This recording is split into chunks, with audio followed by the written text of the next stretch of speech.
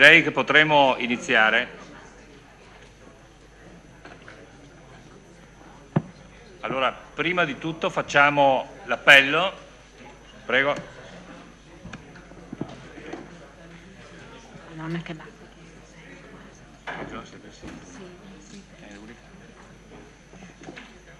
Tonon Roberto. Botteon Adriano. Arriva leggermente in ritardo. Carnelos Graziano. Costa Giuseppe. Daregian Antonio. Dovrebbe arrivare, vero? Non ho notizie. Darsie Caterina. De Bastiani Alessandro. De Valier Fabio. Dus Marco.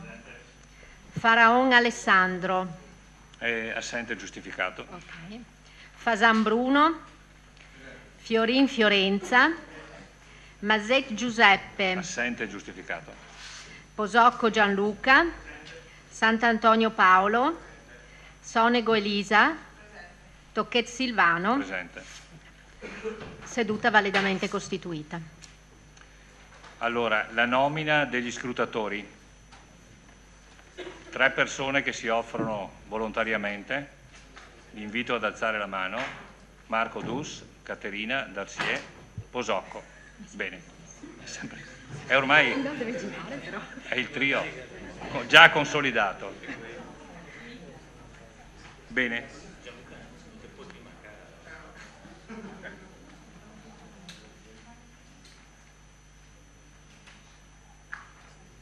Perché non trovo l'ordine del giorno? Sì. Ecco qua. Ecco, ordine del giorno lo conoscete. 1 comunicazioni, 2 programma triennale opere pubbliche, 3 piano delle alienazioni, 4 bilancio d'esercizio 2014. Prima di dar corso all'ordine del giorno devo dire che abbiamo ricevuto in questi giorni 3 domande di attualità o presunte tali, e sembra che questo metodo venga adoperato per camuffare, vi dico la verità, camuffare tra virgolette delle interpellanze. Ora, siccome ci sono pareri leggermente discordi sul significato di domanda di attualità, che comunque è normata dall'articolo 24, che dice: le domande di attualità consistono in domande su fatti recenti e sopravvenuti all'ordine del giorno, quindi dopo che è stato emesso l'ordine del giorno, che interessano l'amministrazione comunale. È anche logico il motivo per cui è stato introdotto l'articolo 24. Tuttavia, le domande di attualità, a mio parere, non riguardano eventi di questo tipo.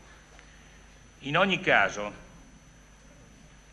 è emersa anche l'opportunità di coinvolgere in questa interpretazione la prima commissione, la Commissione Affari Istituzionali, che potrebbe dirimere un attimo questa cosa. Io credo che in ogni caso gli assessori o chi di dovere voglia rispondere nei limiti delle loro competenze. Per cui, ripeto, però in via del tutto straordinaria, cioè nel senso che non intendo più farlo le prossime volte, e come prevede il punto 3 dell'articolo 24, i consiglieri che lo desiderano hanno facoltà di illustrare le domande di attualità. Quindi non credo che sia il caso di leggerle, ma sintetizzarle, perché noi ne siamo già a conoscenza.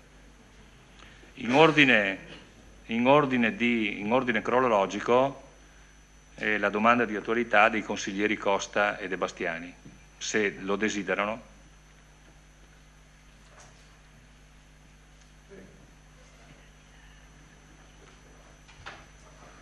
Ecco, un attimo solo. Sì, posso? Prego. Sì, lo desidero, ma anche molto volentieri. E prima di entrare sulla domanda di attualità, se permette, Presidente, vorrei un po' contestare chiaramente quello che lei ha detto, anche per ricordarle qualcosa.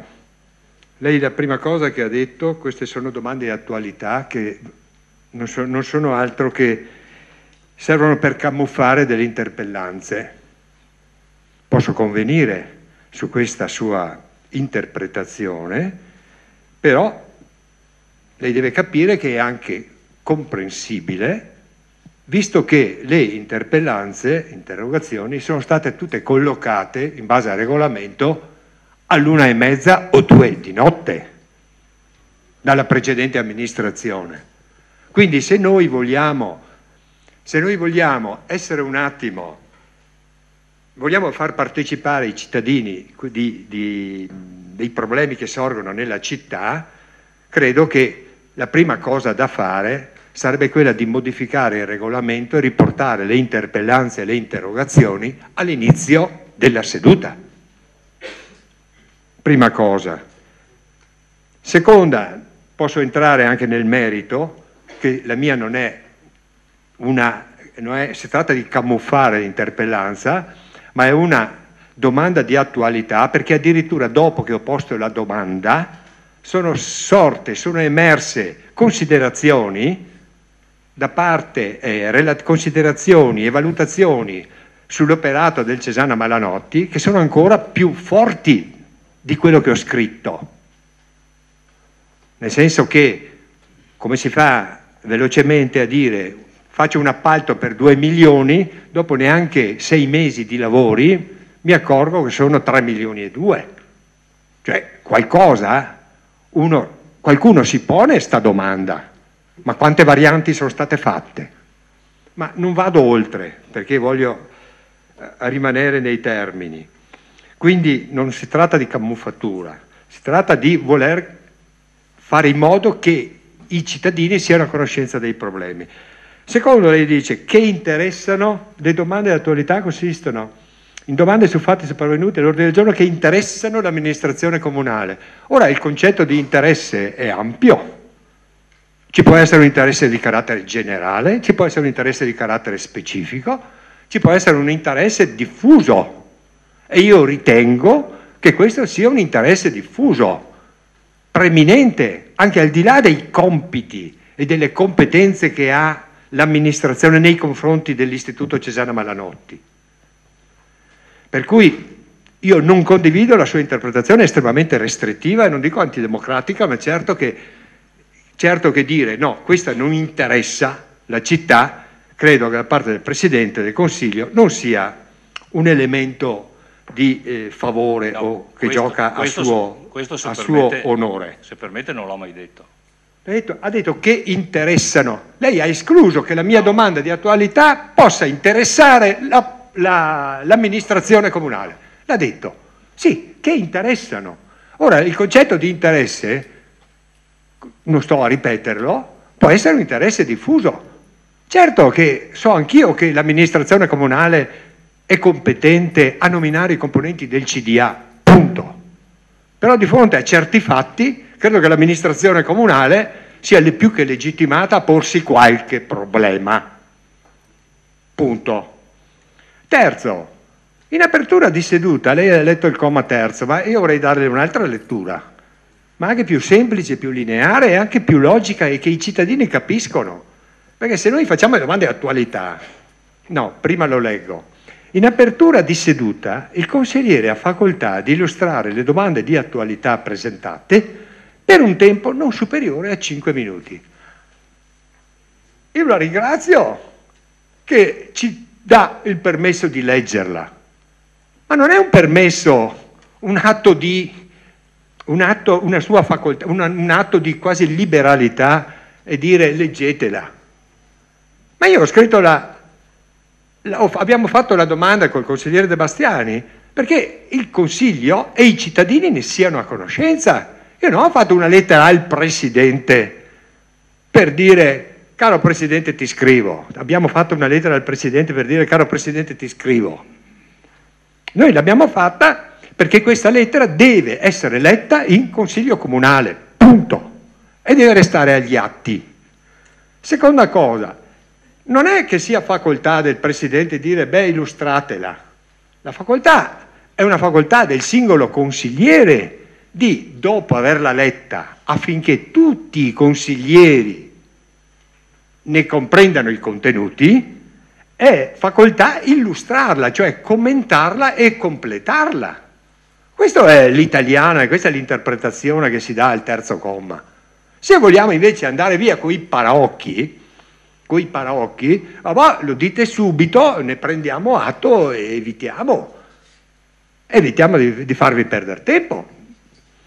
Prima cosa, ecco. Poi comunque l'altra cosa che dico, ho la parola io adesso, ma mi sembra di condividere e condivido in pieno quello che aveva detto nella riunione del preconsiglio con i capigruppo il consigliere Posocco, ha detto che questa sarà la proposta che diceva di facciamo un passaggio attraverso la commissione consigliare affinché sia fatta chiarezza un attimo una volta per sempre. Cioè, anche al terzo comma, in apertura di seduta il consigliere ha la facoltà di illustrare. Togliamo la facoltà di illustra, legge e illustra. Basta, casca tutto. Cioè, casca tutto, non ci sono più motivi non ci sono più valutazioni o motivi di discussione. Se intendiamo un po' democrazia, partecipazione, se vogliamo cambiare verso rispetto a quello che era prima, portiamo già le interpellanze subito all'ordine del giorno. Beh, quando ero di là, in minoranza, mi sono incavolato per questa scelta. Adesso che sono in maggioranza, cosa devo dire? No, devo dire star buono, sì, mi va bene così. No, non mi andava bene prima e non mi va bene neanche adesso. Quindi le interpellanze e interrogazioni vanno messe all'inizio delle sedute. Questo è perlomeno il costo pensiero. Dopo ognuno faccia quel che vuole. Quello che dovevo dire l'ho detto, sulla sua interpretazione. Adesso andiamo un attimo alla domanda di attualità. Vittorio Veneto, 26 settembre. Oggetto al Presidente del Consiglio Comunale di Vittorio Veneto perché venga partecipata a tutta la città, non solo al Presidente, altrimenti a titolo personale li avrei mandate via Rizzera o così via. Oggetto, cosa sta succedendo all'Istituto Cesana Malanotti? Sì, questa è una domanda di attualità fatta col consigliere Alessandro De Bastiani, quindi scusate se a volte mi dimentico. Che cosa sta succedendo all'Istituto Cesana Malanotti? Premesso che apprendiamo dalla stampa locale che la Procura di Venezia ha fatto eseguire un'ispezione della Polizia Postale presso gli uffici del Cesana Malanotti, che questo fatto accade a breve distanza di tempo dal licenziamento del direttore Claudio Ciciliot, dottor Claudio Ciciliot, notizia anche questa apparsa sulla stampa, nella quale non abbiamo informazioni dettagliate. Considerato che il licenziamento di un dirigente pubblico è cosa talmente straordinaria che non può che essere conseguenza di fatti considerati di estrema gravità, è lecito immaginare che la vicenda del licenziamento del provvedimento della Procura di Venezia sia legata all'affidamento ed esecuzione dei lavori di ampliamento dello stabile affidati all'impresa Camerini. A tutt'oggi, infatti, il cantiere di cui sopra appare abbandonato e i lavori di ampliamento sono interrotti. Il Cesana Malanotti è un ente pubblico istituito grazie a una donazione devoluta dalla città di Vittorio Veneto e pertanto i vittoriesi lo considerano un patrimonio di loro proprietà. L'ente Cesana Malanotti da sempre si sottrae alle regole di trasparenza imposte dalla legge 6 novembre 2012 numero 190, disposizioni per la prevenzione e la repressione della corruzione e dell'illegalità nella pubblica amministrazione e del successivo decreto legislativo 14 marzo 2013 numero 33, che intende la trasparenza come accessibilità totale delle informazioni concernenti l'organizzazione e l'attività della pubblica amministrazione.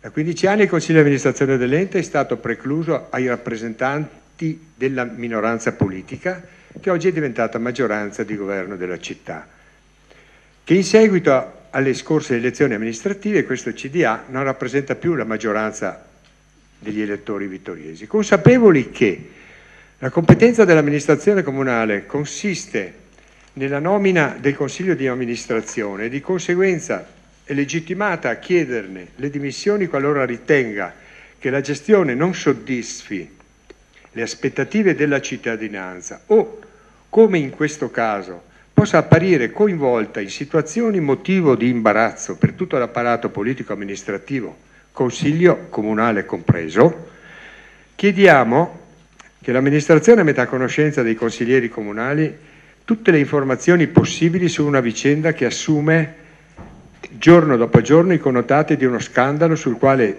i cittadini ci chiedono con insistenza di fare chiarezza. Se il sindaco intende chiedere le dimissioni del Consiglio di amministrazione per mettere fine alle innumerevoli illazioni che circolano in città alimentate dal totale silenzio dei responsabili. Questa è la lettera. Come illustrazione, 2 righe tanto per illustrazione, io dico che anche se la risposta dell'amministrazione sarà tecnicamente ineccepibile, perché senz'altro mi sentirò rispondere a noi compete solo la nomina dei componenti del CDA, l'eventuale immobilismo dell'amministrazione sarà politicamente non molto accettabile, dal momento che questi fatti coinvolgono un ente che è patrimonio di tutti i vittoriesi. Io ritengo che in presenza di questi fatti l'amministrazione non possa stare alla finestra.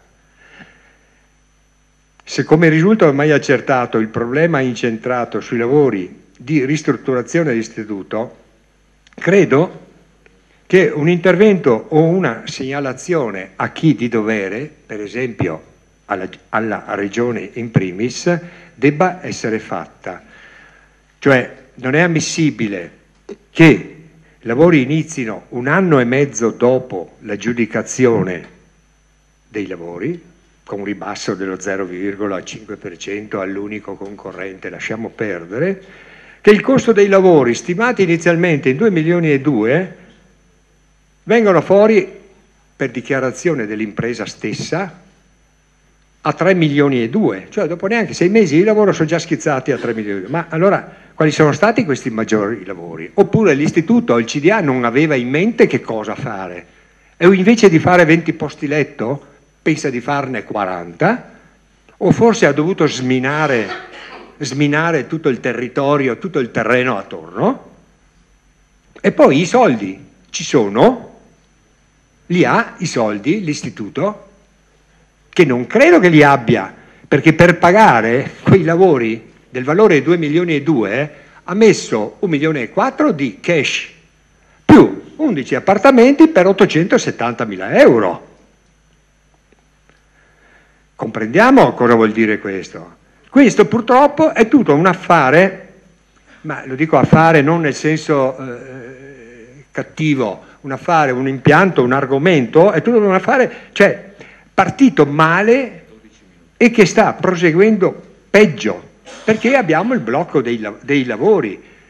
E voglio citare, e chiudo, ho qua sotto mano le 2 delibere del 2012 e 2013 con le quali il Consiglio comunale, allora a maggioranza diversa da quella attuale, dava il parere e approvava la variante, dava un parere favorevole e così via a queste opere.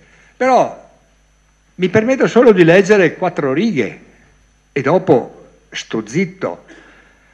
Quello che ha scritto l'amministrazione stessa, quindi non la minoranza, hanno detto che in data 17/7/2012 si è tenuta presso l'Istituto Cesana la conferenza dei servizi per l'approvazione del progetto, dei lavori, 20 posti letto, sede amministrativa e così via. Che il 17/7, poi ulteriori elaborati grafici sono stati presentati in quella seduta. Ulteriori elaborati grafici sono stati consegnati al Comune di Vittorio Veneto in data 24/7, protocollo numero 24040. Questa è la delibera numero 36 del 26 luglio 2012. Quindi continue variazioni che i documenti a disposizione non coincidono con quelli di cui è l'articolo 24 di PR e così, ma consentono tuttavia, attenti, di avere un'idea dell'intervento che l'istituto intende promuovere. Riscontrato che sulla base della documentazione in atti che il progetto non pare conforme al PRG vigente per quanto attiene cubatura ammissibile, dotazione di standard e distanze.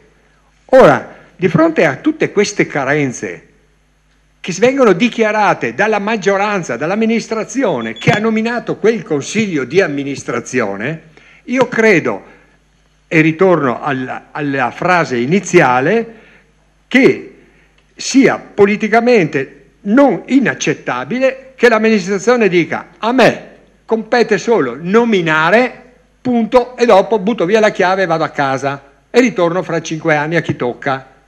Ecco, io credo che qualche iniziativa l'amministrazione la debba prendere, perché l'impianto e l'affare non mi sembra proprio che valga 5 lire, vale forse qualcosa di più. Grazie. Allora, consigliere Costa, le sollecitazioni che lei ha letto io le ritengo completamente positive, se vuole, però lei non mi deve mettere in bocca parole che io non ho detto. Andremo sentire la registrazione. Ripeto, questa secondo me è un'interpellanza. Poi, seconda cosa. No, guardi, le rispondo subito. Punto 6. Prenda le notizie, cioè il fatto che l'ispezione sia venuta prima dell'ordine del giorno può anche essere fatto, ma io quando è che l'ho saputo? Costa. Deve essere possibilista, Presidente, no, non... Sono d'accordo con...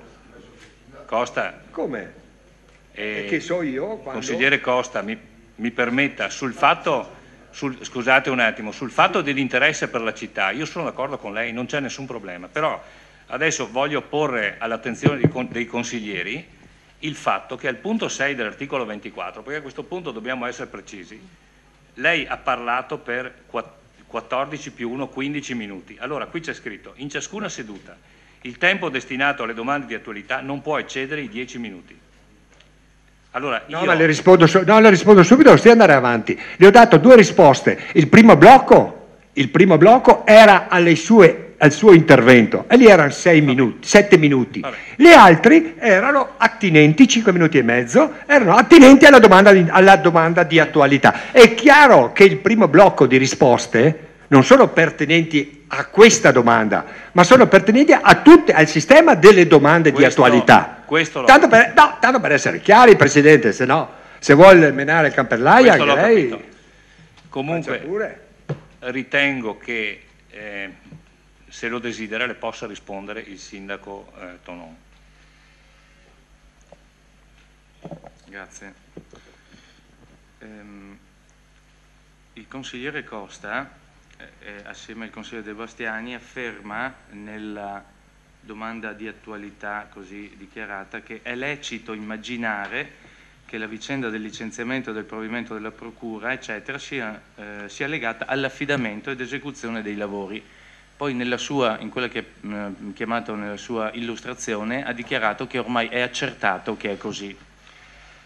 Ora, se devo essere sincero, io non ho nessuna certezza, come ce l'ha lei, mi pare granitica, che il licenziamento e il provvedimento della Procura siano legati all'affidamento e all'esecuzione dei lavori. Dico questo perché ovviamente lei che nella sua vita professionale ha ricoperto incarichi di assoluto rilievo, sa benissimo che ove ci siano delle indagini della Procura bisogna andare coi piedi di piombo, cioè non si può entrare e scompaginare, fra virgolette, quelle che sono le indagini per la delicatezza. L'ha sottolineato lei stesso nella lettura che le competenze non dell'amministrazione comunale ma del sindaco sono quelle della nomina del CDA. Qualora ci fossero dei problemi tali per cui gli organi competenti ritenessero che quel CDA nominato dovesse essere commissariato, lei sa meglio di me che il commissariamento non spetta all'amministrazione comunale o al sindaco, ma spetta alla regione, perché la competenza della regione, tant'è vero che nemmeno il bilancio dell'IPAB passa come altri invece per il Consiglio Comunale, non è allegato come quelli delle partecipate o controllate al bilancio. Questo a forziori per dimostrare che c'è l'interesse, ma l'interesse è una cosa, la competenza è un'altra. Lei stesso, ripeto, ha precisato che la competenza specifica è solo nella nomina. Ora, prima ancora che arrivasse la domanda di attualità, leggendo la rassegna stampa, anch'io mi sono preoccupato della cosa e me ne sono, dopo essermene preoccupato, me ne sono anche occupato. Per cui ho chiesto un colloquio alla Presidente dell'Istituto del CDA, dell'Istituto Cesana Malanotti, e le ho chiesto, ove fosse possibile e nei termini che lei ritenesse, viste le indagini in corso, di poter illustrare la cosa. Aggiungo questo, che le ho anticipato per vie brevi che indipendentemente da quelli che sono i suoi doveri, e le ho precisato anche compatibilmente con quelle che sono le sue possibilità in questo frangente, visto il contenuto ovviamente da voi, dai due sottoscrittori sottolineato nella domanda di attualità, di illustrare agli organi competenti, ove e quando e quanto possibili, la situazione. Formalizzerò nei prossimi giorni per iscritto la richiesta. Qualora mi venisse risposto positivamente, è mia intenzione coinvolgere gli organi che è bene che siano coinvolti, a partire dalla prima commissione consigliari affari istituzionali. Grazie. A questo punto, consigliere Posocco, lei capisce che i 10 minuti se ne sono andati. In ogni caso io le do la parola. La pregherei però, se è possibile, di sintetizzare. 5 minuti. Un attimo solo. 5 minuti. Sì, Presidente, io la ringrazio. Rapidamente inviterei innanzitutto il collega Dus a riunire la prima commissione per far chiarezza sulla domanda di attualità, anche perché la mia domanda di attualità di questa sera è riferita agli articoli apparsi sul Gazzettino il 18, 19 e 20 settembre, e quindi a cavallo tra i consigli comunali, quindi dobbiamo un attimo far chiarezza cosa sono le domande di attualità e cosa non sono le domande di attualità. Quindi il collega Dus credo che in più presto tempo possibile convochi la prima commissione. Allora, la mia domanda di attualità è breve, quindi la posso anche rapidamente leggere. Ha come oggetto una domanda di attualità relativa all'arrivo e presenza dei profughi nelle strutture cittadine. Ho recentemente appreso dalla stampa locale che sarebbero giunti in città un numero non precisato di profughi rispetto a quelli che le strutture cittadine già ospitavano. Ho appreso inoltre che spesso si sono verificate improvvise variazioni del numero degli arrivi e delle partenze di profughi stessi per loro spontanea volontà. Premesso che questi eventi hanno, tra gli effetti, come dichiarato dall'amministrazione stessa, anche quello di non consentire nemmeno la progettazione di attività socialmente utili nelle quali impiegare i profughi ospitati, in quali, al contrario, vengono visti girare e o sdraiarsi per la città, chiedo al Sindaco, anche in qualità di ufficiale del Governo per la sicurezza pubblica, e all'amministrazione tutta, che mi riferiscano in ordine al fatto se l'amministrazione sia conoscenza o meno del numero di profughi che entrano nelle strutture, con quali costi e con quali benefici per le strutture stesse e con quali costi anche indiretti in campo al Comune.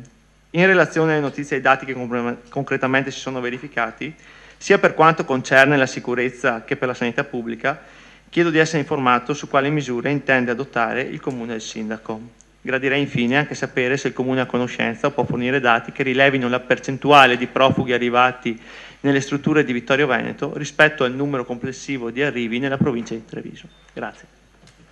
Grazie, credo che l'assessore Denardi le possa rispondere.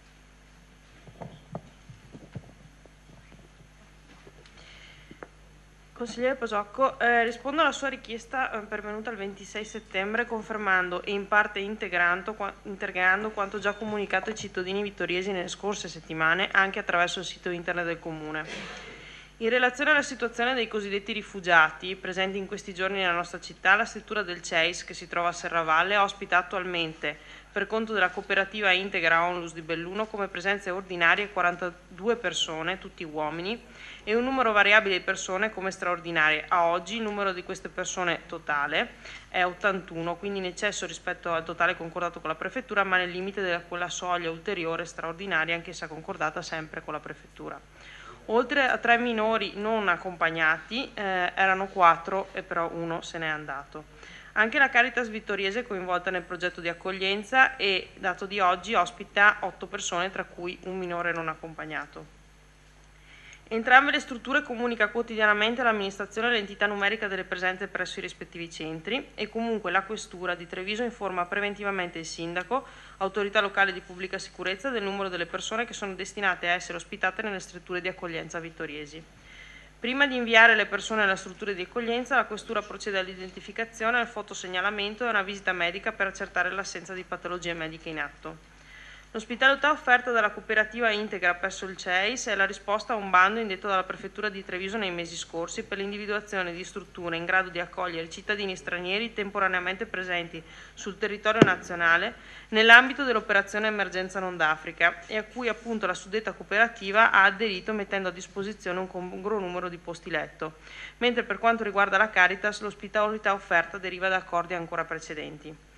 Come è ovvio e chiaramente comprensibile, trattandosi di strutture private, sia la cooperativa Integra Onlus sia la Caritas diocesana operano per questo progetto, come per tutti gli altri, in una dimensione sia essa liberale, benefica o imprenditoriale, in autonomia e senza doverne dar conto all'ente comunale, il quale non è parte in causa di tali progetti di accoglienza. Per capire, sostanzialmente noi non possiamo sapere quali sono i costi per la Caritas o per il CEIS dell'accoglienza di queste persone, perché hanno un bilancio loro. Per quanto riguarda l'aspetto economico, è noto che sia la cooperativa Integra sia la Caritas hanno stipulato con la Prefettura le seguenti convenzioni.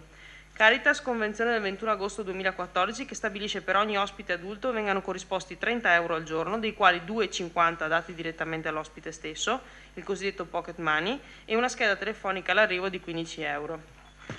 Cooperativa Integra, accordo 4 del 7 agosto 2014, convenzione ordinaria per i 42 posti, stabilisce che per ogni ospite adulte vengono corrisposti 34,90 euro oltre IVA al 4%, di cui 2,50 da assegnare come pocket money e una tessera telefonica all'arrivo di 15 euro.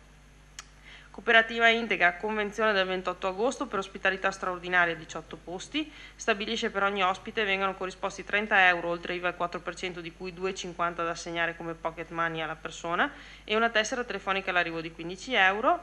Stesse condizioni per la successiva convenzione del 22 settembre del 2014 per altri 10 posti di ospitalità straordinaria. Per poter partecipare al bando di gara, la struttura interessata deve garantire una serie di servizi amministrativi, quali il trasporto dei cittadini da e per la questura, la registrazione degli ospiti, la comunicazione di legge, l'adeguatezza degli immobili e la funzionalità degli impianti.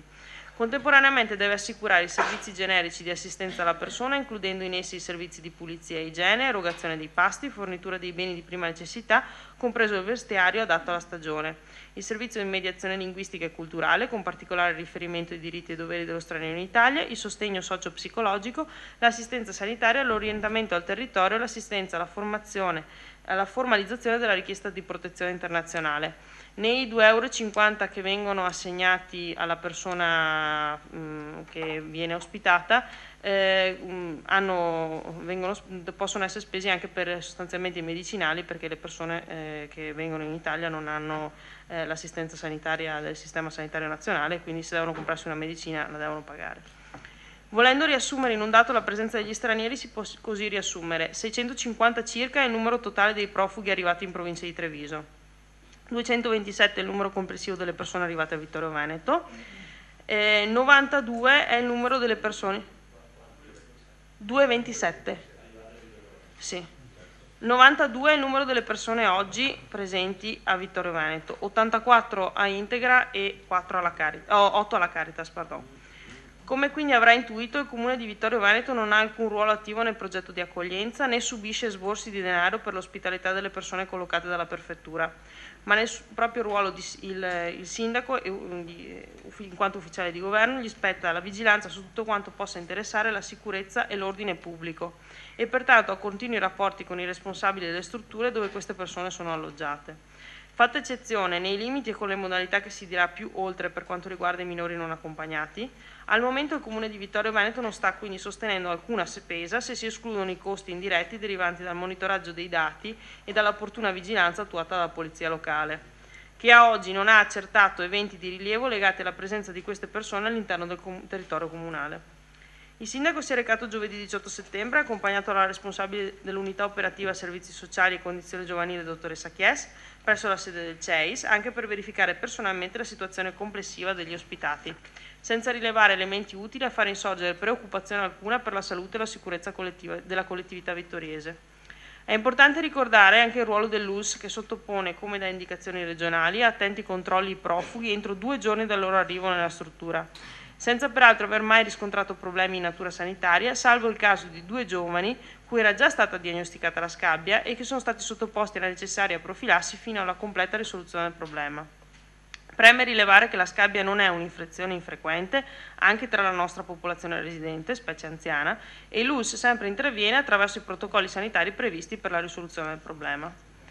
Sono allo studio da parte degli uffici comunali le possibili problematiche e criticità per il Comune associate all'eventuale impiego degli ospitati in attività utili alla collettività, a partire dall'eventuale responsabilità per danni a terzi e agli ospitati stessi.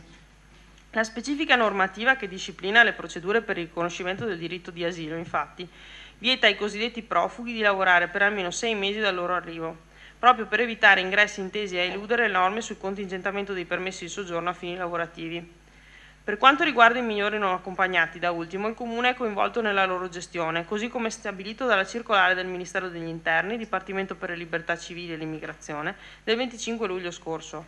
Tale documento stabilisce che i costi per l'accoglienza dei minori non accompagnati siano a carico del Fondo per l'accoglienza dei minori stranieri non accompagnati, gestito dal Ministero del Lavoro e delle Politiche Sociali, e che le somme vengono assegnate ai comuni che poi a loro volta le attribuiscono agli enti ospitanti per un valore giornaliero a minore pari a 45 euro.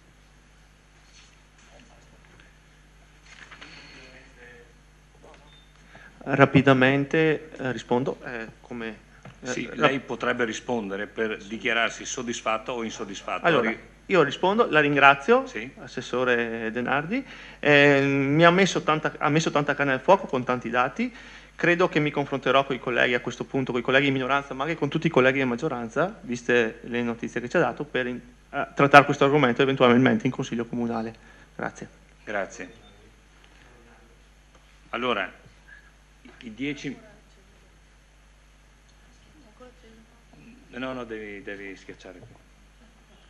Allora, i 10 minuti sono diventati 40, quindi adesso passiamo al punto numero 2 all'ordine del giorno. Programma triennale opere pubbliche 2014-2016. Chiedo scusa, Sindaco ha perfettamente ragione. Il punto numero 1 all'ordine del giorno. Comunicazioni da parte del Sindaco. Grazie. Mercoledì 24 settembre a Vittorio Veneto, presso la sede della Comunità Montana, ho incontrato sindaci e amministratori dell'area del Vittoriese per un primo confronto con l'obiettivo di avviare più forti legami tra i comuni e valutare l'attivazione di alcuni servizi comunali in forma associata.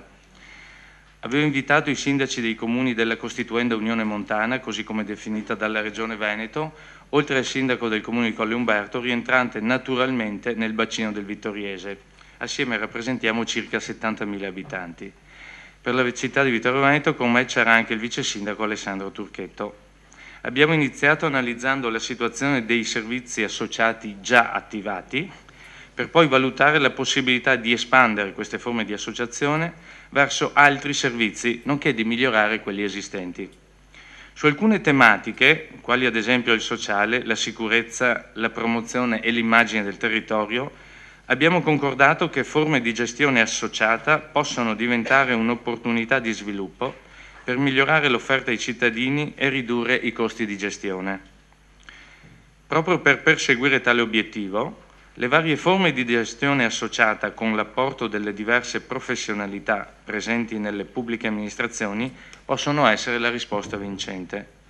Durante l'incontro abbiamo anche affrontato l'importante argomento della stazione unica appaltante, che dovrà essere attivata entro il 2014, sempre con lo scopo di agire in maniera maggiormente uniforme per l'affidamento di lavori, servizi, forniture. La nuova Unione Montana è un'occasione da non perdere per rafforzare il nostro territorio, renderlo maggiormente competitivo e contare di più a livello provinciale e regionale. Seconda comunicazione riguarda la Commissione Edilizia Integrata. La Commissione Edilizia Integrata è uno degli organi riconosciuti da questo Consiglio Comunale come indispensabile. Lo scorso 25 settembre è stato pubblicato il bando per la presentazione delle autocandidature per l'elezione dei membri della Commissione stessa. La scadenza per la presentazione delle candidature, corredate di curriculum professionale, è fissata per venerdì 17 ottobre prossimo venturo. Raccolte le candidature, saranno sottoposte all'esame del Consiglio Comunale per le nomine come previsto dal vigente regolamento edilizio. Questo era per quanto riguarda la Commissione Edilizia Integrata. Ora lascio la parola al Vice Sindaco per alcune comunicazioni nel merito dei lavori pubblici. Grazie. Sì, ecco, allora intendo fornire al Consiglio Comunale alcune informazioni riguardo l'esecuzione delle principali opere pubbliche in corso in questo periodo. Allora, per quanto riguarda la scuola primaria Zanette, comunico che si sono conclusi i lavori di adeguamento antisismico effettuati questa estate. Si tratta di un intervento di 220.000 euro, in parte cofinanziati dalla Regione del Veneto. Il progetto è stato portato avanti dall'amministrazione precedente e i lavori invece si sono svolti durante questa estate. Non ci sono stati quindi disagi né per gli insegnanti né per gli alunni che dal 15 settembre, il primo giorno di scuola, hanno trovato una scuola a disposizione funzionante e sicura. Per quanto riguarda la pista ciclopedonale lungo via Sant'Antonio, anche qui comunico che sono iniziati i lavori della pista ciclopedonale che sono stati appaltati in primavera e, come è noto, commercianti e residenti hanno manifestato alcune perplessità. Per questo motivo li abbiamo invitati in municipio per un incontro chiarificatore. Nel corso dell'incontro, coadiuvati dai tecnici e dal comandante dei vigili, abbiamo illustrato il progetto appaltato, evidenziando la presenza degli stalli di sosta già a suo tempo suggeriti dai commercianti. I commercianti ne hanno preso atto ed hanno rappresentato alcune ulteriori richieste volte a migliorare dettagli esecutivi dell'opera. Si tratta della realizzazione di un attraversamento pedonale della strada in corrispondenza delle fermate dei mezzi pubblici e della revisione degli stalli di sosta alla luce dei passi carrai esistenti. Hanno poi richiesto di porre attenzione alle interferenze tra uscite automobilistiche dalle proprietà e transito ciclopedonale, nonché alla risoluzione delle problematiche connesse alla raccolta e smaltimento delle acque meteoriche. L'amministrazione ha dato la propria disponibilità ad individuare le migliori soluzioni compatibili con il progetto in corso di realizzazione. Ecco, per quanto riguarda invece i percorsi ciclopedonali a Serravalle, rientranti nei contratti di quartiere 2, il progetto predisposto dalla precedente amministrazione prevede la sistemazione di via Paietta, piazza Tiziano Vecellio, di un tratto di via Martiri della Libertà e di via Cavour e dei cosiddetti meschietti. Il progetto è stato appaltato e sono in corso di definizione le procedure amministrative per la stipula del contratto e presumibilmente nella seconda metà di ottobre il cantiere prenderà avvio. Ancora per quanto riguarda la sistemazione della strada silvo-pastorale del Visentin, comunico che è in fase di predisposizione l'appalto dei lavori.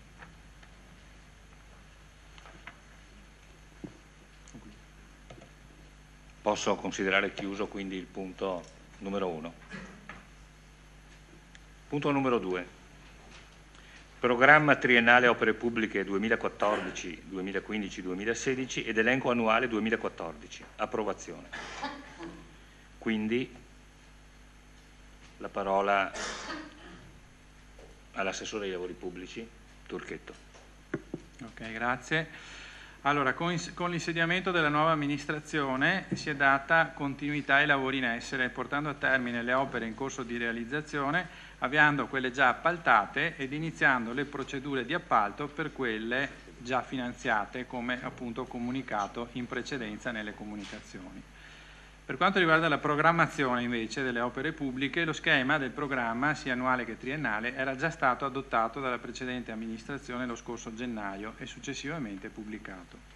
La nuova amministrazione ha però assunto alcune determinazioni nel merito con delibera della Giunta Comunale numero 123 del 24 luglio scorso, compatibilmente con le disponibilità di bilancio. Sono due i principi cardine che hanno guidato l'amministrazione nella ridefinizione del piano annuale opere pubbliche per l'anno in corso, cioè 2014, e di quello triennale: la sicurezza e la riqualificazione urbana.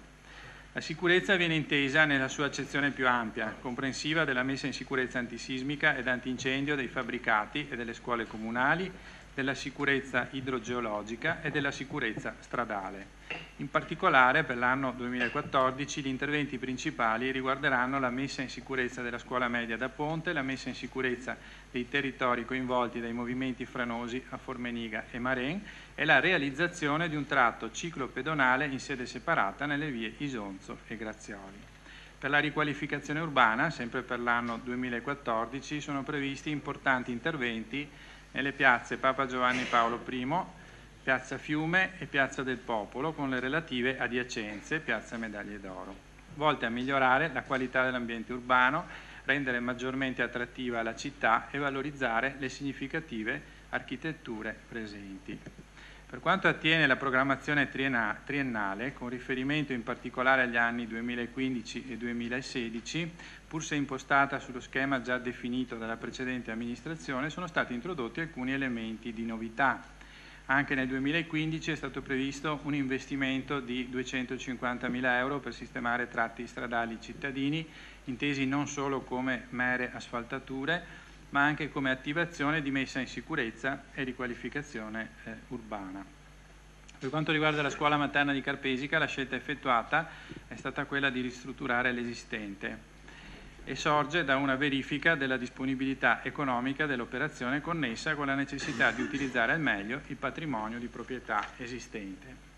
La programmazione triennale potrà essere oggetto di una rivisitazione e definizione nel corso della predisposizione dello schema delle opere pubbliche 2015-2017, che è già in fase di definizione. Ecco, lascerei allora la parola magari all'architetto Cristina Scalet per l'illustrazione dei progetti delle opere pubbliche previste nel programma del 2014.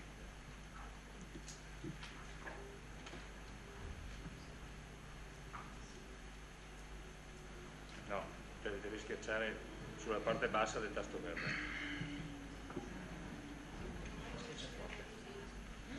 Ah, gliela devo dare.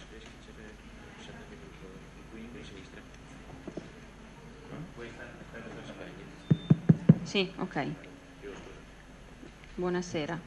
Allora, come ha già spiegato l'assessore ai lavori pubblici, il programma triennale è stato inizialmente predisposto come schema nel mese di gennaio, quindi è stato pubblicato, e nel mese di luglio è stato sostanzialmente riaggiustato con un paio di interventi. Questa planimetria vuole far vedere, anche se si legge un po' in piccolo perché il territorio comunale è estremamente esteso, la distribuzione più o meno degli interventi relativi sia suddivisi sia per triennio 2014, 15 e 16 che per tipologie di interventi. Sono indicate con F gli interventi sui fabbricati, quindi quelli che attengono alla 17ª unità edilizia pubblica, e quelli con S invece genericamente strade, quindi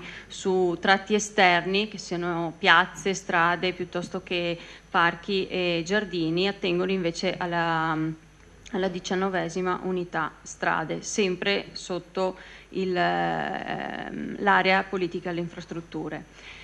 La predisposizione degli schemi di programmi opere pubbliche avviene attraverso un'imputazione dei dati all'interno di un programma del servizio contratti pubblici che è predisposto e attraverso la loro imputazione alla fine, una volta approvato il programma, questo viene esportato e quindi si pubblica presso l'osservatorio regionale, ed è per quello che noi abbiamo questo schema che è strutturato in questo modo e così deve essere imputato. La scheda numero 1 è il programma dove vengono evidenziate le risorse alle quali si attingono nei 3 anni di programmazione per gli interventi da attuarsi, gli interventi del triennio. La scheda numero 2 invece sviluppa nello specifico, con anche l'attribuzione dei vari codici unici di progetto che devono essere predisposti progetto per progetto. Viene eseguita la disamina di tutti gli interventi di opera pubblica che si intendono interventi sopra i 100.000 euro, anche questi disaggregati per annualità.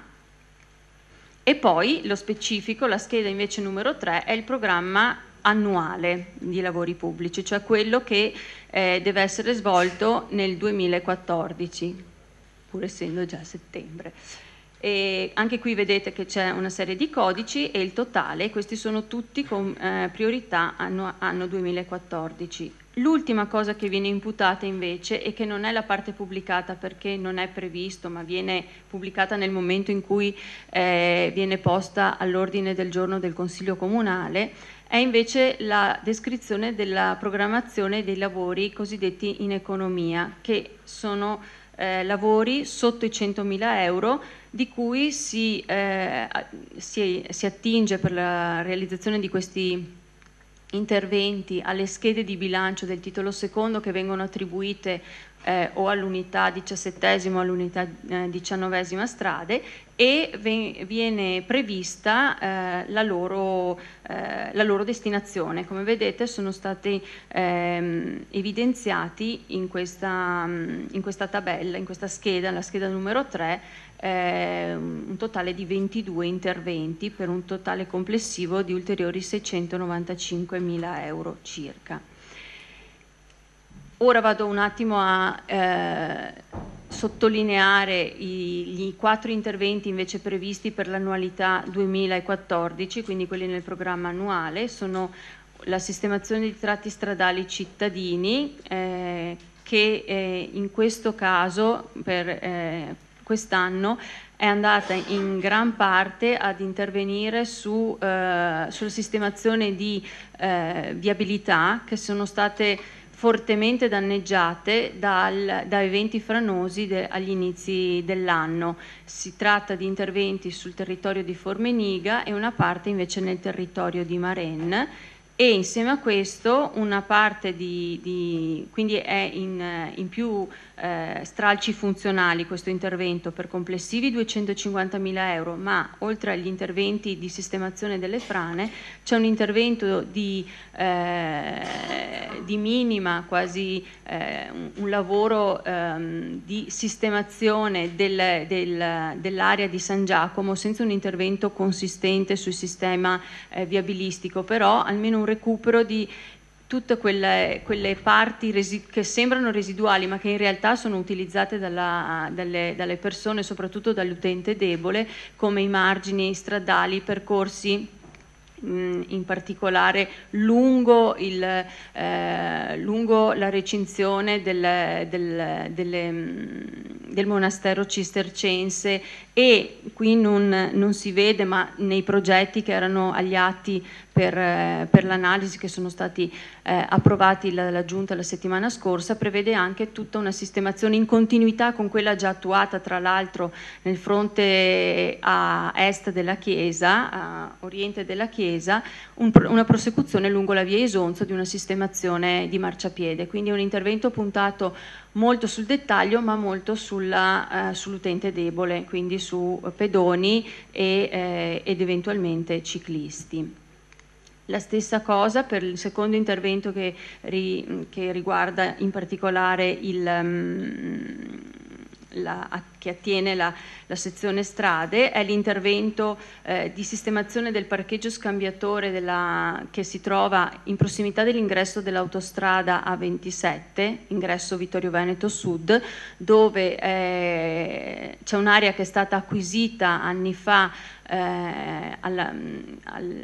come bene dell'amministrazione comunale e destinata a una zona di sosta utilissima per lo scambio gomma a gomma, per fare il cosiddetto carpooling per l'immissione poi in autostrada. È molto utilizzato, non è stato semplicemente battuto per il momento con della ghiaia, compattato, manca una sistemazione superficiale e una parte di questa verrà attuata attraverso l'intervento di quest'anno. Insieme a questo, sempre in un'ottica di agevolazione e salvaguardia dell'utenza debole, c'è la previsione di realizzare il collegamento pedonale dalla rotatoria, chiamiamolo così, davanti al Bar Monaco per intenderci, fino all'ambito di Cozzuolo, ed è questa porzione di un progetto più consistente e soprattutto completo di sistemazione e di riconduzione della strada Via del Lavoro, via Grazioli, ad una strada a traffico interno, a traffico di scambio, non a un traffico di attraversamento, perché questo traffico di attraversamento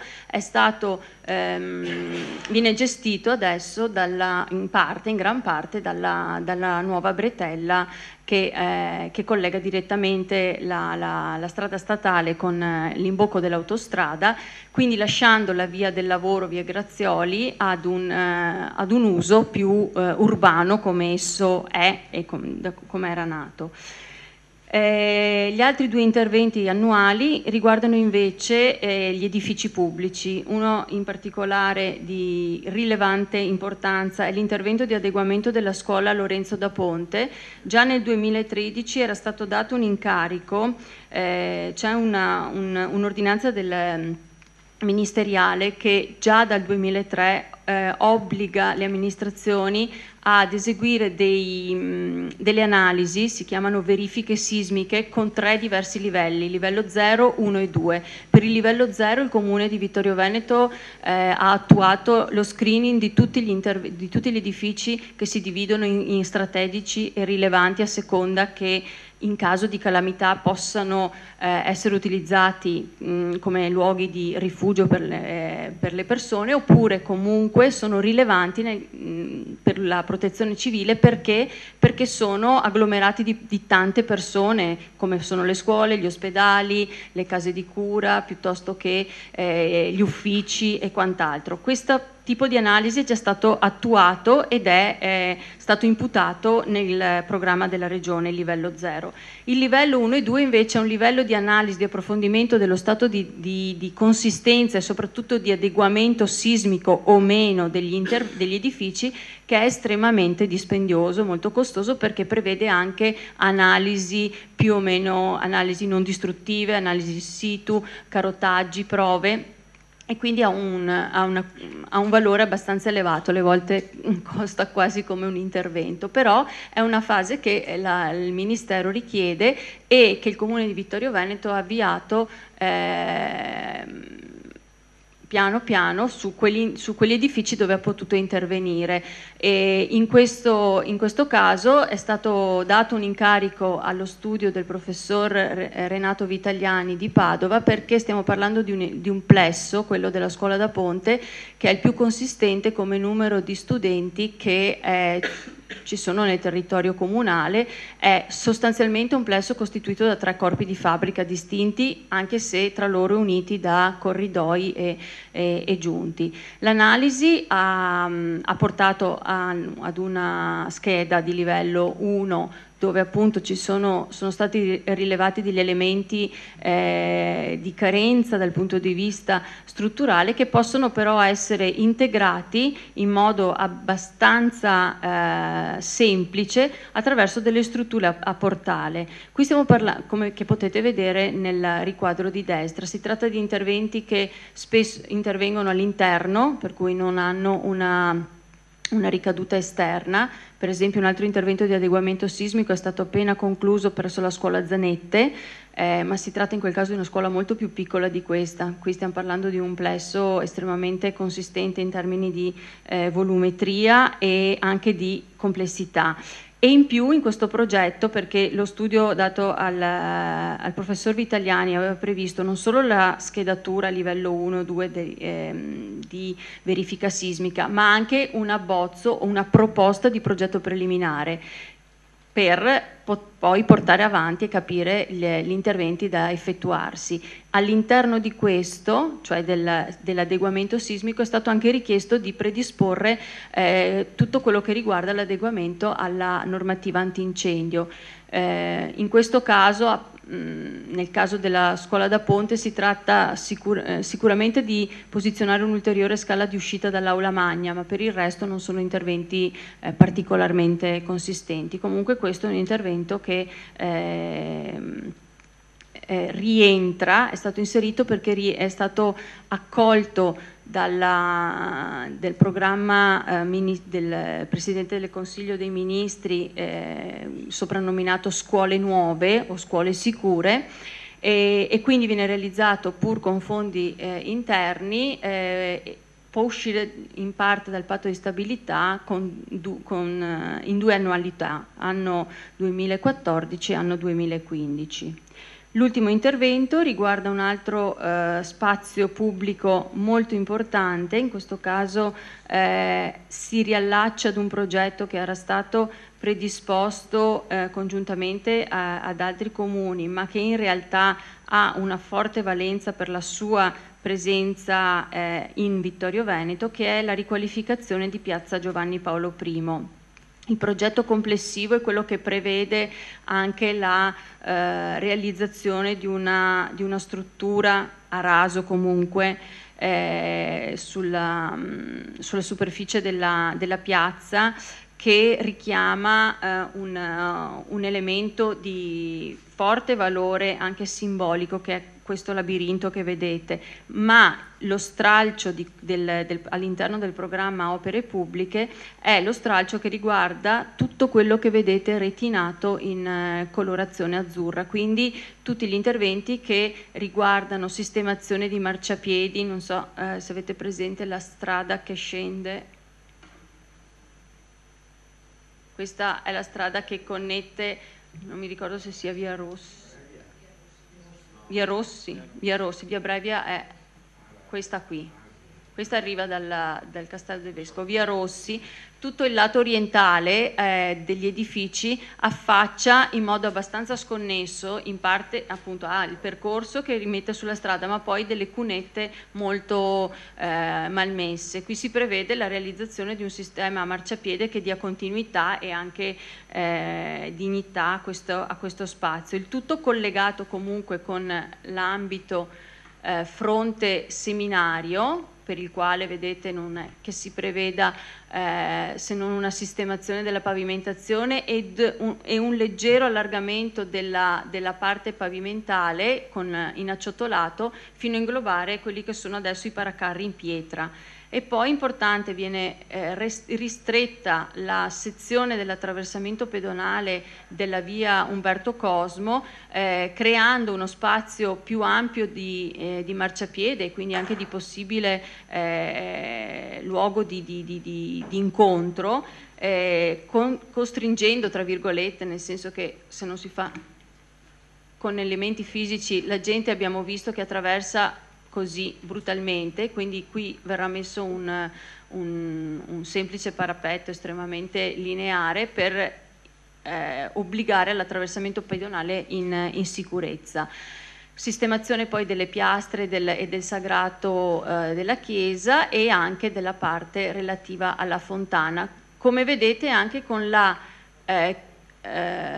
sistemazione di paracarri, chiamiamoli paracarri, si chiamano anche dissuasori di traffico in pietra, quindi in continuità con quelli esistenti adesso su questa parte della piazza, che fanno un po' da ala alla fontana rinascimentale, in modo tale da definire l'ambito e lo spazio della piazza, che adesso in questo momento è completamente aperto e senza una regolamentazione. Non viene con questo precluso nulla di quello che sono le possibilità di sosta piuttosto che di posizionamento del mercato rionale settimanale, però viene data una definizione sia allo spazio della piazza che allo spazio invece dei percorsi viari. Vedete che infatti Tommaso Indormensà, ecco, ha dei segni, sono azzurri, ma in realtà è un segno a terra, un semplice acciottolato, una fascia di ciottoli che dà il senso, lo si vede anche qui all'ingresso di Via Brevia, che dà il senso per chi arriva con il mezzo, con l'automezzo, con l'automobile, di entrare in uno spazio diverso da quello precedente, quindi adotta anche delle attenzioni nel quale la promiscuità con i pedoni viene più sentita e viene anche gestita in maggior sicurezza. Anche questo progetto avete visto che in ciascuno è stato indicato con che delibera è stato approvato il progetto preliminare, l'importo dei lavori, le cosiddette somme a disposizione e poi il totale della spesa. Il totale della spesa è quella che poi si ritrova all'interno della scheda numero, nelle schede 1, 2 e 2A del programma Opere Pubbliche. Ho finito. Se ci sono domande.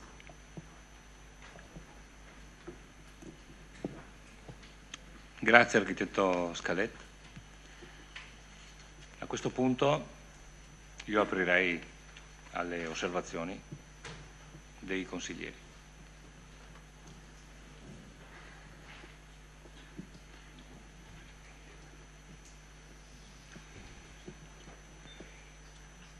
Consigliere Fasan Bruno, prego. Grazie Presidente.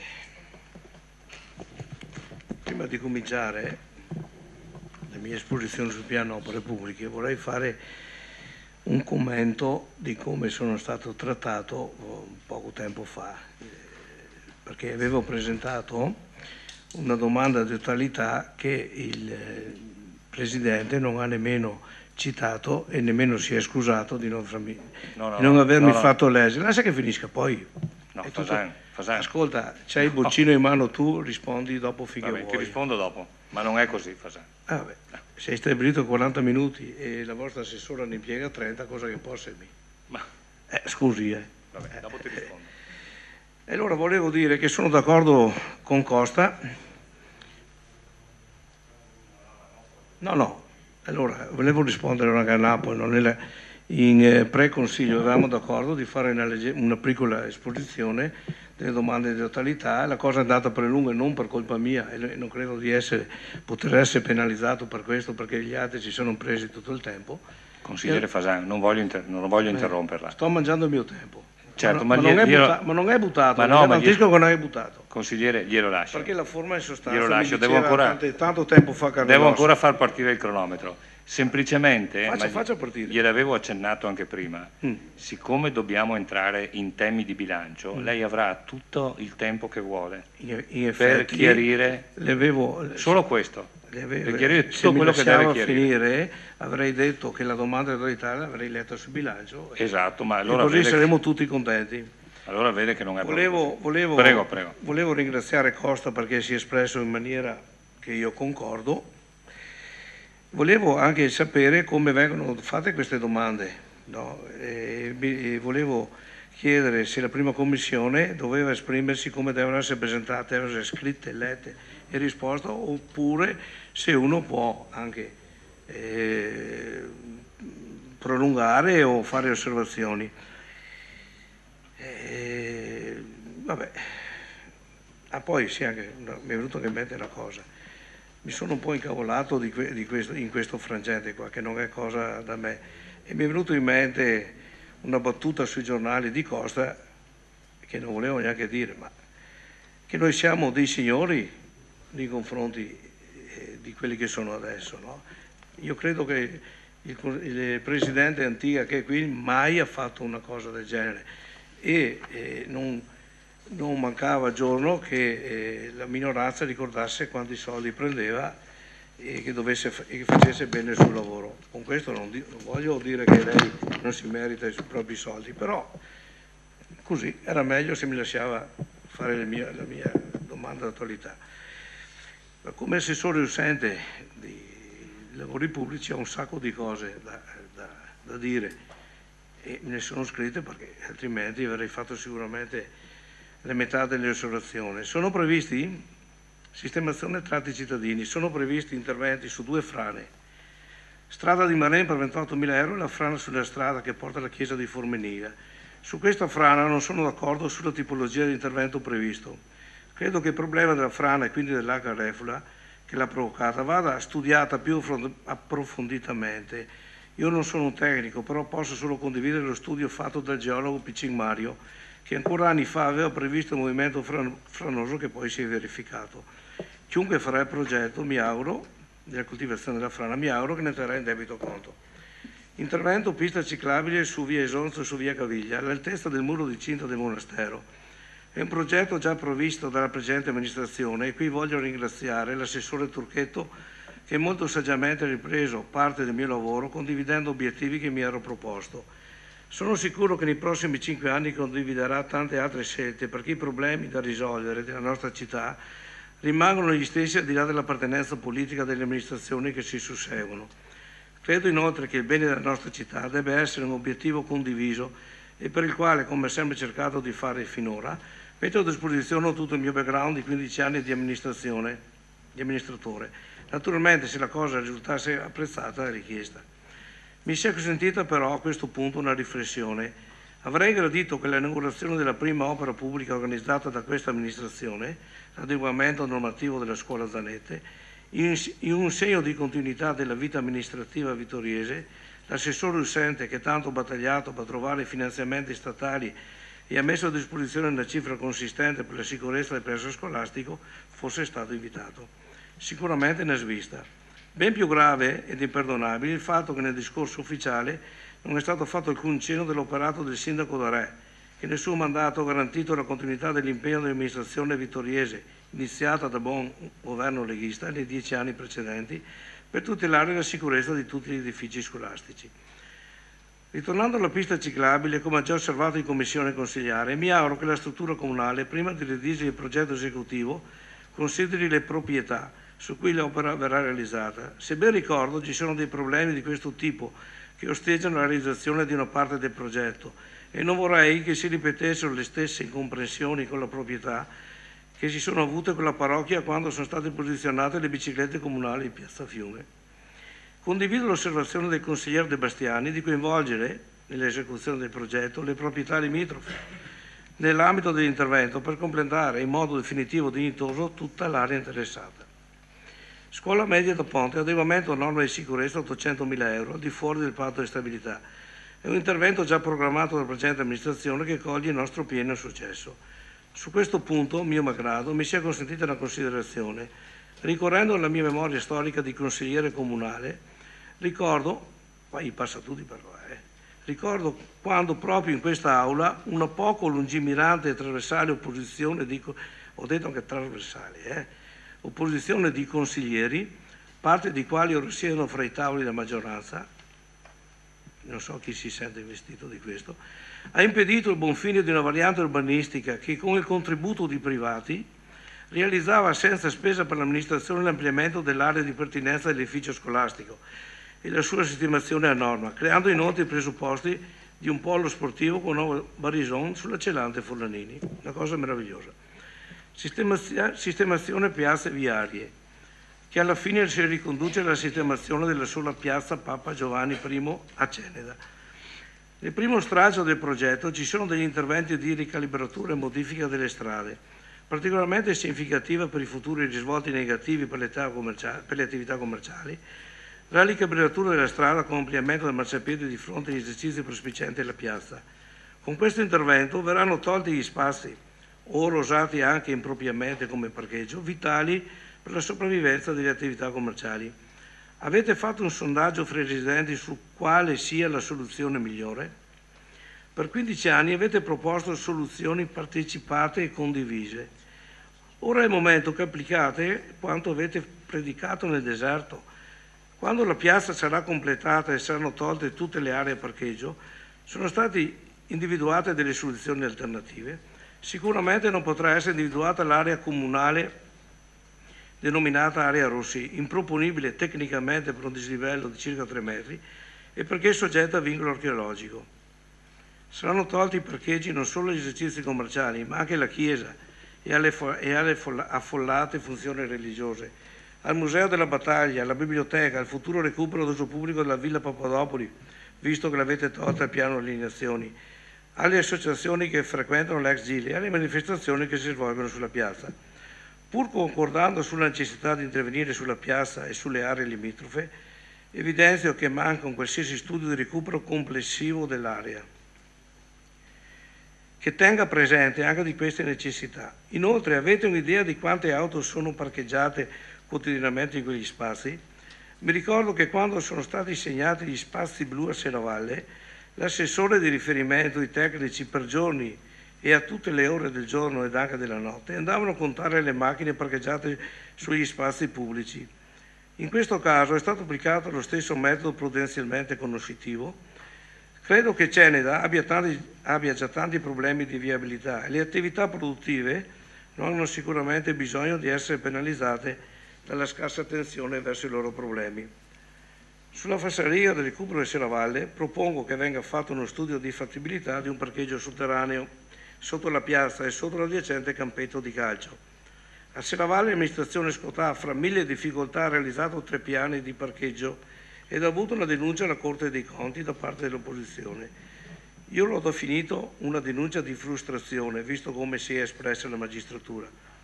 Finora posso garantire che se l'odierna amministrazione riuscirà a realizzare non 3, ma anche un solo piano, la minoranza consigliare, che qui rappresento, non andrà a fare denunce di carattere elettorale da nessuna parte, ma supporterà fino in fondo la realizzazione dell'opera. A noi rimangono i meriti di aver cambiato il volto di Serravalle e a voi il non facile compito di programmare e realizzare il futuro di Ceneda. Il tempo è sempre galantuomo e fra 5 anni l'elettore valuterà i risultati ottenuti. In questo modo, al di là dei proclami mediatici, questa amministrazione proverà sulla propria pelle quanto è difficile riuscire a fare del proprio meglio e ai nuovi consiglieri scoprire quanto è dura la pagnotta dell'amministratore. Pista ciclabile dal Parco San Valentino alla Rotonda del Bar Monaco e parcheggio Casello Vittorio Veneto Sud. Quando ho finito i 14 minuti mi fermi, se crede. Ricordo che questo progetto negli ultimi anni è stato messo nelle piano opere pubbliche almeno 3 volte e per 3 volte è stato tolto per problemi di patto di stabilità. Piena condivisione quindi nella valenza del progetto. In commissione consigliare l'assessore ci ha informato che la cifra messa a disposizione, a suo parere, è insufficiente per la realizzazione di tutto il progetto e che si è dovuto dividerlo per stralci. Saranno eseguiti dei lavori di minima sul parcheggio per renderlo decoroso. Seppur poco decoroso, io aggiungo che per fortuna che c'è, dal momento che è sempre strapieno ed attualmente risulta anche insufficiente. Ben ricordo che il degrado di parcheggi selvaggi lungo la statale per Carpesica, lungo la provinciale per Carpesica. Credo inoltre che siano insufficienti 100.000 euro da me prospettati per fare la pista ciclopedonale, perché il primo intervento progettato 5 anni fa, perché dal primo progetto sono variate delle situazioni di proprietà delle aree. In particolare l'area soggetta ad esproprio è diventata ora un vigneto, cambiando sicuramente il proprio valore. Ammesso e non concesso che il proprietario sia disponibile nello esproprio bonario, se ricorresse contro l'esproprio sicuramente la realizzazione non sarebbe più un problema di questa amministrazione, perché visti i tempi della magistratura verrà realizzata dalla prossima. Se invece nel progetto si decidesse di non ricorrere all'esproprio ma di utilizzare solo l'area di pertinenza della provinciale da Cozzuolo, credo che la realizzazione di un muro di sostegno o la costruzione di una terra armata assorbirebbero tutte le risorse a disposizione. Troppo grave è che dopo 5 anni di rinvii tuttora la struttura non abbia ancora individuato una migliore progettualità. Per quanto mi riguarda, la soluzione che avevo suggerito agli uffici era quella di utilizzare la terra di risulta dall'ampliamento del parcheggio, che è un'area di proprietà comunale, per realizzare la pista ciclabile, magari utilizzando in economia i mezzi e le maestranze del Comune. È una soluzione fattibile già eseguita in altri frangenti con successo alla 19ª unità operativa. Per finire mi sia consentita una considerazione. In questo piano opere pubbliche, e sinceramente mi dispiace esprimere in questi termini, vista la disponibilità dimostrata finora dall'assessore, brillano soprattutto le opere che mancano. Voglio ricordare in primis che prudenzialmente avrebbe dovuto essere previste delle risorse nel caso che la Regione ne pretendesse la restituzione, così contemplato un disciplinare del finanziamento, per la mancata realizzazione della scuola Manzoni di Porta Cadore e della Nazario Saurio di San Giacomo, che complessivamente ammontano a 1.400.000 bruscolini. Ricordo che quest'anno sono scaduti i termini, vorrei sapere cosa ne pensa il Sindaco. Visto che finora è stata una mia risolta preoccupazione, vorrei sapere in che termini pensa di portarla a buon fine. Noto inoltre che fra le manutenzioni degli edifici scolastici sono state inserite 40.000 euro per interventi sulla scuola Manzoni. Forse un segnale che non è fra gli obiettivi dell'amministrazione rispettare gli accordi presi con la Regione? Allora non bastano 40.000, ce ne vogliono 740.000. Si possono considerare soldi buttati via, a meno che non esista un'improvvisa emergenza per la sicurezza degli scolari, della quale non sono a conoscenza, che vorrei essere informato. Tutte domande ste guai. Sarebbe stato opportuno piuttosto intervenire sull'accesso alla scuola dell'infanzia dell'asilo Zavra di Formeniga, intervento richiesto dai genitori, dal corpo insegnante e dal provveditorato, ai quali era stato promesso un intervento dell'amministrazione durante la pausa estiva. Poi sappiamo come è andata a finire. Mi sembra però che la struttura comunale sia rimasta invariata e conosce perfettamente queste emergenze. Dal piano triennale sono spariti i finanziamenti programmati per la realizzazione del progetto di Serravalle Nord, che a fronte di 200.000 euro di risorse proprie già inserite nel bilancio 2013 e di un finanziamento regionale di altri 200.000 euro divisi in 3 ambiti di finanziamento, avevo prospettato di dividere in 3 annualità stralci che avrebbero impegnato relativamente le casse comunali e sarebbero state credibili nella loro realizzazione. Ogni giorno riceve le lagnanze delle associazioni di Via Caprera coinvolte nel progetto perché non riescono ad avere risposte dall'amministrazione sui finanziamenti regionali assegnati che, ricordo, devono essere rendicontati entro giugno 2015 e così pure le 8 attività produttive che hanno avuto finanziamento regionale per il rilancio delle loro attività. C'è il rischio concreto che perdano il finanziamento, così come abbiamo perso comodamente che di questo progetto aveva avuto coordinamento e la rendicontazione per la Regione. L'associazione Fabri aveva ottenuto inoltre il finanziamento per portare la manifestazione Via Caprera, al quale ha preferito rinunciare per mancanza di risposte da parte dell'amministrazione. La cosa nella sua perversa evoluzione ricorda un po' la mostra dell'illustrazione dell'infanzia che Illo Tempore ha dovuto emigrare a Sarmere per avere il giusto riconoscimento. Sappiamo tutti come è andata a finire. Mi sembra che anche quella volta c'era un'amministrazione di centro-sinistra. Come si suol dire, nei ricorsi storici intanto ritornano. Ritornando alle attività produttive e alle associazioni, non vorrei che fossero penalizzate nei loro interessi, perché il progetto da me fortemente voluto è espressione della precedente amministrazione. Bene, gli avvocati ci sono anche per queste cose. Anche la banca che si era prestata a supportare il progetto in attesa di risposte, e così pure Enel, che da 6 mesi attende un cenno dell'amministrazione.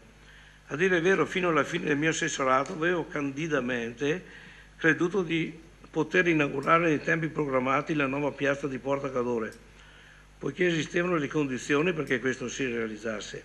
Poi, con il passare del tempo, avrei considerato un successo la posa della prima pietra, sta suonando, speranze deluse alle quali,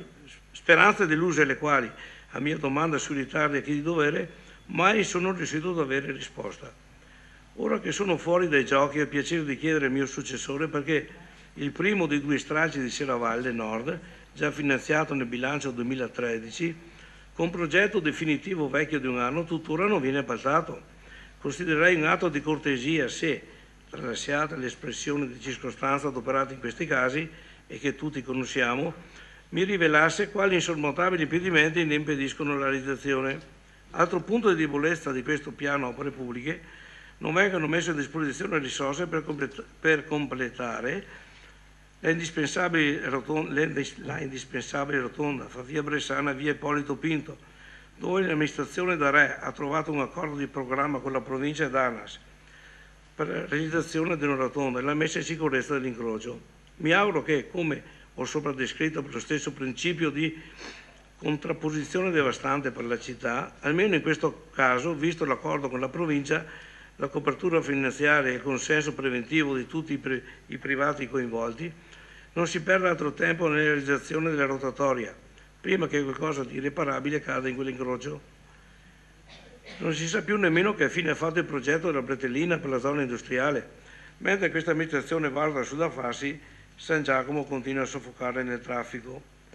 Non ho più sentito parlare della realizzazione della nuova farmacia comunale presso l'ospedale, mentre si continua a pagare un affitto considerevole della farmacia comunale di Costa, sufficiente a coprire un mutuo decennale.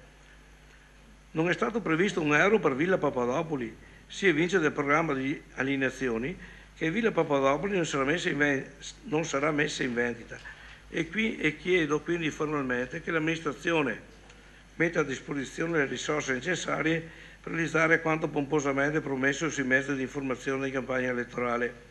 Se così non fosse, quanto è stato promesso diventa il classico fumus renzianus, neologismo che mi è venuto in mente ascoltando il migliore 2, e diventa anche un probabile danno al patrimonio comunale, visto che la mancata manutenzione porterà gli immobili verso un sempre più alto grado di degrado.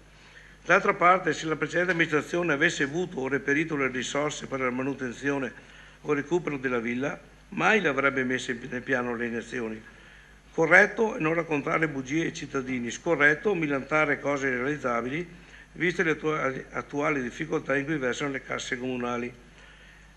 Ricordiamo all'attuale amministrazione che Vittorio Veneto non finisce a Ceneda o Serravalle e che le risorse a disposizione devono essere distribuite su tutto il territorio comunale, secondo un criterio di priorità che non è sicuramente quello dato dalla residenza degli amministratori o dall'indice di gradimento elettorale. Ultima considerazione, ma non meno importante: mi sconforta constatare che fra i progetti proposti nessuno ha avuto un cofinanziamento regionale o statale. Di quello che per 5 anni è stato il mio impegno costante nel reperire finanziamenti per massimizzare le poche risorse disponibili, al momento non c'è alcuna traccia. Avete pure la sfortuna che il progetto del recupero di Piazza Cattedrale, presente nel piano 2014, per il quale avevamo colto la possibilità di cogliere un finanziamento regionale IPA di 650.000 euro per Vittorio Veneto, ed insieme a Tasto e Vini uniti nel progetto la cifra saliva fino a 1 milione, ha avuto la sventura di non essere stato ammesso ad alcun finanziamento, malgrado ne avesse il titolo e la certezza di un positivo riscontro alle nostre richieste. Come ha ben ricordato il Presidente della 4ª Commissione consigliare, la Regione, nel riscontrare un grave errore nella compilazione del bando, ci ha escluso dal finanziamento. A tal proposito inviterei il Sindaco, che notoriamente si occupa di queste cose per professione, di valutare se in futuro sia il caso di proteggere i nostri funzionari con apposite polizze assicurative, perché se è pur vero che duole il solo pensiero di chiedere i danni a un nostro funzionario, qualora fosse evidente un danno provocato alla collettività per un suo errore, è altrettanto vero che duole constatare come per un suo errore vengano meno risorse pari a 1/3 della Tasi, l'onerosa tassa tanto odiata dai nostri concittadini. Non mi pare che si possano perdere cifre simili senza fare una qualche riflessione sulla tutela assicurativa, sia per la struttura comunale, sia di garanzia per le casse comunali. Ricordo che nel piano opere pubbliche 2013, su 3,6 milioni di euro di opere, quasi il 75% delle risorse erano date dai finanziamenti regionali. Mi auguro che questa clamorosa lacuna sia una contingenza dovuta alla comprensibile preparazione dovuta alla mancanza di tempo per attivare una qualsiasi proposta da parte dei nuovi amministratori, perché ben ricordo i suggerimenti e le sollecitazioni che a tal riguardo ho giustamente avuto dai rappresentanti della minoranza.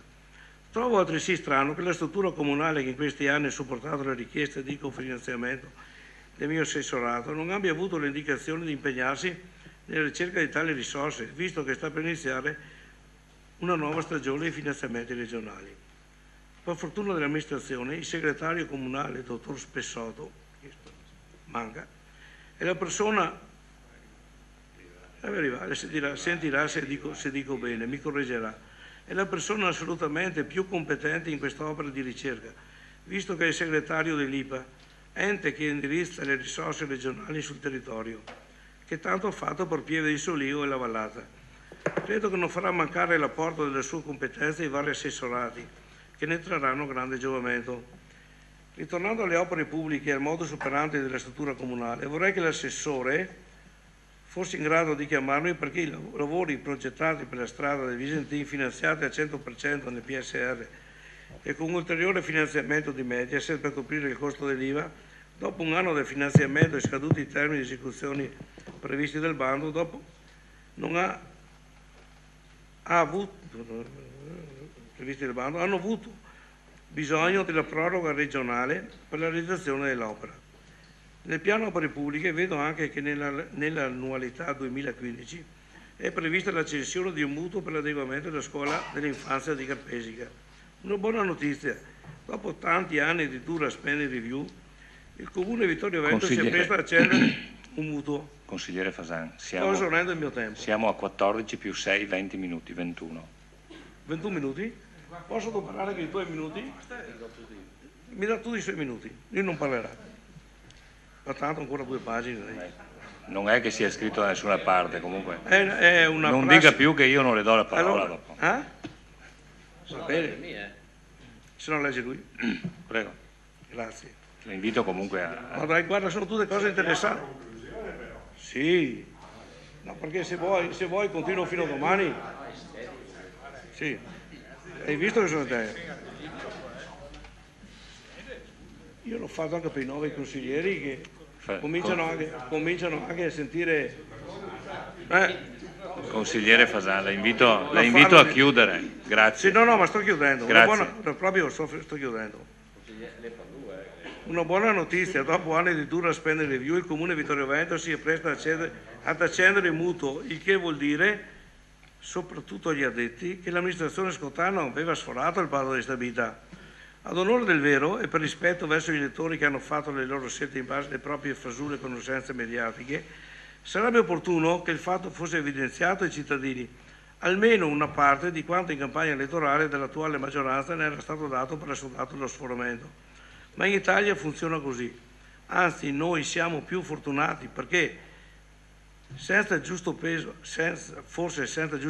al fatto abbiamo potuto votare i nostri rappresentanti, mentre a Roma si sono succeduti 3 capi di governo senza l'imprimato del voto popolare.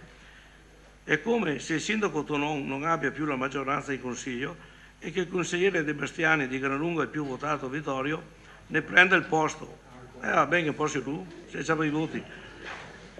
Ne prenda il posto sull'onda emotiva del consenso popolare, senza però avere i requisiti per farlo. Ma Napolitano, per fortuna, si occupa di grandi sistemi, non accederebbe mai i problemi di Vittorio Veneto, purché i soldi delle nostre tasse arrivino a Roma. C'è anche però una cattiva notizia per i vittoriesi. Dopo 5 anni nei quali l'amministrazione da Re si era impegnata ad abbattere il debito comunale estinguendo mutui per 9 milioni di euro, alla fine questa amministrazione, qualunque cosa possa ribadire il Presidente della Commissione Bilancio, fa un'inversione di tendenza e i debiti ritorneranno a salire. I numeri sono numeri, l'interpretazione corretta deve essere solo matematica. Per l'interpretazione politica abbiamo 5 anni su cui confrontarci. Da una rapida scorsa al bilancio di previsione, parte uscite, fra le opere in conto capitale sono menzionate ben 92 finanziamenti con accensione di mutui. Mi auguro che sia un atto dovuto per motivi di cautela programmatoria, però potrebbe esprimere la volontà di ripercorrere i percorsi delle vecchie amministrazioni di sinistra, le tasse le avete già aumentate e per la crescita del debito vi state attrezzando. Vorrei essere smentito in questa mia nefasta previsione. Un'ultima verifica a consigliare a quanto ho detto su social network e quotidiani del territorio. L'amministrazione si propone come obiettivo di mandato ripristinare 10 piazze per portare Vittorio Veneto nel migliore dei modi dell'evento clou delle celebrazioni del centenario. Poi chiudo qui. Facciamo un po' di conti. Allora, piazza Porta Cadore, piazza San Giovanni e piazza Falcone Bessellino sono un nostro progetto quasi del tutto finanziato e va bene. Piazza Cattedrale ha già un progetto finanziato. Vediamo cosa ne pensano i residenti. Piazza Fiume non è di proprietà comunale. Il parco di San Giacomo ha già in passato fatto valere le proprie ragioni nei confronti dell'amministrazione. Piazza Meschio è tutto in alto mare, con problemi che vanno al di là della disponibilità dell'amministrazione ad intervenire, alla quale faccio augurio di buon lavoro. E sono 5. Poi potrei presupporre che gli obiettivi possano essere Piazza Sant'Andrea, che ha già visto un primo straccio da parte della nostra amministrazione, con la realizzazione dei marciapiedi di accesso, la realizzazione di un'area pubblica dedicata al corpo degli alpini, il recupero della fontana e parcheggi di supporto nelle vicinanze. Non è ricordato però in nessun capitolo il progetto di finanziamento. Piazza Ronghera, dove abbiamo già investito le risorse che trova il mio consenso. Forse Piazza Forcal, dove nessuna amministrazione ha mai ipotizzato alcun intervento. E siamo dato. Probabilmente la nonna sarà Piazza Salsa, ma non l'ho mai sentito parlare neanche a livello di battuta. Consigliere Fasan, l'avviso solo, guarda, faccio un segno, ma guardi, l'avviso solo che sono 9 più 3, 12 più 14, sono 26 minuti. Quanto parlo? Però, ecco, io per carità non mi permetto di... Quanto avanzo dopo? Non mi permetto.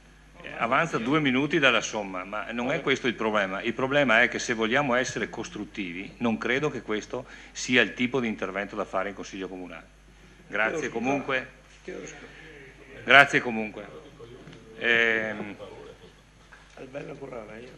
L'ex presidente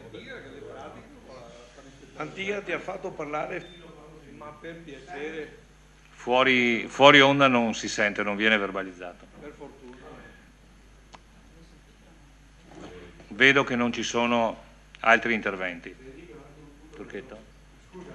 La parola adesso lo vedo. Prego, consigliere Costa. Sì, velocemente. Io ho stimato le espressioni formulate dal consigliere Fasan. Mi sono anche compiaciuto del ruolo di pedagogo che lui si è assunto, e mi fa anche piacere, anche perché tante cose bisogna cominciare a sentirle dire e non sentirle sempre dire dalla solita campana, anche da qualche altra campana. Questo è un dato di fatto. Però su certi aspetti, a metà della relazione, sono rimasto un po' stupito con me stesso, perché mi sembrava che il consigliere Fasan, che io stimo per la generosità e spontaneità dei suoi sentimenti, mi sembrava un po' di essere quasi a Lourdes, cioè invocare di fare questo, fare quest'altro, perché l'amministrazione non lo fa. Prima cosa. Seconda cosa, verso sempre il consigliere Fasan, ritengo per il momento inopportuno fare un raffronto tra l'attuale presidente, tra l'ingegner Tocquet e il precedente presidente, signor Antiga. L'ingegner Tocquet da poco che è in questo ruolo imparerà, diamogli il tempo, e senz'altro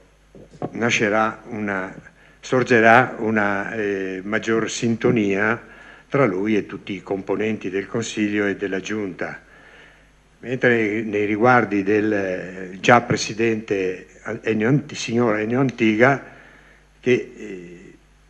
nei cui confronti io ritengo, l'ho sempre ritenuto, diciamo, uno splendido, fantastico, forse no, fantasioso interprete, anche fantasioso interprete dei regolamenti amministrativi e anche innovatore di certe prassi amministrative, anche se me lo ricordo che avrò di lui sarà quello di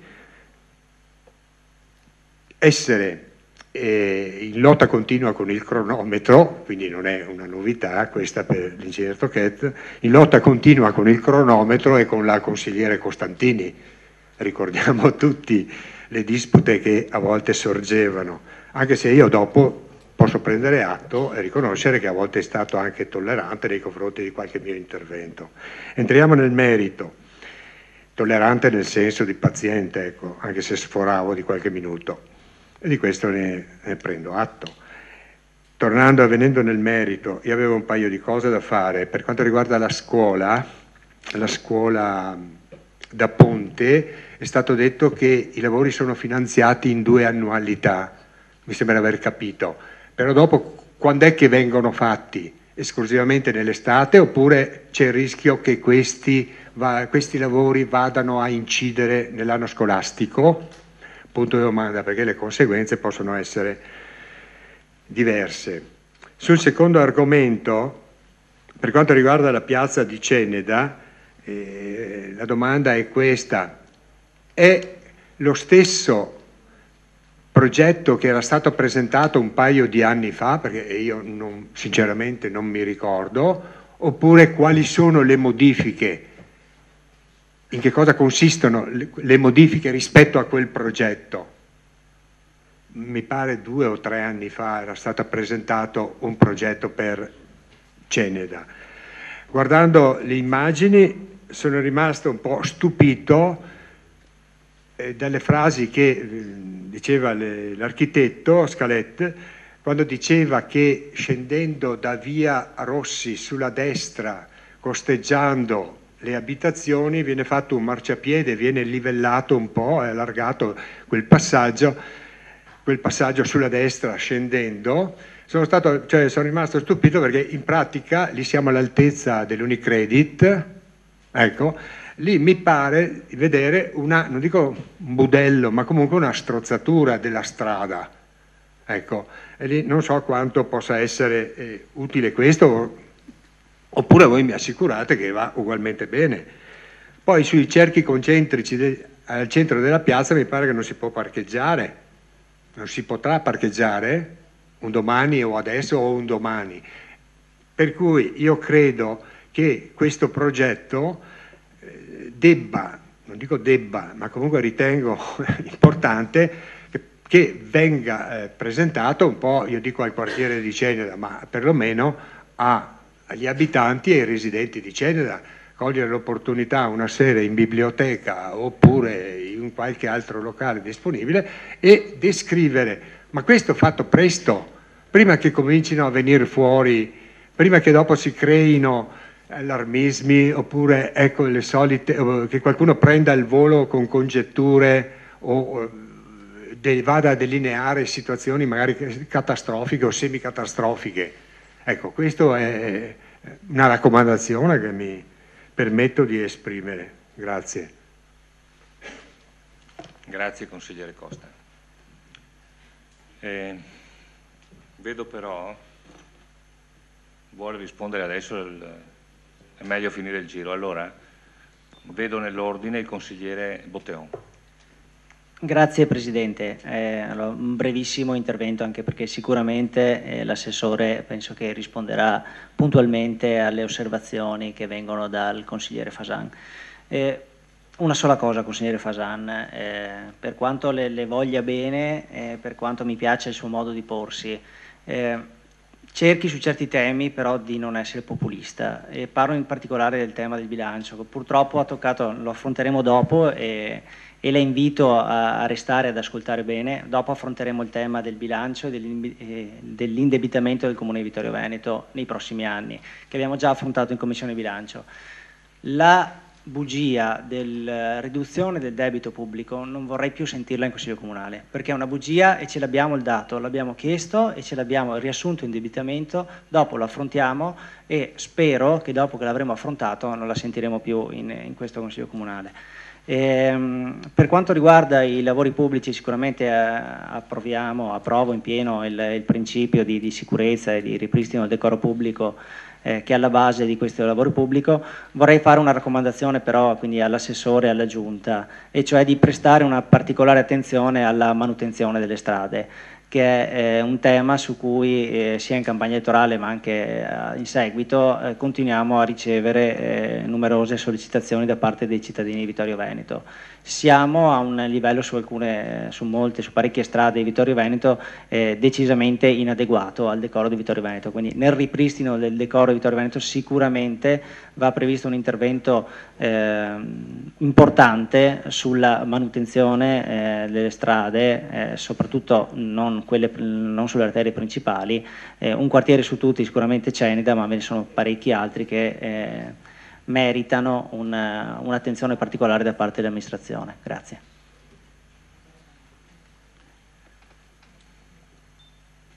Consigliere Carnelos, prego. Sì, dunque, mentre ascoltavo i miei colleghi intervenire, mi veniva in mente la commedia di Luigi Pirandello, Il berretto a sonagli. Il protagonista è inerente sicuramente col tema della corda savia e della corda passa. La corda savia sarebbe quella che dovrebbe indurre, o doveva indurmi a dirmi meglio che tu stia zitto, non te che rompe le scatole a nessuno, tutti te vuol bene. La corda passa invece è quella della passione, non dei benpensanti. Allora ho pensato di usarla, perché a dir la verità è davvero strano il susseguirsi di questo Consiglio Comunale, partendo dalle domande di attualità. Allora, e qui trovare così una sintonia così forte fra consigliere di opposizione e il capogruppo della lista Tonon, tutto sommato un po' mi ha un po' stupito, e mi veniva in mente quando il consigliere Costa si lamentava del fatto delle interpellanze che l'amministrazione precedente le metteva all'ultimo posto. Mi è venuto in mente: ma hanno mai presentato domande di attualità? Credo di no, forse non se ne o poche, così sarebbero diventate tutte al primo posto. Seconda anomalia, l'intervento di Fasan, sempre con Costa, con, come si può dire, questa corrispondenza d'amorosi sensi, mi faceva in mente che qua si sta formando la strana coppia. Com'è possibile? E in questi tempi,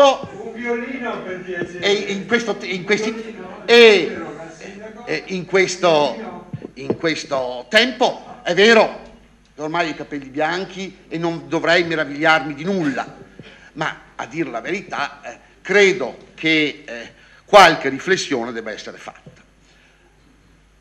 Detto questo, il consigliere Fasan, che a dir la verità, un po' ingenuamente nel suo intervento, ha rammostrato la caterva di problematiche che nemmeno la meravigliosa giunta precedente e dei 15 anni precedenti sono riusciti a risolvere. Meno male, è un riconoscimento evidente, postumo, è avvenuto dopo le elezioni, ma forse dal sen fuggito, ma ne prendiamo atto. Tutta quella miriade di problemi che non sono stati risolti cercheremo di risolverli. Naturalmente tenendo presente che non viviamo nel paese di Alice delle Meraviglie, dove tutto è possibile, ma la politica è l'arte del possibile con quello che si ha, ed è indubbio, sappiamo tutti, come le risorse siano quelle che sono, e evidentemente bisogna fare con quelle.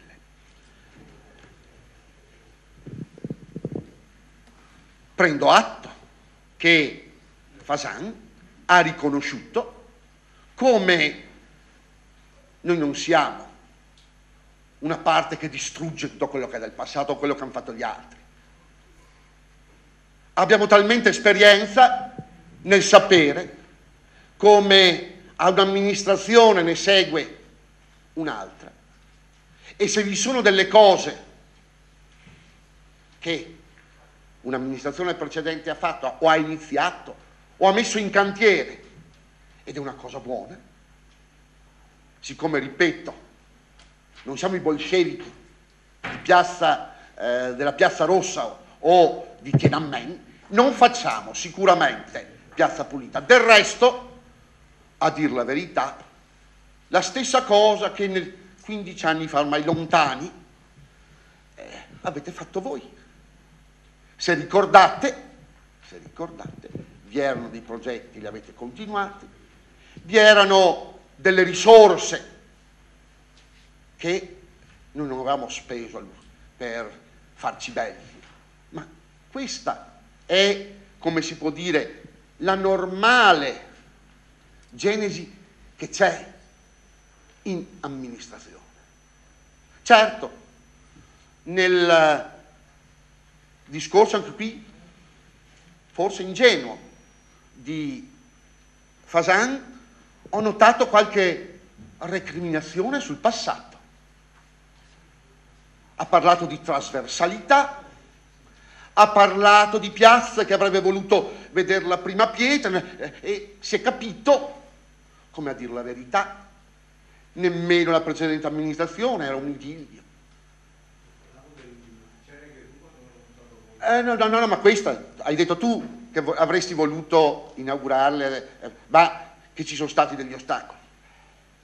È evidente che parlare e fare propaganda è una cosa, te ne sei reso conto sedendo in una poltrona di potere.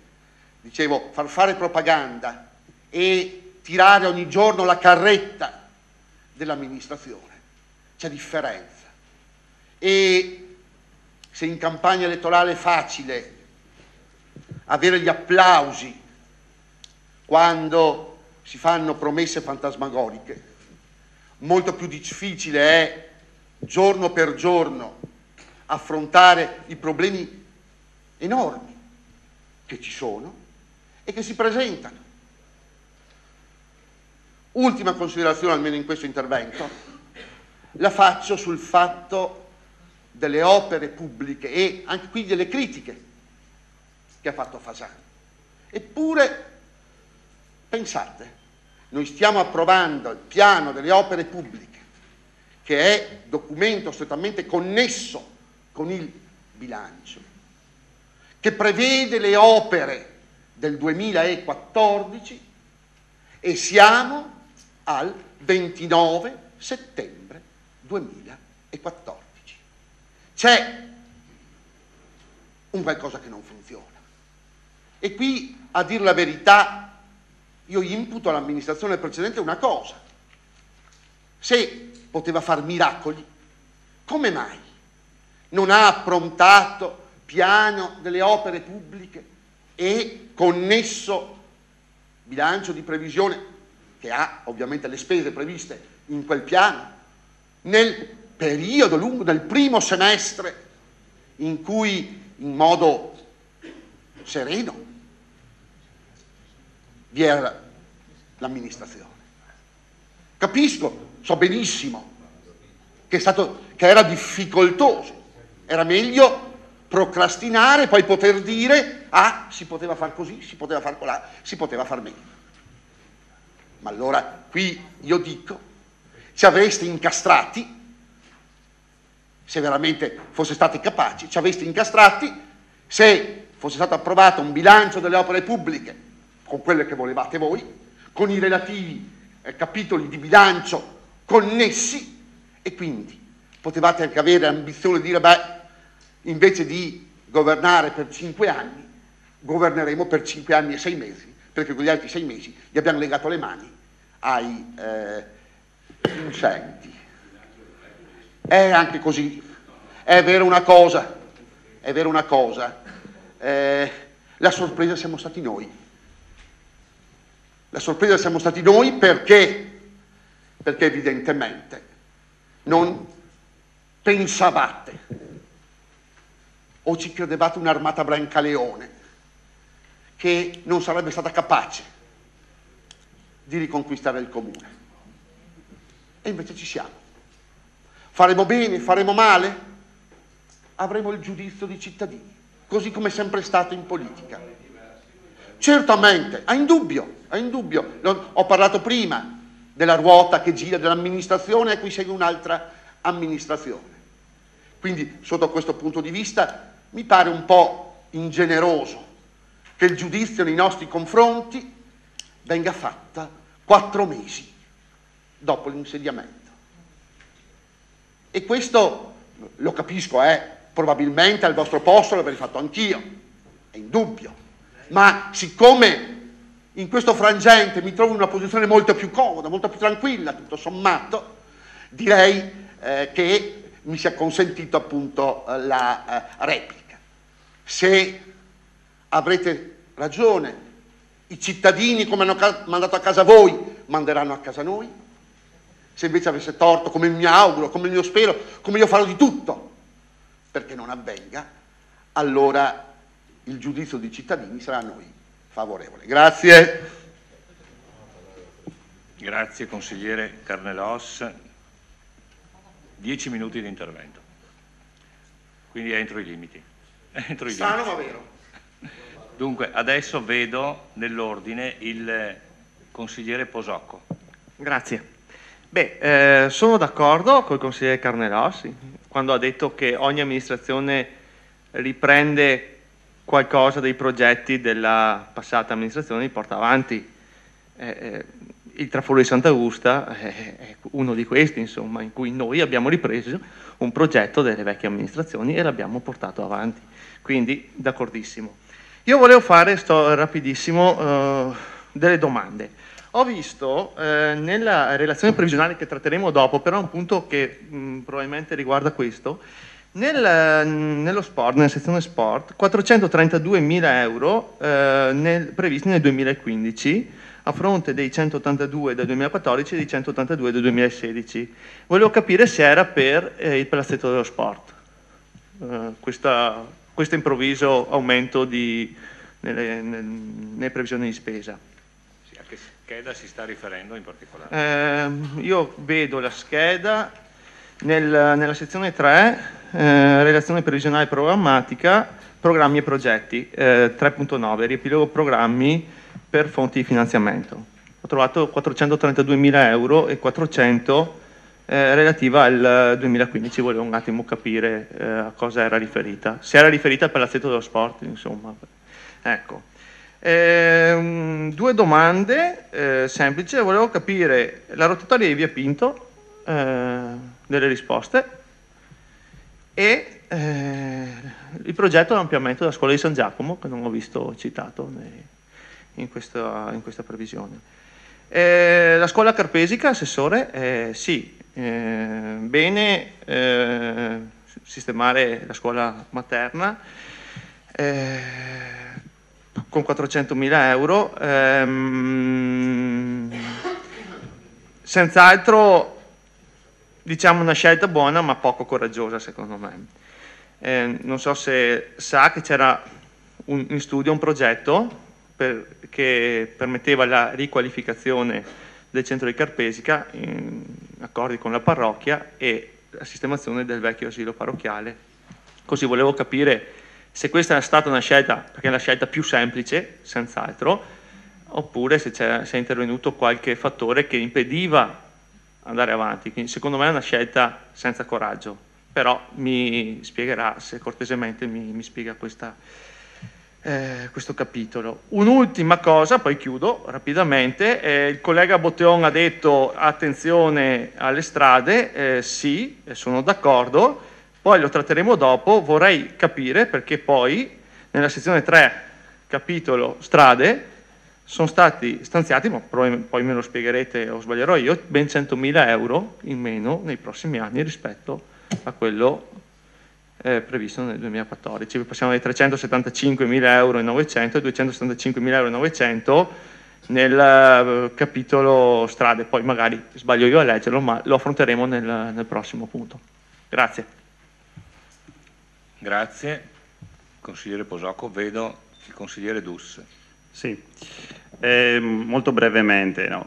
Volevo cogliere l'occasione per ringraziare il consigliere Fasan per la lezione e anche per il suo ruolo così definito pedagogico a cui si è un po' autocandidato questa sera, però se mi permette, almeno i maestri, almeno quelli politici, il sottoscritto se li sceglie e come modello di buona amministrazione e di buoni politici certamente non prenderò ad esempio l'amministrazione precedente. Per quanto riguarda invece i lavori pubblici, e mi riferisco alla scuola Cosmo, come ricordato anche dai tecnici comunali, con un certo orgoglio, insomma, mi compiaccio che potranno essere anche realizzati, dico anche, grazie alle opportunità del governo Renzi. Molto brevemente, ho concluso. Sì, da Ponte, scusate una cosa. Grazie, consigliere Dus. Non vedo altri interventi, quindi credo di dare la parola all'assessore Alessandro Turchetto. Sì, grazie. Allora, direi che ci sono parecchie questioni che sono state poste, soprattutto dal consigliere Fasan. Allora, io ho preso un po' di appunti, magari se dimentico qualcosa perché era una lista molto lunga, no? Allora io ho cercato di riassumere il tutto, però non lo so, vediamo. Allora, intanto sui rapporti con l'assessore uscente e con l'amministrazione uscente. Sì, è vero, c'è stata questa specie di inaugurazione, diciamo, della scuola Zanette, potevamo anche invitare l'assessore uscente, forse è stata una svista, una mancanza, e io allora mi scuso di questa cosa. In effetti il progetto l'avete fatto voi, l'ho riconosciuto nella relazione iniziale, l'ho detto, e quindi insomma c'è stato questo riconoscimento e c'è anche adesso.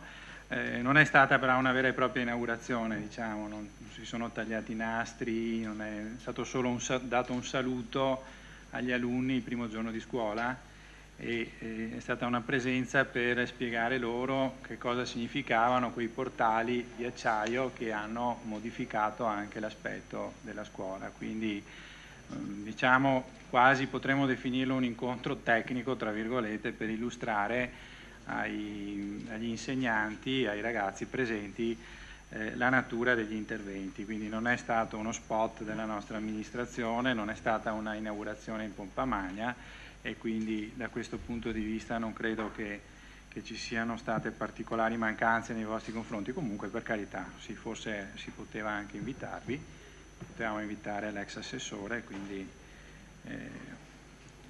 mi scuso del fatto che ciò non sia accaduto. Sì. Per quanto riguarda gli altri rapporti, devo dire che invece ci siamo incontrati, ci siamo scambiati delle opinioni, ci siamo trasmessi reciprocamente le notizie, le informazioni, e quindi mi sembra che invece la collaborazione da questo punto di vista ci sia stata, insomma, non sia mancata come lei ha indicato. Ecco.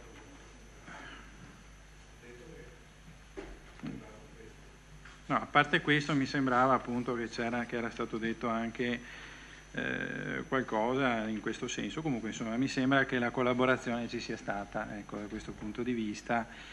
Cosa volevo dire ancora? Volevo dire che sì, ci siamo appunto. Comunque, se poi ci saranno, se lei mette a disposizione il suo background, altri incontri sono ovviamente ben visti, ci potranno essere, non c'è nessun problema, come non c'è stato prima. Ecco, sui rapporti con la precedente amministrazione voglio anche dire che ci sono state delle situazioni, come ad esempio i lavori di via Sant'Antonio, nei quali ci siamo trovati in mezzo ad articoli sui giornali molto pesanti nei nostri confronti e via dicendo. Non abbiamo mai scaricato la responsabilità sull'amministrazione precedente, per esempio, tanto per essere... No, per dire, per raccontare come stanno le cose, semplicemente per raccontare come stanno le cose. Avremmo potuto dire benissimo che quei lavori erano stati progettati ed anche appaltati dall'amministrazione precedente e che quindi noi non avevamo alcuna responsabilità in merito. Non abbiamo detto questo invece, non abbiamo assolutamente detto questo, ci siamo assunti la responsabilità di portare avanti i lavori, di cercare di venire incontro ai cittadini, ai commercianti della zona e cercare di apportare alcune migliorie. Anzi, abbiamo anche detto che noi condividiamo la filosofia di quel progetto, che alcune cose si possono spostare, ovviamente se c'è da spostare una cordonata un po' più su, un po' più in giù, sono dettagli progettuali, e l'ho scritto e l'ho letto prima nella relazione introduttiva, però non abbiamo appunto giocato allo scaricabarile, situazione nella quale saremmo andati assolutamente a nozze, come si dice in questi casi. Quindi non c'è nessuna volontà di mettere il cappello su attività svolte in precedenza dall'amministrazione precedente, non c'è nessuna volontà di scaricare le responsabilità sull'amministrazione precedente, c'è semplicemente la volontà di portare avanti tutto ciò che si può portare avanti per il bene di questa città. Se riusciamo su alcune cose in comune anche a portarla avanti assieme, tanto meglio. Insomma, questo per chiarire l'ambito, il contesto nel quale ci siamo mossi. Mi sembra un contesto di correttezza, francamente. Allora, venendo più nello specifico, allora, lei pone qualche riserva riguardo alla soluzione progettuale adottata per quanto riguarda la frana di Formeniga. Ma, insomma, terremo conto delle osservazioni che riguardano la captazione delle acque meteoriche. Comunque ci sono progettisti, hanno fatto le loro valutazioni tecniche, i calcoli specifici, c'è la consulenza di un geologo che ha aiutato, coadiuvato gli uffici nella redazione del progetto, e quindi il progetto tiene conto ovviamente di tutti gli approfondimenti del caso. Comunque tutte le osservazioni, già queste erano emerse in commissione e le avevamo già fatte, recepite insomma come osservazioni, come ulteriori approfondimenti. Siamo alla progettazione preliminare, come ben sappiamo, quindi non siamo alla progettazione esecutiva e pertanto si potranno valutare alcune altre diciamo, modifiche o integrazioni a quanto è stato progettato, che però appunto tiene conto di valutazioni approfondite fatte sia dagli uffici che da tecnici specializzati. Ecco, poi dunque, per quanto riguarda la scuola da ponte mi pare che ci sia il massimo accordo. Ecco, anche in questo caso va detto che dobbiamo ringraziare la precedente amministrazione per aver fatto dei rilievi approfonditi sui materiali, delle indagini quindi approfondite preliminari alla progettazione. Si è speso qualche soldo, qualche risorsa è stata messa per queste attività, ma sono secondo me risorse ben spese. Sono risorse ben spese perché consentono una migliore progettazione, una progettazione più precisa, diciamo, e quindi consente di risparmiare nella fase di esecuzione dei lavori. Quindi concordo con la fase, diciamo, preliminare alla progettazione. La progettazione preliminare invece è stata approvata adesso in giunta, con la giunta della settimana scorsa. Per quanto riguarda la piazza di Ceneda, la piazza Papa Giovanni Paolo I, sì, dice l'assessore Fasan che sono stati tolti degli spazi che vengono attualmente impropriamente utilizzati a parcheggio. In realtà, appunto, se sono utilizzati impropriamente non penso che si tolga nulla. In realtà si tolgono degli spazi alla viabilità, un eccesso di viabilità.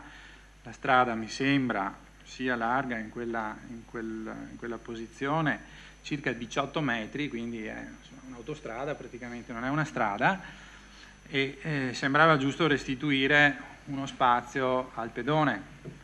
L'attraversamento di circa 18 metri di strada, anche soprattutto da parte delle persone anziane, non è agevole, richiede un tempo prolungato e spesso quindi ci sono situazioni di conflitto tra la viabilità, l'attraversamento pedonale e via dicendo. Quindi ci è sembrato giusto introdurre questa modifica, che tra l'altro è una modifica al progetto, e qua mi riferisco al consigliere Costa, al progetto che era stato, o meglio i disegni insomma, che erano stati redatti in precedenza, quindi questa è una novità se vogliamo, no? È un'aggiunta che il nuovo progetto recepisce, così come, sempre rispondo al consigliere Costa, è un'aggiunta anche quel passaggio pedonale che ha illustrato l'architetto Scalet, che va dal seminario fino alla zona del Barduomo praticamente. Questo non c'era nel precedente progetto, è stato inserito insieme all'allargamento dei marciapiedi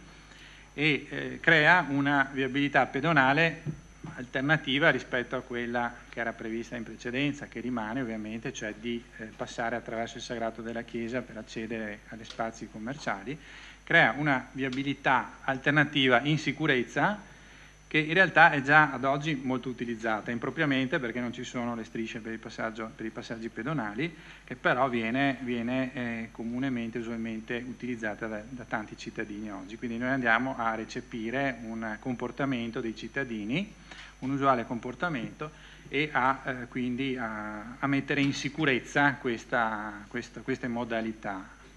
Sì, prego. No, non abbiamo pensato a una modifica della viabilità in quella zona.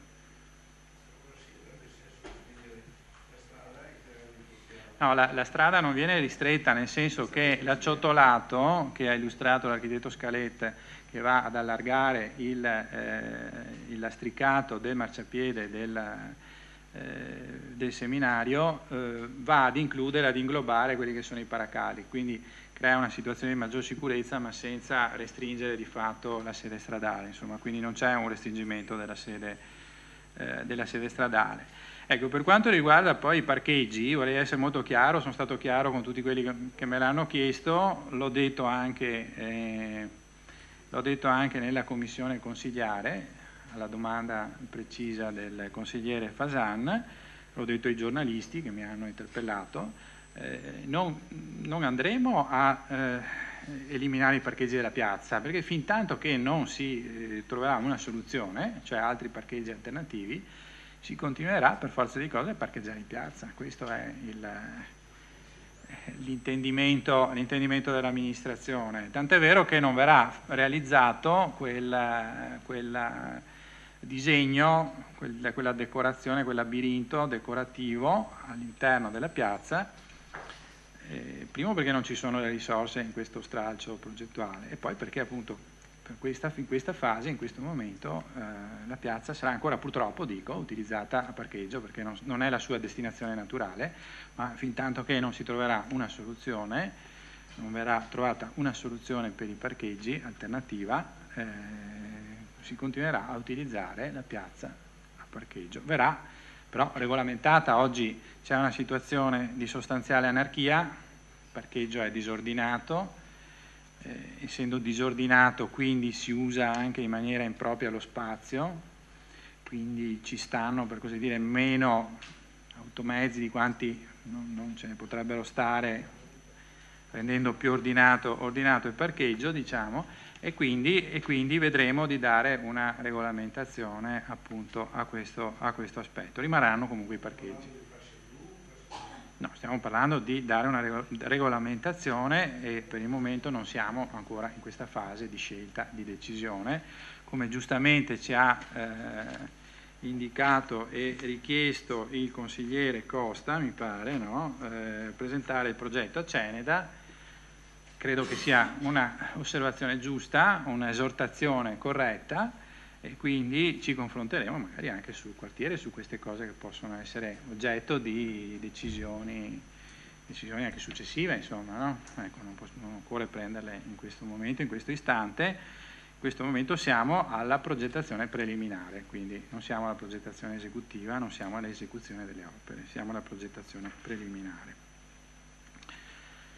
Ecco, per quanto riguarda la pista ciclabile di Cozzuolo, i lavori saranno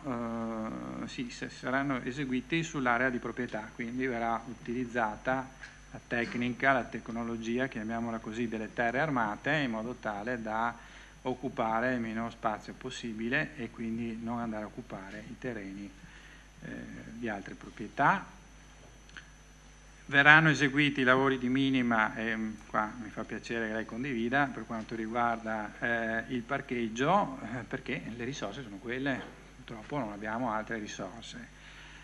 Tra l'altro i lavori di sistemazione idrogeologica delle frane hanno richiesto in fase di redazione progettuale, a seguito appunto degli approfondimenti, hanno richiesto anche delle risorse, diciamo, aggiuntive rispetto a quelle che si prevedeva in fase di semplice redazione dello schema del programma opere pubbliche, e quindi ci si è adeguati a queste determinazioni progettuali. Ecco, i 40.000 euro della Manzoni sono stati messi perché c'è un problema di cedimento dei controsoffitti, siccome dentro ci sono dei ragazzi, il problema della sicurezza è prioritario e quindi sono state stanziate queste risorse per risolvere appunto questa problematica, che è una problematica di sicurezza. Sul fatto che era meglio intervenire sulla Zavrel eccetera, allora io ho ricevuto giovedì scorso un rappresentante degli insegnanti, l'ho ricevuta, abbiamo avuto un approfondimento sulla questione della scuola Zavrel, l'ho già posto all'attenzione della Commissione Viabilità, abbiamo ripristinato la Commissione Viabilità, le tematiche relative alla sicurezza del parcheggio, dei ragazzi, dei bambini, dei genitori e degli insegnanti che devono arrivare, attraversare la strada, parcheggiare e via dicendo, quindi sono problematiche che sono state rese note e che nei confronti delle quali ci attiveremo al più presto, interessando appunto la commissione viabilità, che abbiamo ripristinato per coordinare gli interventi di lavori pubblici, urbanistica e polizia locale. Quindi questo è un tema che riguarda effettivamente tutte e tre queste tematiche. Gli interventi su Serravalle Nord sono spariti. No, via Caprera, allora, per quanto riguarda i lavori pubblici della sistemazione della piazza della Vittoria Lata, quindi di Porta Cadore, questi stanno già nel bilancio 2013, quindi non sono spariti, sono lì. E per quanto riguarda invece le altre attività connesse con il programma Serravalle Nord, queste riguardano le attività produttive, non riguardano solo i lavori pubblici, riguardano le attività produttive. Siccome c'è l'assessore competente, io non gli passo ovviamente davanti e quindi se vorrà dire qualcosa a lui, dirà lui, insomma. Ecco. Non sono stati appaltati gli interventi su Serravalle Nord perché c'era solo un progetto preliminare, di fatto, non c'era un progetto definitivo come è stato detto da lei, ma c'era un progetto preliminare che fosse anche abbastanza avanzato, è vero, però era un progetto preliminare, non erano stati acquisiti i pareri della sovrintendenza, i pareri della commissione edilizia e via dicendo, quindi non ho ritenuto opportuno procedere con un appalto su un progetto, si chiama tecnicamente un appalto integrato, su un progetto preliminare che non avesse nemmeno acquisito ancora i pareri. Cioè, non sto criticando se prima volevate farlo, io ritengo che questo non fosse opportuno, quindi è una risposta che le sto dando. Ecco, bene, perfetto. E quindi abbiamo deciso di arrivare perlomeno al livello di approfondimento del progetto definitivo, che ci consentirà di acquisire i pareri e di avere anche un progetto un po' più definito.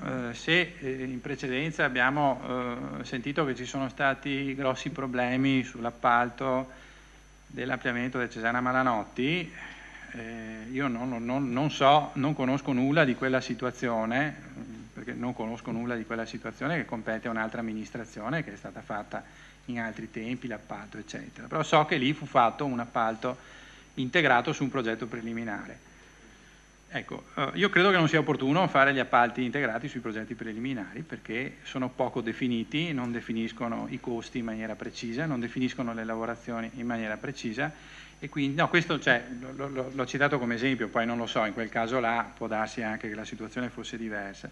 Dico che in generale è meglio procedere, quindi affermo che in generale è meglio procedere anche se la normativa lo consente, perché lo consente, quindi dal punto di vista giuridico è legittimo procedere anche ad appalti integrati su progetti preliminari, ma in generale è meglio, credo che sia vantaggioso per l'amministrazione procedere con un progetto almeno definitivo, se non esecutivo, ma almeno definitivo, acquisire i pareri e quindi poi procedere a fare gli appalti. Ecco, questa è la mia opinione, questa è comunque la scelta che abbiamo fatto sul Serravalle Nord per rispondere appunto alla domanda. Poi c'erano altre richieste che riguardavano la rotonda di via della Bressana, la rotatoria di via della Bressana. Non è che la possiamo mettere noi nel piano opere pubbliche, non stava nemmeno nelle opere pubbliche precedenti, non stava negli schemi che avete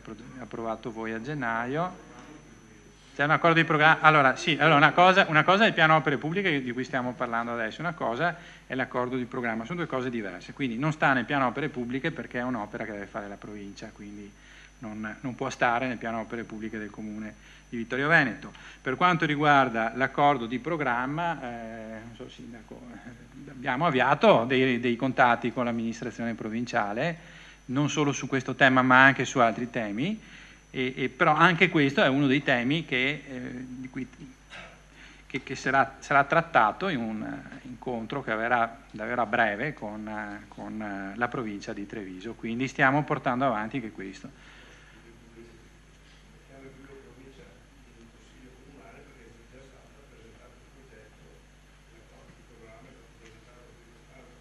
Quello che dico io è reale, l'accordo di programma c'è.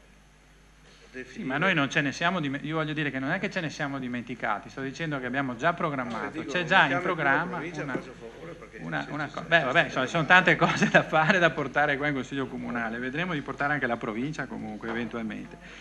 E per cui ci sarà appunto questo accordo e vedremo di definire, di portare avanti questo accordo, tant'è che c'è comunque nel programma elettorale il nostro programma elettorale, quello di portare avanti le opere stradali sulla viabilità esistente a scavalco del quartiere di San Giacomo, dell'abitato di San Giacomo.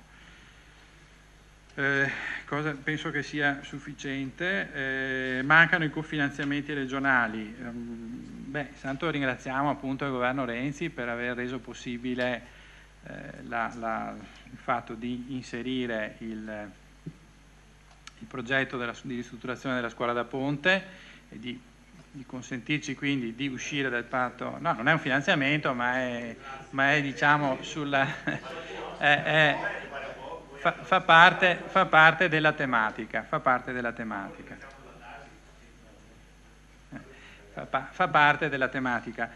Per quanto riguarda i finanziamenti regionali, non è stato ammesso a finanziamento il progetto di riqualificazione della piazza di Ceneda del 2013, parteciperemo al bando del 2014, fiduciosi invece che possa essere inserito nel finanziamento della Regione, quindi di acquisire un finanziamento anche in questo senso. Allora,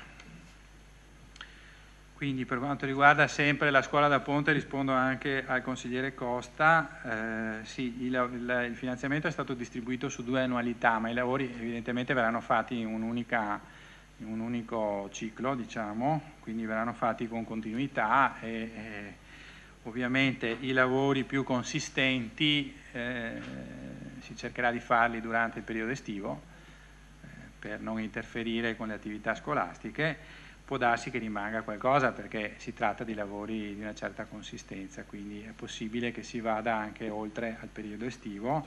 C'è la possibilità però di utilizzare il terzo blocco. La scuola media da ponte è costituita da 3 blocchi. Il terzo blocco, quello più ad est, diciamo, quello verso l'ultimo blocco, è stato realizzato negli anni 90 e richiede molti meno interventi rispetto agli altri 2, quindi si potrà utilizzare quello anche per trasferire alcune attività eventualmente,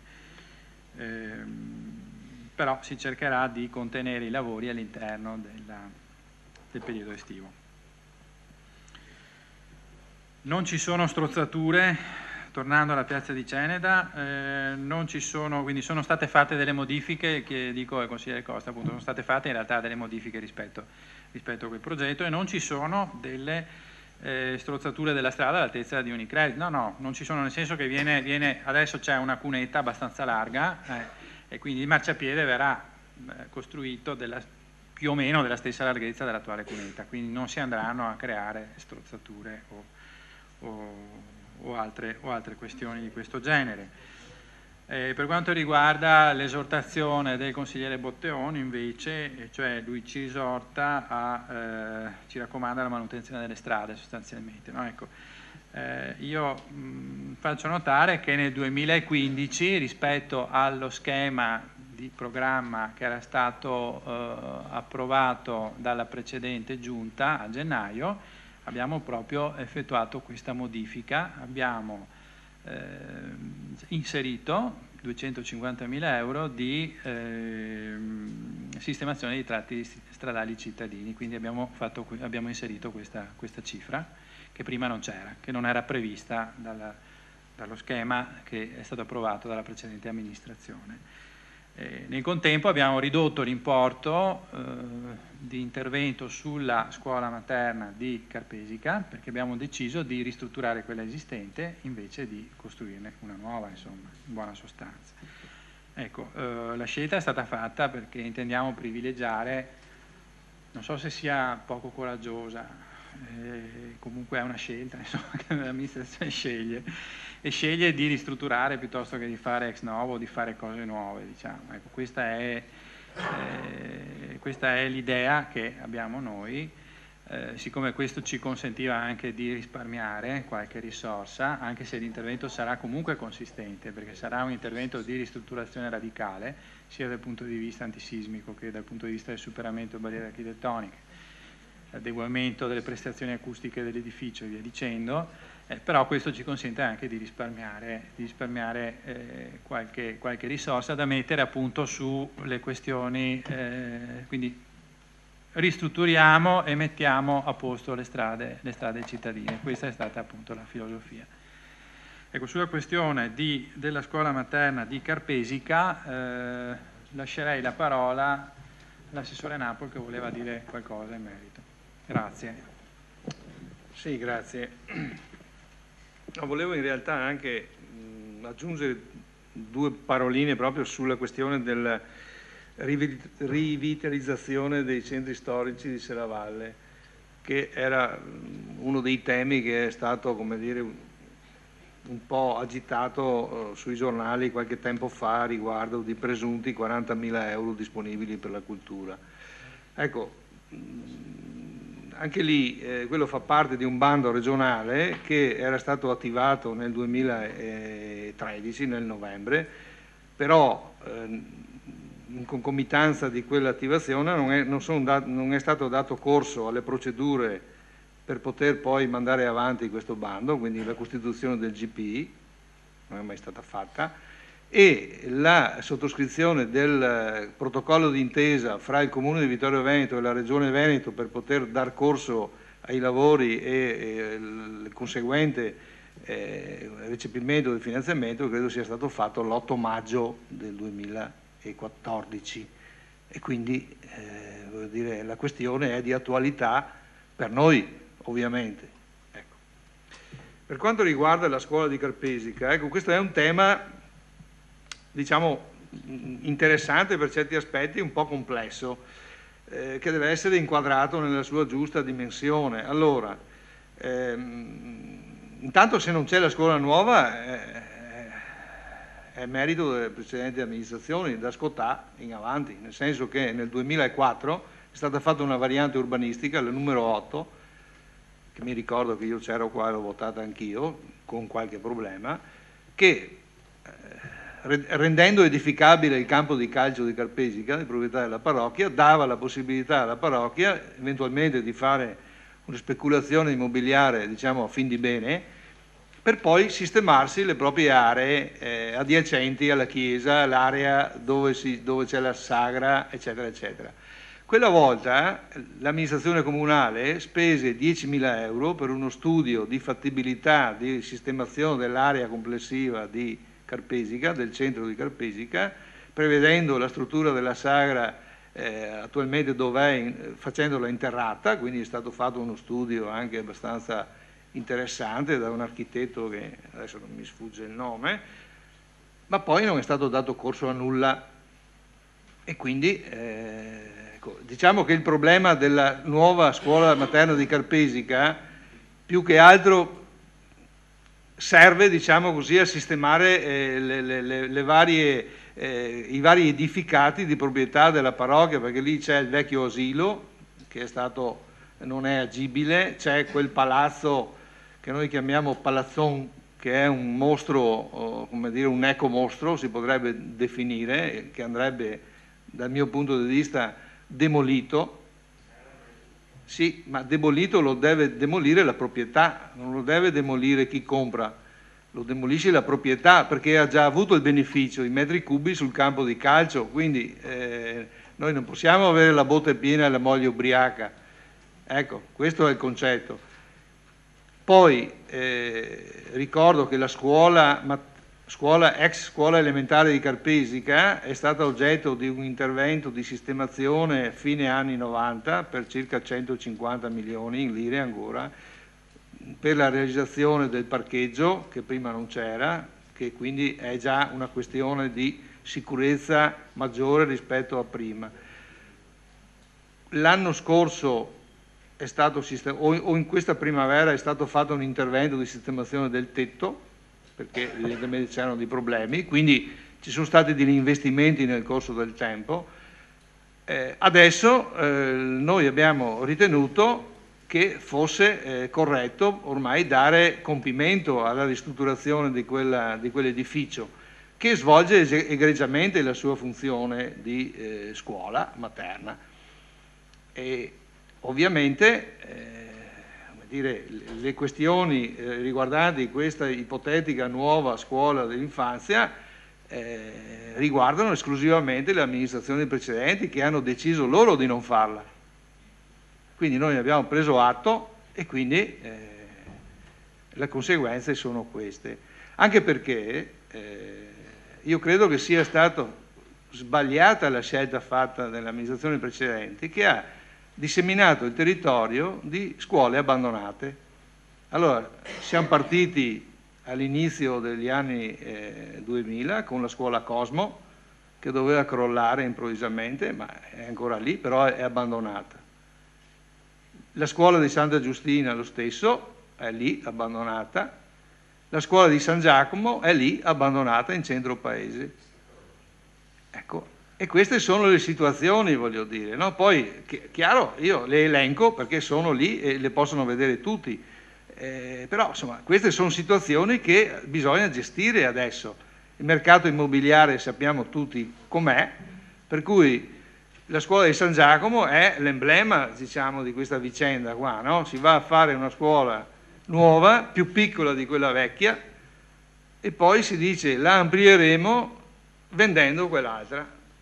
Ma siccome quell'altra non si vende, come no? È stato legato, è nei fatti, nei documenti e negli atti di Fasan. Sei una persona simpatica, però insomma dai, non esagerare qualche volta, non abusare della credulità popolare per piacere, almeno nei miei confronti, perché qua caschi male, sai, caschi male. Con simpatia te lo dico, ma caschi male. Allora, una riflessione su queste cose va fatta, allora, e neanche, cioè, voglio dire, stiamo sui fatti e analizziamo le robe come sono, non facciamo frufru, non facciamo demagogie, basta panna montata su queste robe qua, stiamo nella concretezza delle cose. Grazie. Allora, grazie all'assessore Turchetto e all'assessore Napoli. Prego, sì, solo una, Sindaco. Non so se il consigliere Posocco si riferiva alla scheda di pagina 117, non so se è quella, tanto per capire, perché sennò non saprei cosa risponderle francamente. 153 della redazione previsionale, questa?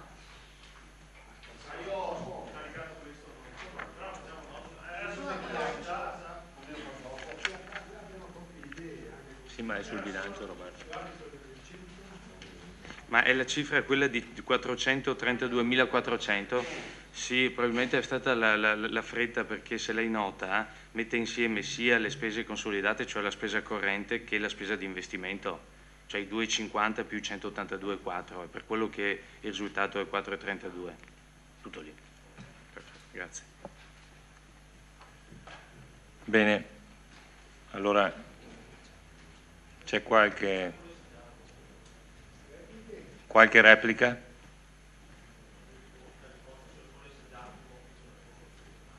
No, Scuola di San Giacomo è nel piano opere pubbliche 2013, è lì.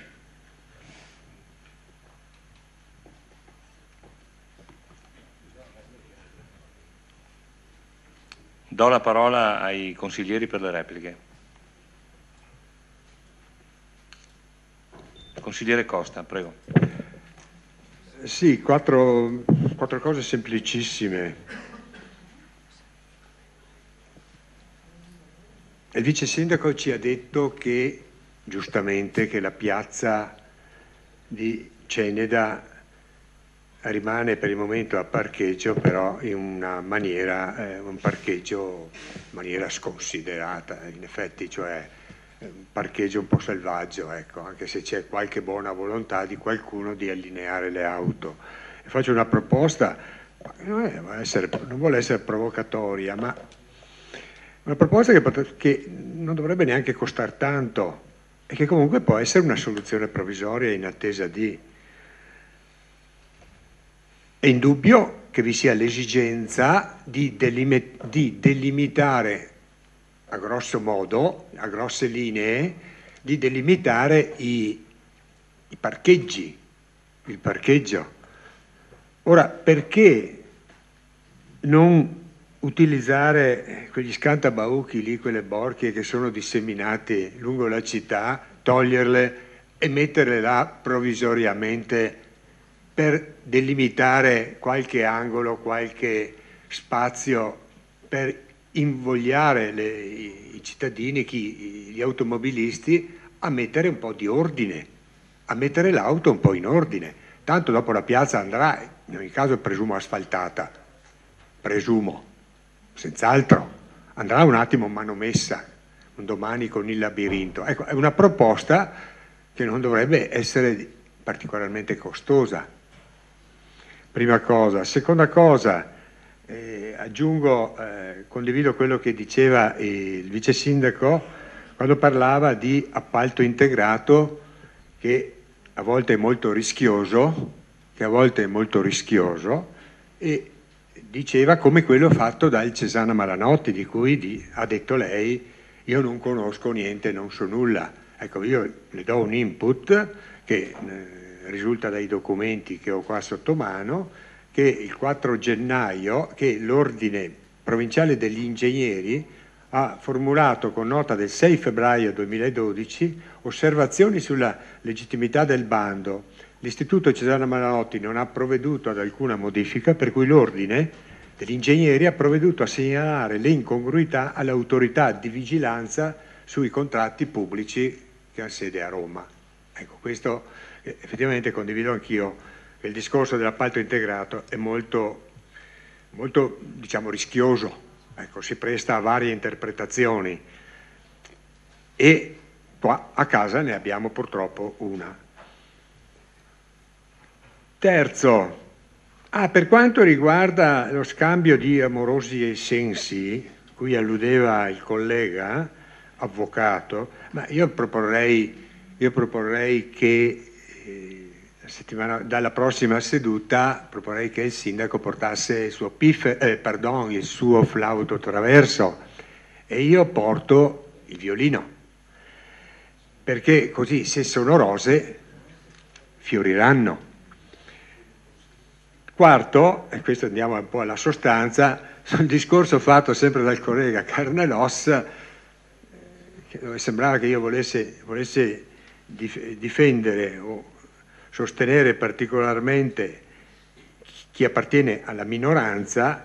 Mi permetto di dire che se una cosa buona, positiva viene dalla minoranza, non vedo perché non ne debba tener conto, prima cosa.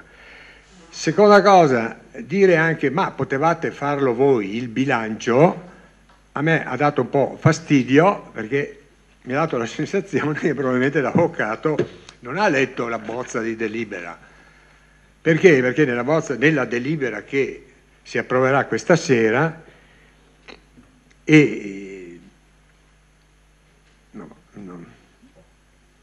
non so quale sarà l'atteggiamento della minoranza, ma io mi auguro che sia uguale a quello che noi abbiamo ottenuto lo scorso anno, nel 2013. Volevo solamente dire che nella delibera è scritto che l'approvazione del bilancio è stato differito rispettivamente il 28 febbraio, 30 aprile, 31 luglio, nonché 30 settembre 2014. Vuol dire che se a Roma hanno scritto queste cose sapevano che avevano delle difficoltà, sapevano che esistevano delle difficoltà per le amministrazioni comunali, quale ne sia il colore di appartenenza, concludere un bilancio. Certo, anch'io posso dire, allinearmi a lei e dire, potevate farlo, punto. Certo che dopo 3 mesi, 4 mesi, qualcun altro, in questo caso noi, avremmo dovuto rimetterci le mani, ma io non andrei a creare o vedere chissà quali congetture o quali fantasmi nelle affermazioni che avevo fatto prima, perché le cose sono scritte nella delibera che andremo ad approvare. Grazie. Grazie, consigliere Costa. Prego. Nell'ordine vedo il consigliere Fasan. Prego. Va bene. Allora, posso dire che ammiro la pacatezza dell'assessore Turchetto. D'altra parte è solo 4 mesi che qua avrà tempo di... No, ho detto che ammiro la tua pacatezza, la tua tranquillità. Sei solo qui da 4 mesi, vedremo fra 4 anni e 8 mesi come andrà a finire. Vabbè, no. E cosa che non posso dire di Napoli invece, perché Napoli è una vecchia volpe, ha calcato per anni questi scenari e sa come comportarsi. Addirittura mi dice casco male, io non cado su una parte, io dico quello che penso, anche perché a carne e os dico che è evidente che prima facevo parte di una squadra e dovevo adeguarmi. Adesso lavoro per conto proprio, un socio. Eccolo qua. E siamo d'accordo su tutto, giusto? No, socio alla pari. 50%. Vabbè.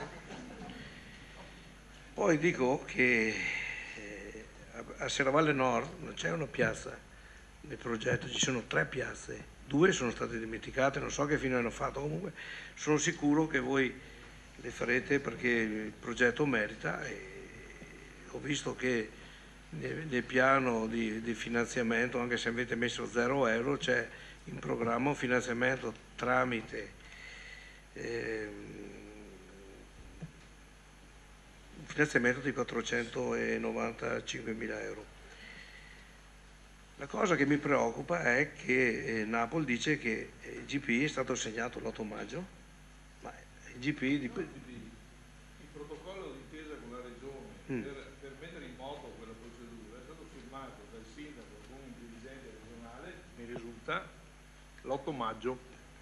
Vado a memoria, posso sbagliare. Può essere il 10. L'assessore uscente non sapeva tutto, ma però questa qui è una cosa che mi sconvolge visto che ci abbiamo lavorato per anni.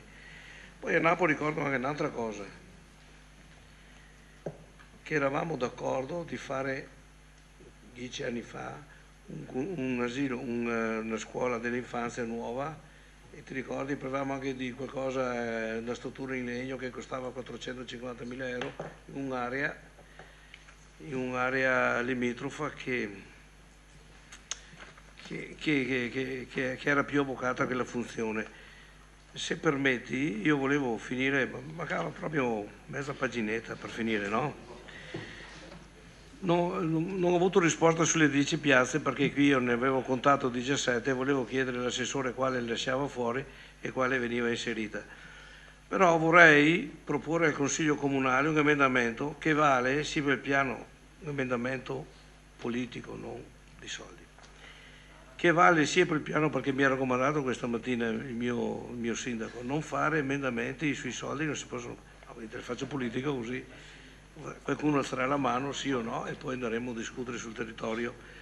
Vorrei proporre al Consiglio Comunale un emendamento che vale sia per il piano triennale opere pubbliche sia per il piano Rinazioni, che verrà adottato conseguentemente.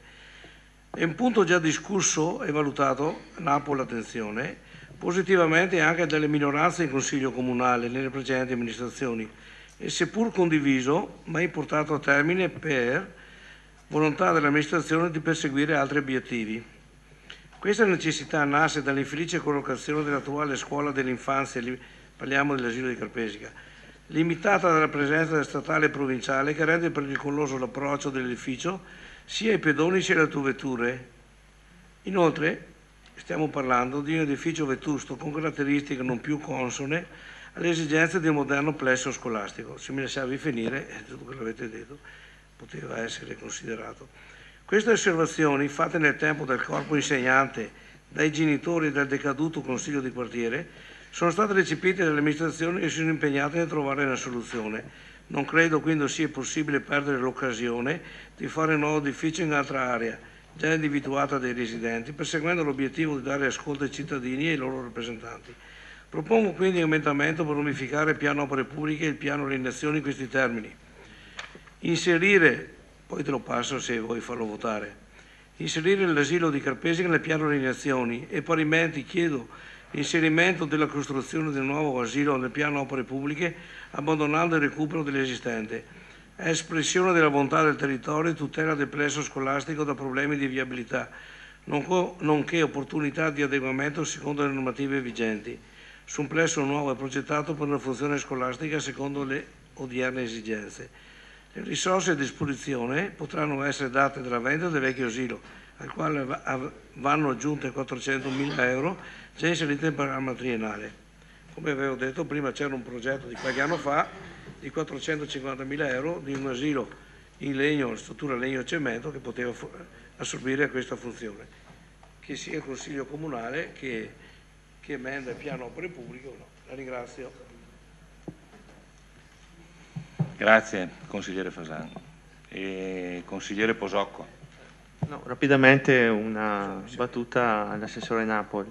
A ogni abbandono corrisponde una scuola nuova, non dimentichiamolo. Sì, ma a ogni abbandono corrisponde un problema però. Scusa, A ogni scuola nuova controlliamo quanto abbiamo risparmiato in altri termini e dove adesso i bambini sono e come stanno e come sono strutturate le scuole nuove che le precedenti giunte Scottà e D'Arè hanno fatto. Va bene, allora, la scuola di San Giacomo, no? Con i soldi dei 300.000 euro dei container e più il costo della nuova scuola, se invece fosse stato scelto di intervenire nella scuola vecchia, oggi avremo una scuola funzionale, una scuola vecchia, ristrutturata, in centro paese, risanando un ambito e ridando scusi, allora il problema, no, non vado dove dici tu, caro mio, allora il problema è le 25.000 macchine, dovevate risolverlo voi nel 2000 e siamo nel 2014 e ci sono ancora le 25.000 macchine, questo è il vostro fallimento, punto primo. Punto secondo, le cose, no, volevo segnalare una cosa molto semplice, perché poi qua sembra che noi raccontiamo le storie, ma insomma, se le cose si fanno o non si fanno, no? Cioè io ricordo che così l'acquisto della Muffin nel 2005 è costato 1.205.000 euro più 241.000 euro di IVA, pari a 1.446.000, sul quale è stato benissimo, sul quale è stato acceso un mutuo di 1 milione che stiamo pagando fino al 2025 e sul quale abbiamo già pagato quasi 180.000 euro di interessi. Questa è un'operazione di strepitosa finanza creativa. Grazie.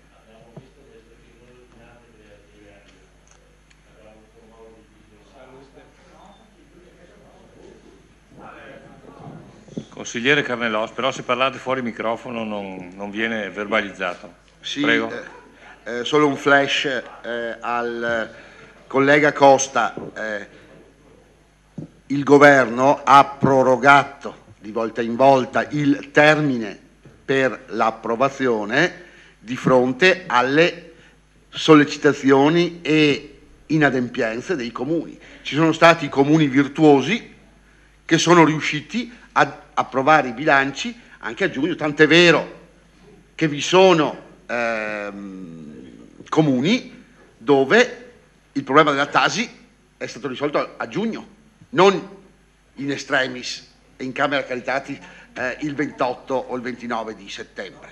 Prendo atto, certo, l'8%, ma siccome è meglio essere fra i migliori che fra i peggiori, credo che l'auspicio sia del tutto valido. Si può guardare, per esempio in Emilia Romagna, moltissimi comuni lo hanno fatto appunto prima, perché dopo, ripeto, capisco benissimo la scelta, quella che non condivido però è l'attacco, perché se si dice abbiamo procrastinato per vedere e poi nel momento in cui la palla avvelenata passa che viene dopo ci fosse almeno così la decenza di dire beh, sentite, risolvere la patata bollente ce l'hanno loro, il dover trovare i 2.700.000 euro è loro che saranno almeno tacere, mentre invece ci sono le sparate. E allora a quel punto è chiaro che, siccome ricordo i principi della fisica, ad ogni azione una reazione uguale e contraria. Sicuramente il mostrare o dare l'altra guancia è un canone cristiano che applico con il prossimo.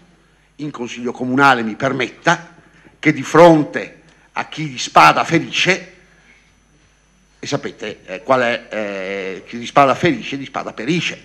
Quindi ovvio che, e fa parte della dialettica politica se ci pensate, la politica è un'arte nobile e se non la facciamo qui in Consiglio Comunale dove la facciamo?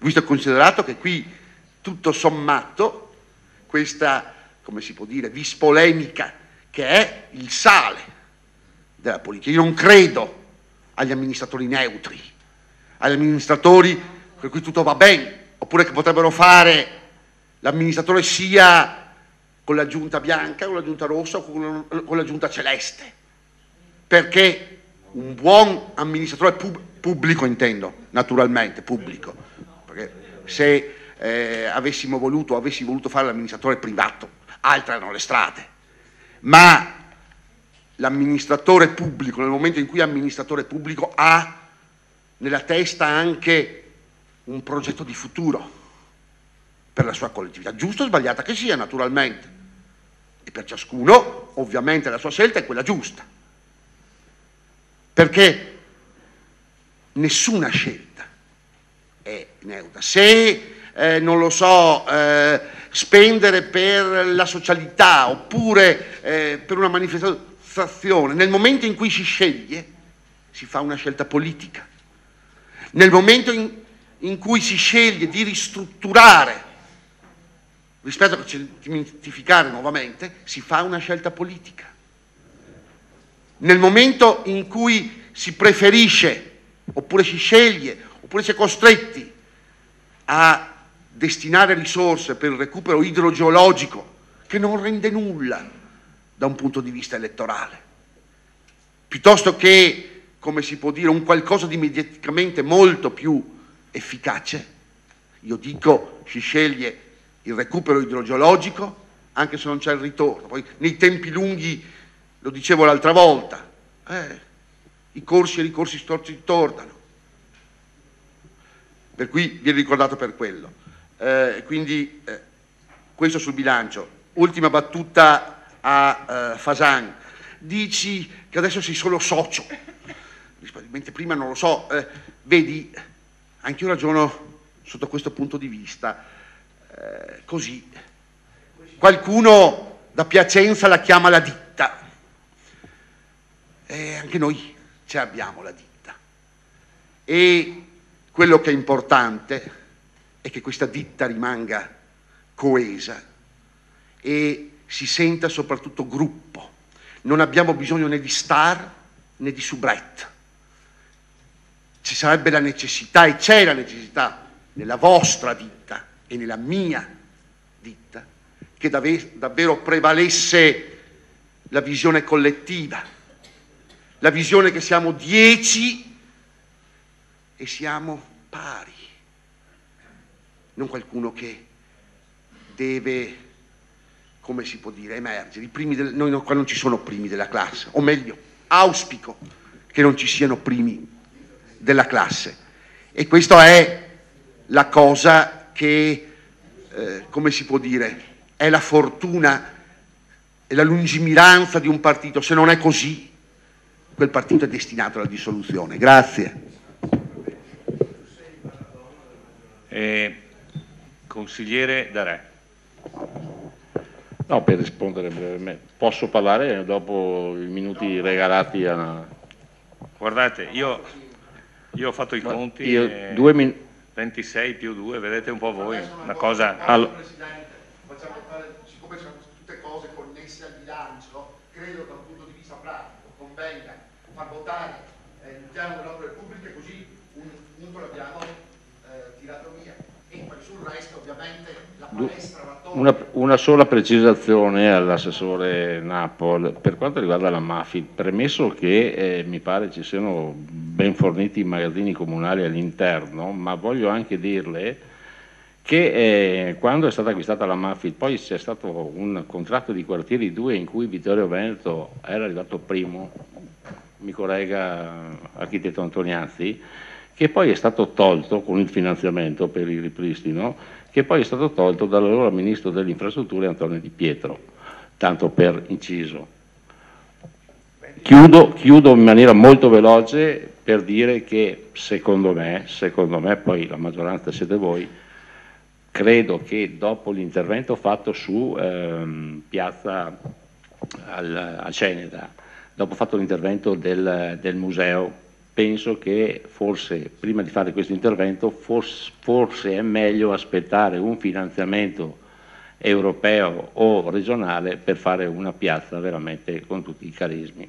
Questo è un mio pensiero che rivolgo alla maggioranza, però ripeto, su questo punto volevo solo fare una precisazione. Consigliere Botteon. Sì, grazie. Allora, innanzitutto una battuta al consigliere Fasan, siccome ha citato i decaduti consigli di quartiere, se porta avanti le istanze del decaduto consiglio di quartiere, siccome l'avete decaduto voi, è come se Robespierre portasse avanti le istanze di Luigi XVI, cioè non è assolutamente è incoerente, insomma, come atteggiamento, insomma, poteva risparmiarsi questa citazione. Sottolineo una cosa importante invece per la città di Vittorio Veneto, cioè la scelta della Giunta di ristrutturare piuttosto che costruire del nuovo, ed è una scelta su cui noi abbiamo anche costruito la nostra campagna elettorale e che è una scelta che difendiamo e che applaudiamo.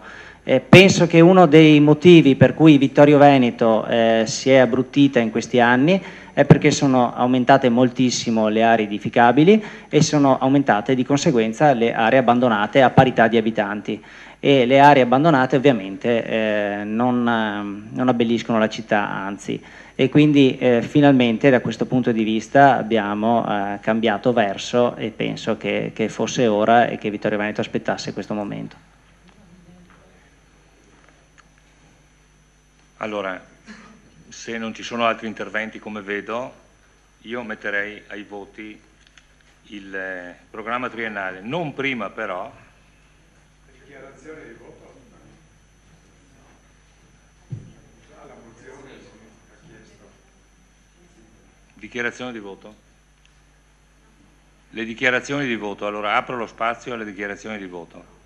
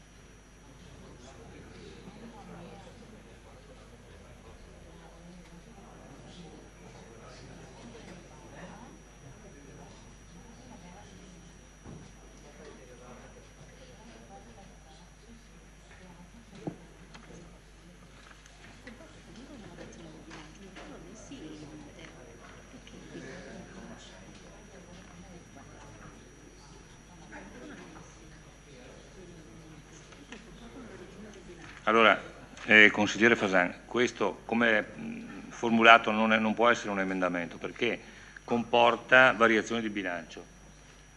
In particolare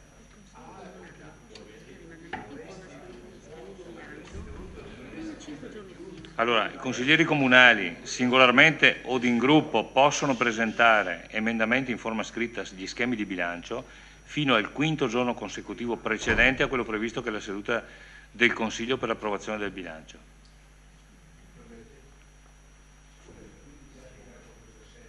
E questa è stata una prassi consolidata negli ultimi 15 anni. Pensavo che cambiando il Presidente non si cambiassero le regole. Chiedo scusa, ma se mi dici così prendo atto. Guarda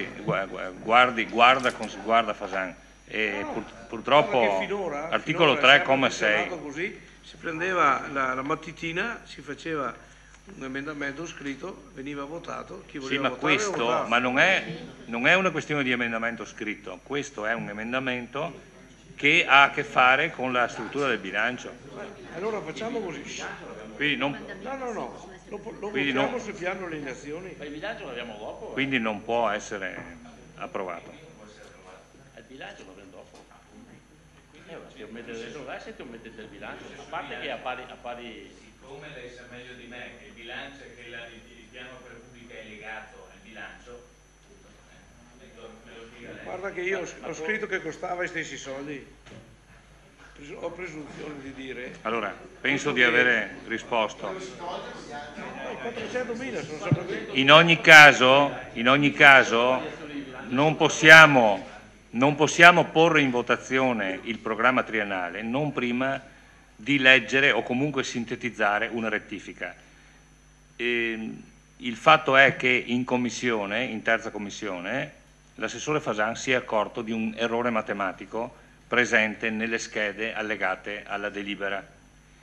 Questo errore è stato corretto dagli uffici che ci hanno presentato una relazione, se volete io la leggo, ma la cosa sintetica è comunque che il bilancio pluriennale 2014-2016 sia nella versione dello schema approvato nella Giunta che nella versione proposta all'approvazione del Consiglio Comunale nella seduta di questa sera contiene la previsione per l'anno 2016 dell'intervento di adeguamento impiantistico della biblioteca comunale per l'importo arrotondato di 515.500 euro da finanziarsi con l'assunzione di mutuo. Per cui che cosa succede?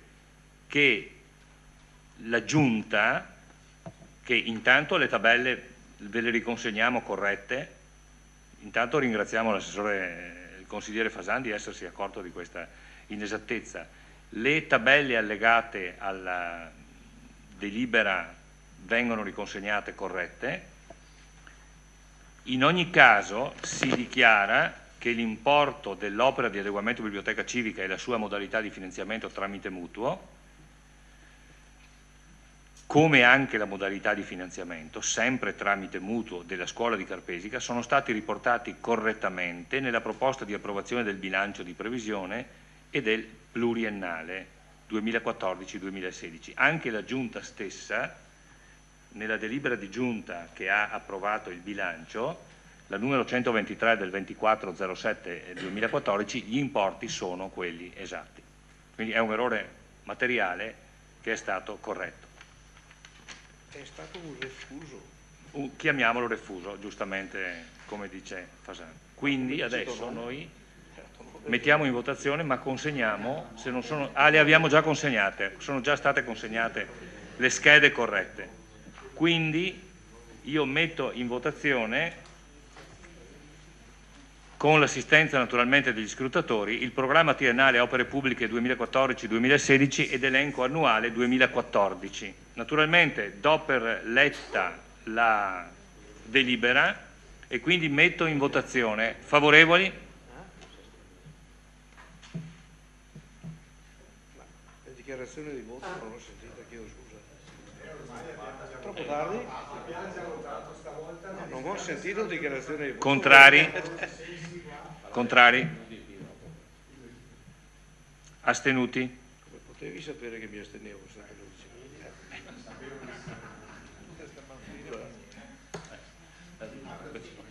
mi dai il risultato? risultato. Passa troppe cose, eravamo molto più...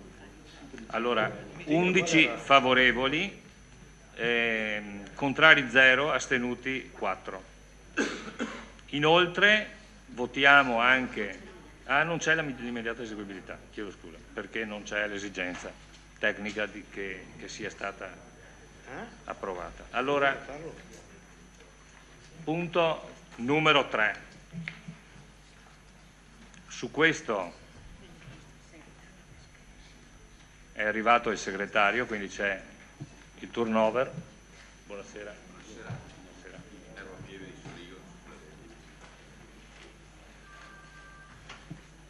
Ecco, qui i tempi sono tornati quelli normali, quindi vi pregherei di essere... Poi non si dica che io non lascio la parola. I tempi sono quelli normali, di 7 minuti e 5 per le repliche, e quindi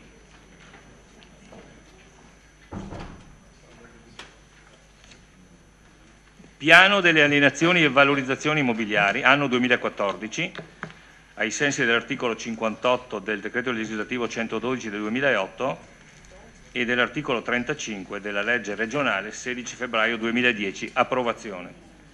Ecco, do la parola all'assessore di reparto. Prego. Sì, grazie Presidente. Allora, l'articolo 58 del decreto legge numero 112 del 25 giugno 2008 e successive modifiche e integrazioni prevede che il Comune rediga il piano delle alienazioni e valorizzazioni immobiliari, quale allegato al bilancio di previsione. Come illustrato nelle premesse della deliberazione che questo Consiglio è chiamato ad approvare questa sera, ricordo che a seguito dell'approvazione dei piani di alienazione degli anni precedenti sono stati alienati dal 2010 ad oggi la palazzina di via Pretorio numero 3 per complessivi euro 451.000, l'appartamento di piazza Fiume ubicato sopra la farmacia euro 217.600, 2 alloggi del condominio di via Graziani al numero 7 euro 76.000 più euro 81.333, un alloggio in via Gobetti numero 18 euro 75.000 e un alloggio in via Gobetti 23 per euro 70.000. L'ex scuola elementare di Cozzuolo, sede del CEOD per euro 300.000 e Palazzo Vascellari per euro 521.130 per complessivi euro 1.792.063. Sempre previa delibera del Consiglio Comunale vi sono stati poi una serie di alienazioni di beni minori, ovvero principalmente di relitti stradali o piccole aree. Venendo quindi al piano alienazioni del 2014, va detto che si è partiti dall'elenco dei beni del piano alienazioni 2013 approvato dal precedente Consiglio Comunale. Viene confermata e proposta a questo Consiglio Comunale l'alienazione dei beni già presentati nel piano alienazioni del 2013 ad esclusione, per scelta politico-programmatica di questa amministrazione, del complesso immobiliare di Villa Papadopoli. A riguardo preciso, come peraltro ne ha dato conto la stampa a fine luglio, che l'amministrazione in economia ha messo in atto un primo intervento di messa in sicurezza e valorizzazione delle aree circostanti la villa, rendendone nuovamente fruibile in particolare la parte antistante alla villa, che è stata utilizzata in occasione della festa di Sant'Osvaldo nel mese di luglio scorso. E quindi nella volontà di questa amministrazione la valorizzazione di questo compendio immobiliare, senza tema di smentita uno dei maggiori per valore artistico e paesaggistico della città, anche eventualmente mediante l'istituto della concessione.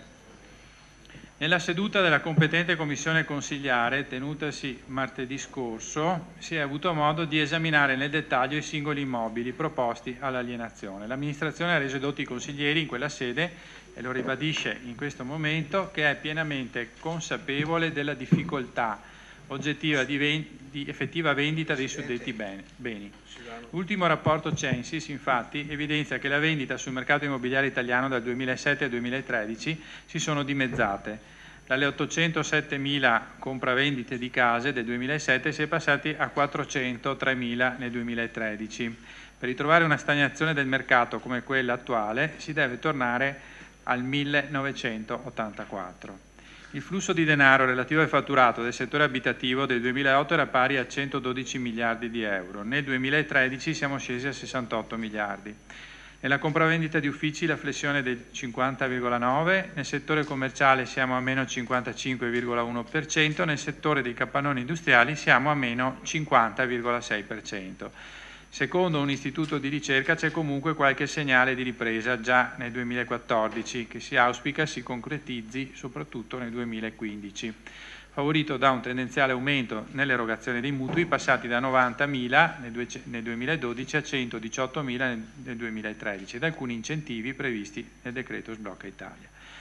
In ragione di quanto appena detto, prudenzialmente tengo quindi a precisare che lo schema di bilancio 2014, che sarà trattato al prossimo punto all'ordine del giorno, non prevede al momento alcuna entrata derivante da proventi di alienazione e pertanto solo ad avvenute alienazioni si provvederà alle conseguenti eventuali variazioni di bilancio. Grazie. Allora, la parola ai consiglieri, vi prego.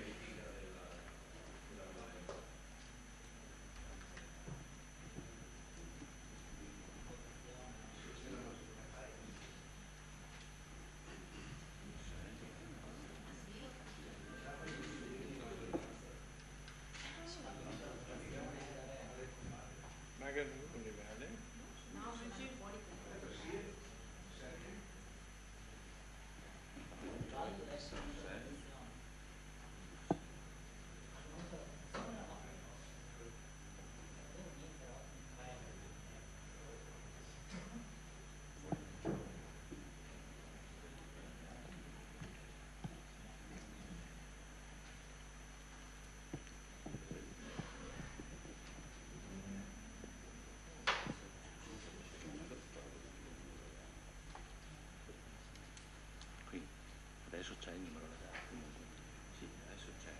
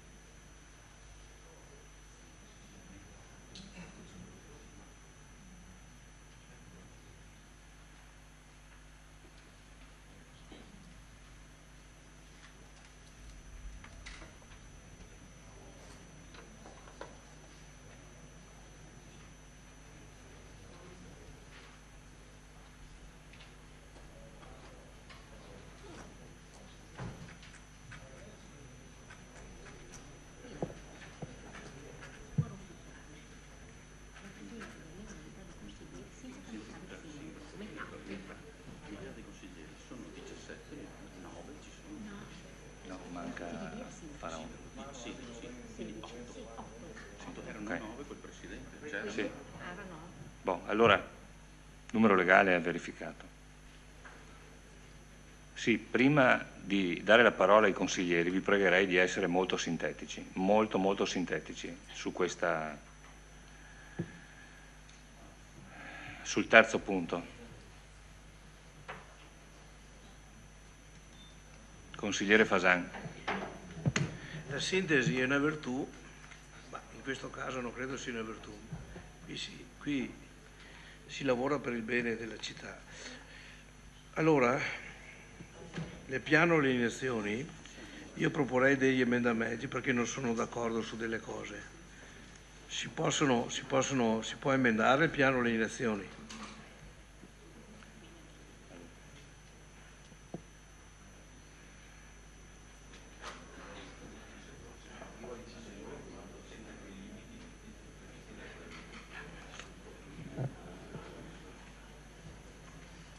Consigliere Fasan, si può emendare sempre con i limiti previsti dal regolamento? Cioè, se non... Per favore mi spieghi cosa sono questi limiti. Le rileggo l'articolo. Allora, se io propongo, faccio un esempio, leggo la prima e vediamo se è accettata, va bene? Emendamento da inserire nel piano alienazioni. Nel piano alienazioni sono state inserite 2 nuove schede che riguardano l'alienazione dell'ex scuola media Cosmo di via Battisti e l'edificio ex Sinam di via Carducci. Io credo che quello che propongo sia condivisibile, se poi qualcuno non è d'accordo fa meno di votarlo. L'emendamento deve essere perfetto nella proposta che tratta e suscita il bilancio deve apparire. Allora, abbi la pazienza, poi no, gli emendamenti non vanno messi a bilancio, gli emendamenti sono politici, cavolo, dai.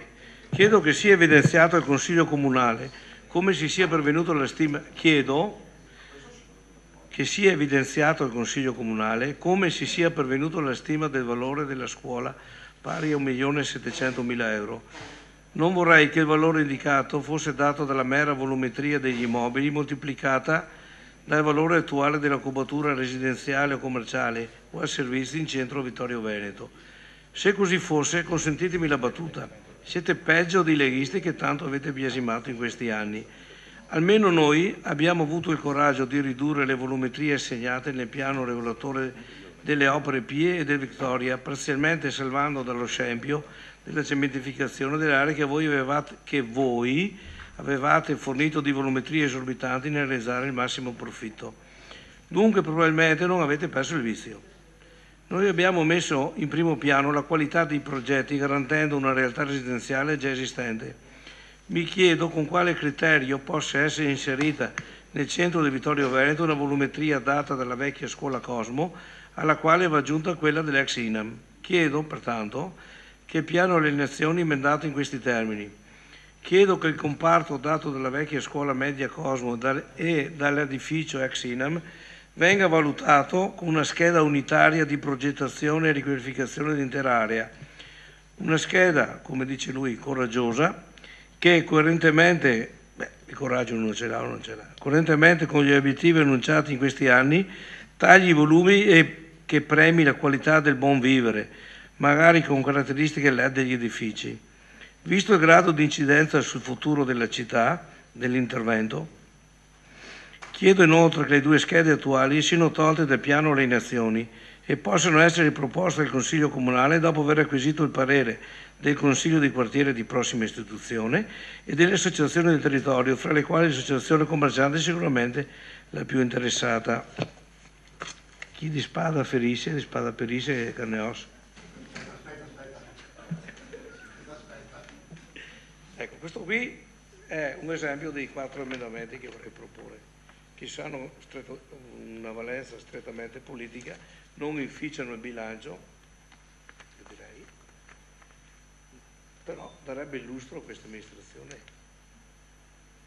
Diciamo nel senso che non cambia Se tu prendi l'ex scuola e l'INAM e fai una scheda unitaria e la presenti con un progetto di riqualificazione dell'area, non credo che sia peggiore di quello che avete messo voi, 2 schede con una volumetria senza dire null'altro. Questo è il primo esempio. Se passa questo, provenga qualche altro. Giusto?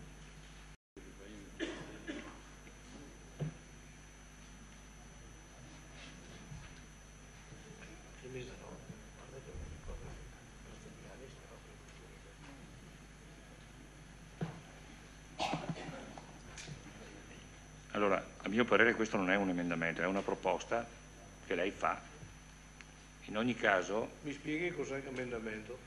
L'emendamento è un preciso capitolo che si inserisce nella delibera e la cambia per la parte di competenza.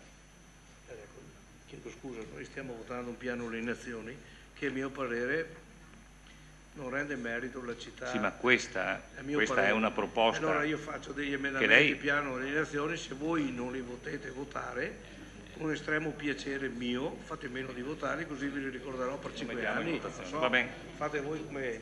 Consigliere Fasan, lo mettiamo in votazione. Adesso o dopo? Prima della votazione. Allora, vedo nell'ordine il consigliere Sant'Antonio. Sì. Volevo fare una domanda all'assessore Turchetto. Relativamente a Villa Papadopoli, Io so che nella precedente amministrazione era stata messa nelle alienazioni e qua è stata tolta.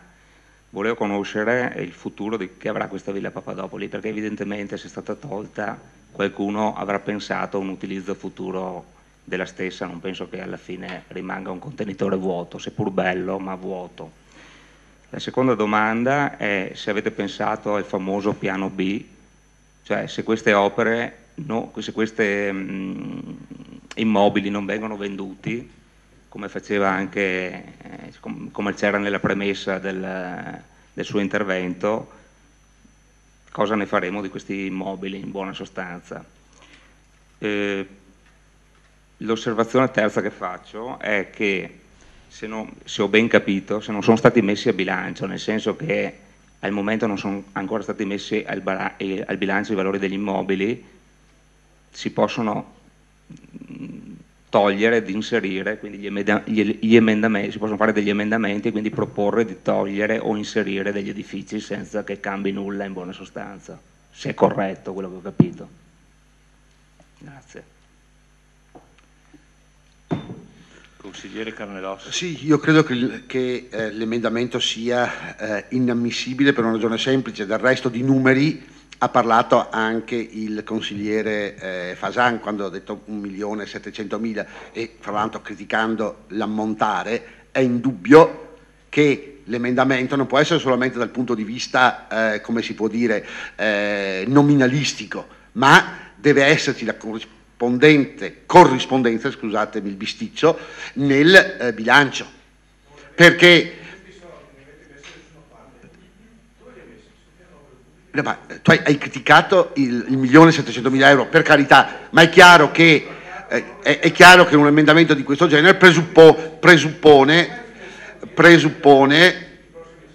della modifica di quella quantificazione, ma al di là dell'aspetto meramente tecnico che tutto sommato non mi interessa, io volevo assolutamente replicare al collega perché ha detto delle cose che secondo me, o meglio, così, sempre dal punto di vista politico, sono inaccettabili. Ha detto peggio dei leghisti, diventare peggio dei leghisti non è possibile, perché più di così, no, ecco, vero, potrebbe essere una cosa, questo leghismo, c'era Baffino che diceva che era la costola della sinistra venuta male, a dir la verità, e sotto questo aspetto adesso c'è il centro-sinistra vero. Coraggio, da chi è stato per 15 anni Don Abbondio, il coraggio o c'è o non c'è, e sicuramente credo che da quel pulpito non ci possa assolutamente venir detto nulla, ripeto,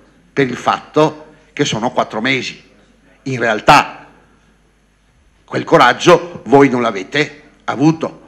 Credo che da almeno così, da quelle poche conoscenze, guardando dal di fuori senza entrare nell'esame delle singole carte, credo che se molti problemi ci sono, molti sono stati determinati dal fatto che le scelte erano difficili, e credo che tante volte, come sono vecchio del mestiere, quando c'erano i dossier scottanti, quelli irrisolvibili, era molto semplice chiudere la cartellina e scriverci sopra PA, che nel linguaggio burocratese di noi politici amministratori PA vuol dire prossima amministrazione, e quelle cartelline la nuova amministrazione, visto che tanti PA ci sono negli armadi del comune, dovremmo uno alla volta cercare di risolverli, avendo un'ambizione di non metterci PA, di cercare di risolverli noi. Se non ci riusciremo ce lo direte, perché evidentemente è una opposizione accorta e sicuramente capace sotto questo punto di vista. Ho detto, viene fuori dalla costola della sinistra e quindi qualcosa avrà imparato, ce lo direte pian pianino, man mano che cominceremo, questa nave comincerà a navigare nel mare aperto dei prossimi 4 anni e mezzo che ci mancano. Grazie.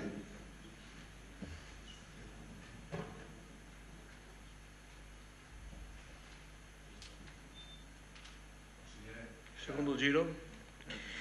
Allora, io prendo tutto il mio tempo e leggo anche gli altri 3 emendamenti che propone. Se poi volete fare buon uso, io faccio il mio lavoro per la città, non sicuramente per me. Emendamento piano alienazione da inserire per inserire la vendita di Villa Papadopoli.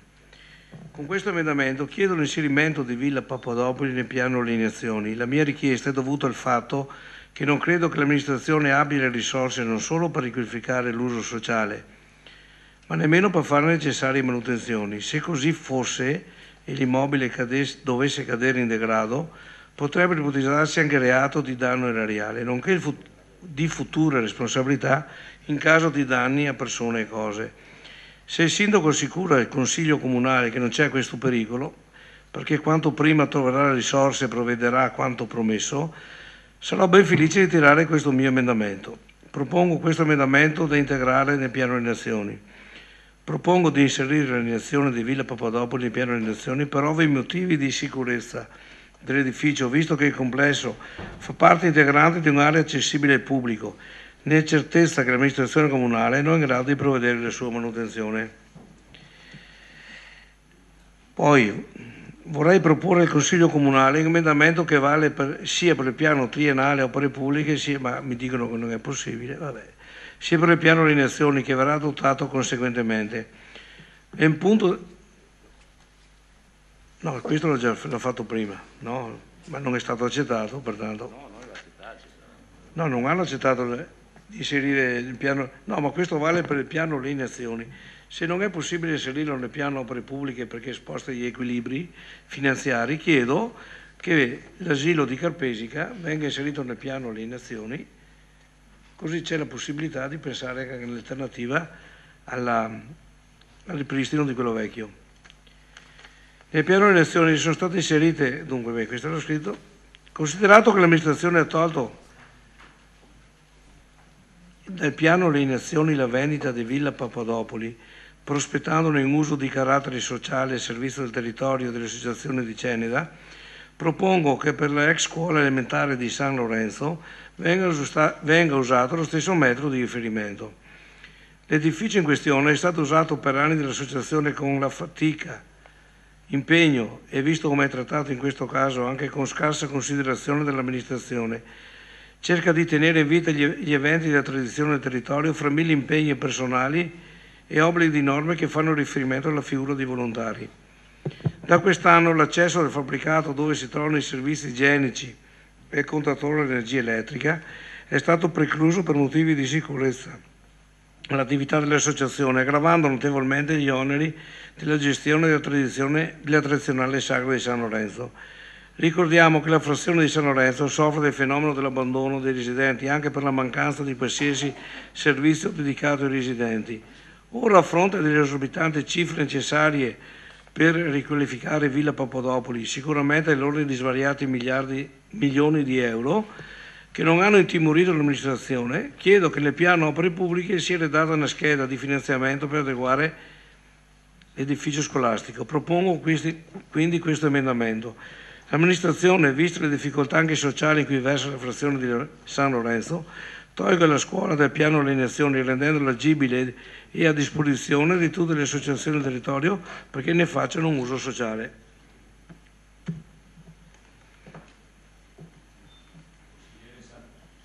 Consigliere Sant'Antonio. Sì, volevo fare una replica relativamente alla stima dei costi degli immobili. Non ho capito perché non vengono messi a bilancio. No? E una replica al consigliere Carnelos dicendo che se non sono messi a bilancio non è questione di forma ma è anche di sostanza, perché evidentemente se il valore è nullo a questo punto si possono fare 1000 emendamenti inserendo un edificio piuttosto che un altro, allora diventa una scelta politica, perché se scelgo di alienare l'edificio X piuttosto che l'edificio Y, quindi o sono stati messi a bilancio, cosa che doveva essere fatta, la stima, e quindi qua ci dite perché, oppure se non sono stati messi a bilancio, il valore è nullo, a questo punto si possono proporre variazioni variazioni di edifici come scelta di alienazione, non so, tranquillamente, perché se il valore è nullo si può fare l'emendamento. Grazie. Sì. Sì. Allora la parola all'assessore Turchetto. Sì, evidentemente sì.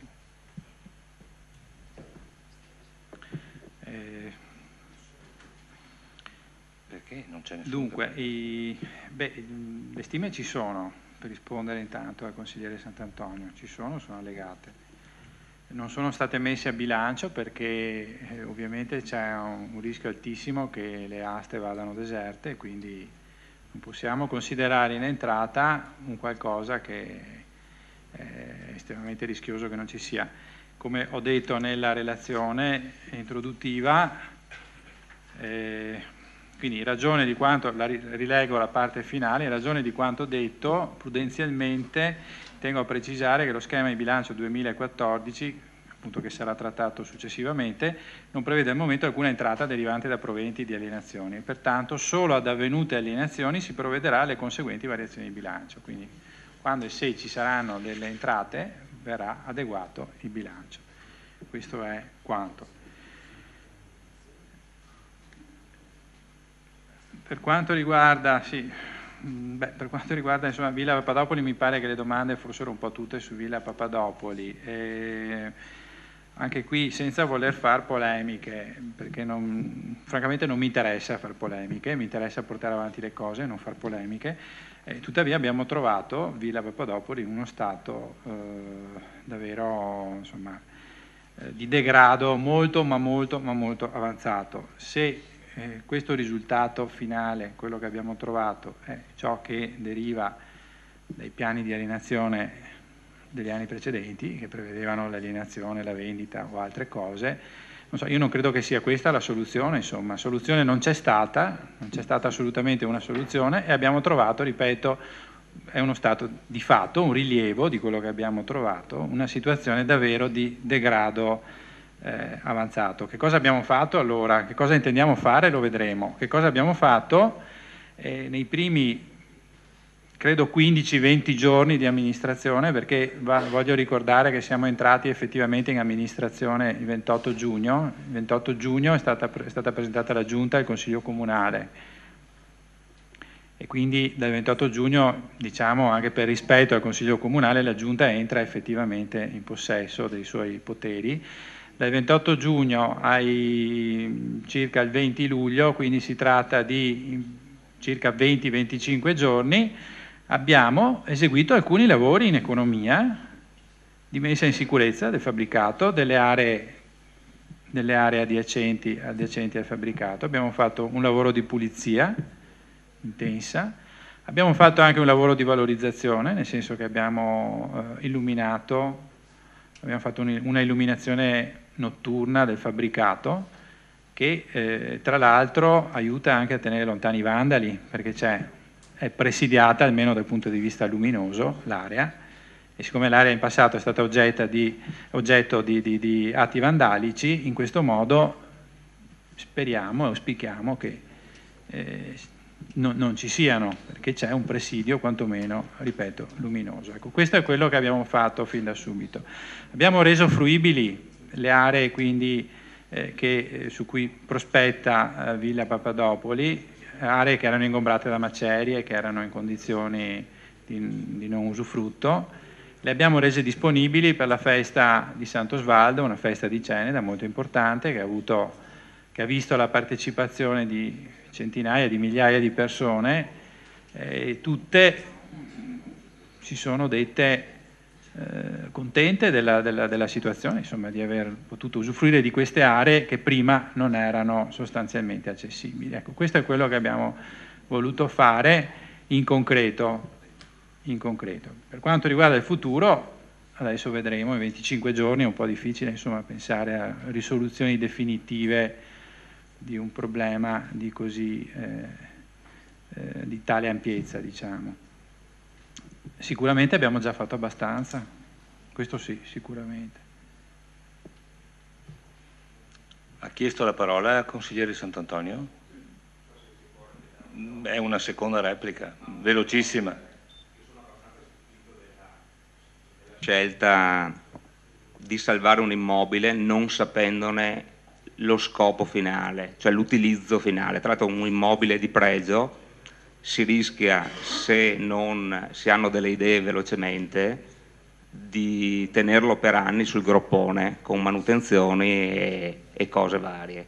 Quindi vi esorto a farvi venire in testa delle idee. No, ad esempio, se uno avesse detto sposto la biblioteca da una parte all'altra perché ho idea di ristrutturare eccetera, potrebbe avere un senso, ma così mi sembra una operazione un po' traballante. Grazie. Grazie. Consigliere Darè. Prendo atto che avete fatto dei lavori estremamente importanti sulla villa. Le manutenzioni vorrei ricordarvi che c'è un'associazione che mi pare incassi 15-17 mila euro, vado a spanne, non ho il bilancio sotto, e quindi probabilmente per tenere manutentato quantomeno l'esterno della villa. Quindi verificate, perché effettivamente allora sono soldi buttati. Io non credo, perché effettivamente la villa è sempre, cioè il parco è sempre stato manutentato. Se c'era qualcosa proprio nelle immediate vicinanze del plesso, perché non mi venga a dire che era... Sì, perché è anche scortese nei confronti di chi in questi anni ha sempre fatto il suo lavoro. Vorrei capire effettivamente... Ho detto che siamo intervenuti nelle aree su cui prospetta la villa, sì, e sono quelle delle immediate vicinanze, come ha detto lei, ma è una precisazione, ma l'avevo già detto io. L'associazione che sta facendo lavori di manutenzione sta facendo un lavoro egregio nel parco, quindi non c'è assolutamente alcun problema in questo senso. Perché da come aveva il parco è tenuto molto bene. Io mi riferivo alle aree circostanti alla villa che erano tra l'altro interdette proprio perché c'era una condizione di pericolosità e le abbiamo rese fruibili, questo ho detto. E questo tendo a precisare. Volevo, seconda velocissima domanda, sempre inerente alla Villa Papadopoli, un'idea, diciamo, di cosa volete fare, visto che è stata tolta dal piano delle alienazioni. Cioè un'idea l'avrete, cioè una.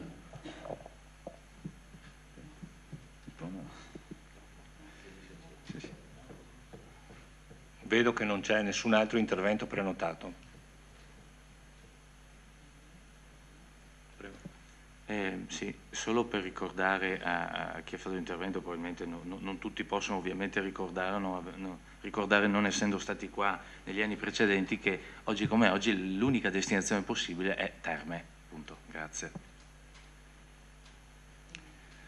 Allora, dopo l'intervento del sindaco vedo un intervento di Carnelos. Sì, secondo, l'ultimo.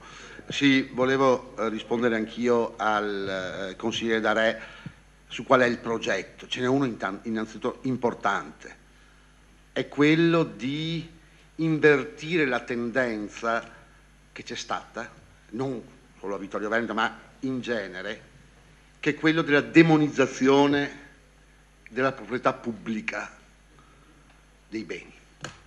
Vedete, io sono convinto di una cosa, sarò ancien regime forse, ma sono convinto che sia assolutamente prioritario e necessario.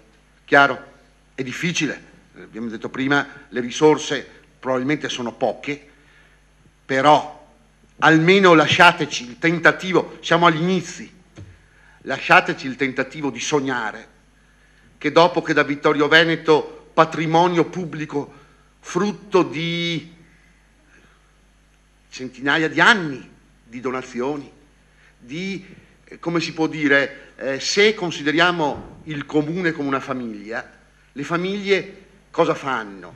Accumulano patrimonio per le generazioni successive. Anche i comuni e anche Vittorio Veneto aveva un grande patrimonio che era frutto di ciò che le generazioni passate ci avevano lasciato. È, secondo me, estremamente negativo il messaggio di alienare, quindi di vendere i gioielli di famiglia, quelli sudati, ripeto, dalle nostre generazioni per coprire il contingente. Vedete, qui lo dico, una mia, come si può dire, un mio cruccio da un punto di vista proprio amministrativo, e che non si può tornare indietro. Se penso che il mio sogno era quello che a Piazza Meschio, quegli immobili pubblici, frutto di donazione di una nobile donna e di un prete di questa terra, sarebbe stato bello che, come abbiamo il polo sanitario, io là sognavo il polo culturale della città di Vittorio Veneto, ma si è preferito vendere e vendere e vendere, e quindi per esempio quel sogno non sarà più realizzabile. Chissà se teniamo Villa Papadopoli, ripeto, mi rendo conto che sarà difficile, ma è possibile che questa recessione, questa depressione duri in eterno? È possibile pensare che forse gli anni bui stanno per terminare? Certo, ci sarà qualcuno pessimista che dice no, ormai non si tornerà più, ma lasciateci almeno per quest'attimo pensare che ci possa essere una inversione di tendenza e che finalmente possiamo conservare almeno quello che è rimasto di quello che ci hanno lasciato le generazioni precedenti. Credo sia dovuto alla città, credo sia dovuto ai cittadini, credo che questa nobile città, con i suoi beni pubblici, almeno quelli che ci sono rimasti, possano essere conservati, così come le precedenti generazioni ce l'hanno lasciato. Grazie. Grazie, consigliere Carnelos.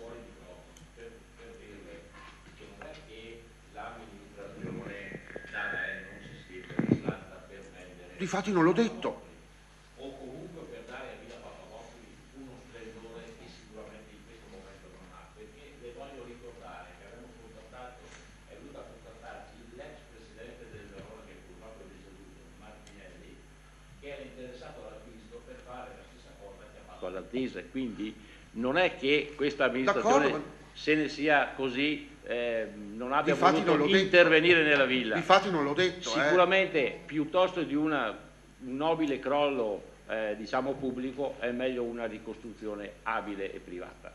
Questa è una mia concezione, però penso che Villa Papadopoli possa risplendere sia nel pubblico, con il pubblico e anche con il privato, ma per fare questo ci vuole in questo momento la stessa cosa che unisce il pubblico e il privato. Scusate, in questo momento non sono costretto.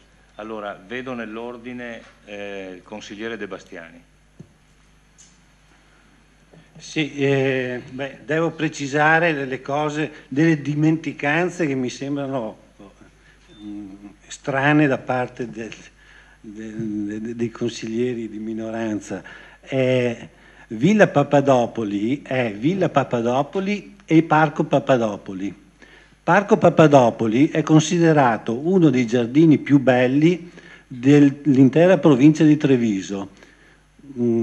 Possono essere 2 o 3, uno è il Papadopoli, uno è il Bolasco di Castelfranco e dopo non so se in provincia ci sono altrettanti giardini di questo genere.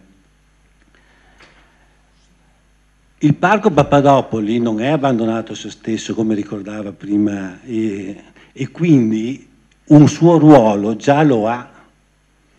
L'edificio in questo momento non è utilizzato, ma il parco è utilizzato dai vittoriesi da tanti anni, almeno dal 1968, e i vittoriesi ci tengono moltissimo a quel parco. Ci tengono tanto che alcuni anni fa hanno avviato una raccolta firme e sono state raccolte 9.000 firme di vittoriesi che hanno espresso la volontà di tenere il Parco Papadopoli a disposizione della città. Quindi il suo ruolo c'è, l'idea non serve inventarla perché ha già una sua funzione. Concordo che serve un'idea per l'edificio, ma l'idea dell'alienazione prevedeva la vendita della villa e del parco.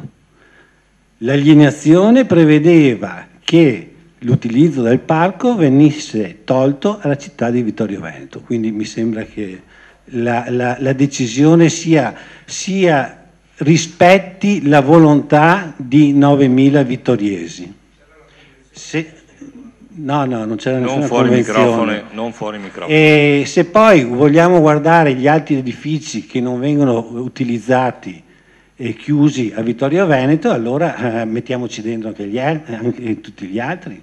Mettiamoci dentro Palazzo Torres che è chiuso da 15 anni, mettiamoci dentro Palazzo Piazzoni che è mezzo vuoto, mettiamoci dentro gli appartamenti di Piazza Flaminio che sono vuoti da 10-15 anni, quindi il vostro ragionamento non è coerente.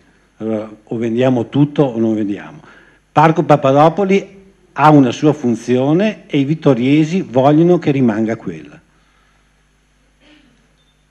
Grazie. Consigliere Posocco. Grazie, sono d'accordo consigliere Carnelos su tutto quello che ha detto. Sarebbe un sogno che Villa Papadopoli rimanesse ai vittoriesi. Sono sogni che sono semplici anche da realizzare se ci mettessimo tutti d'accordo. Risorse dei vittoriesi rimangono a Vittorio Veneto, quindi presa politica vostra. Cominciate a chiedere questo a uno Stato che vedo che cerca sempre di essere più centralizzare un po' tutto e non di lasciare le risorse al nostro territorio.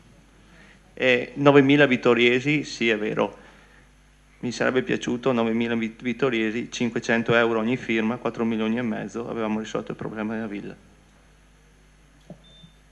Assessore, consigliere Botteon. Grazie Presidente.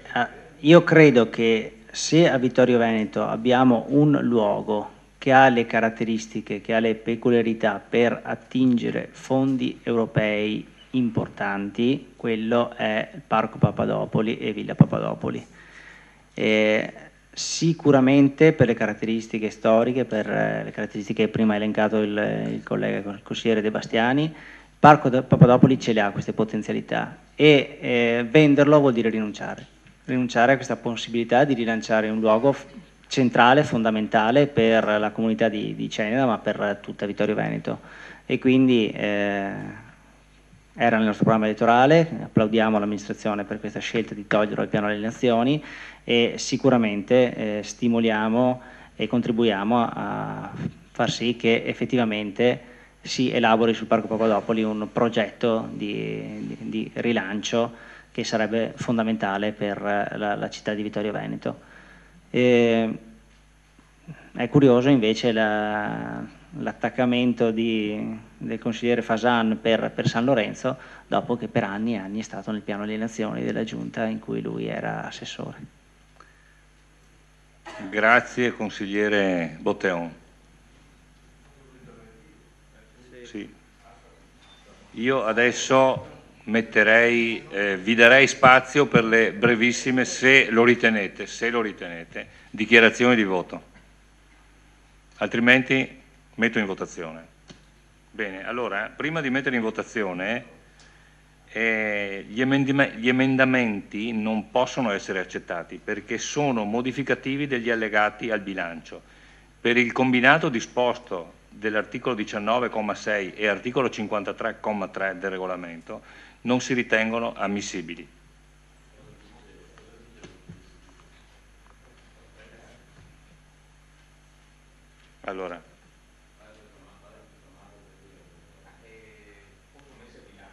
Allora in ogni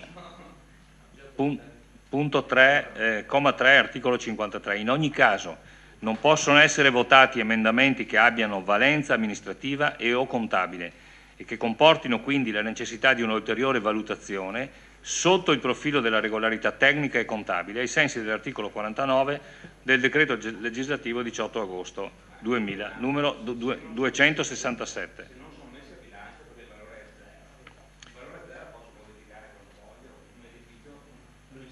Però necessita di un'ulteriore valutazione sotto il profilo della regolarità tecnica e contabile.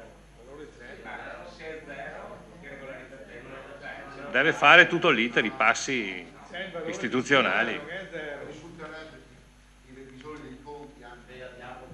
E comunque un allegato al bilancio che andrebbe modificato. Ok. Allora, do per letta.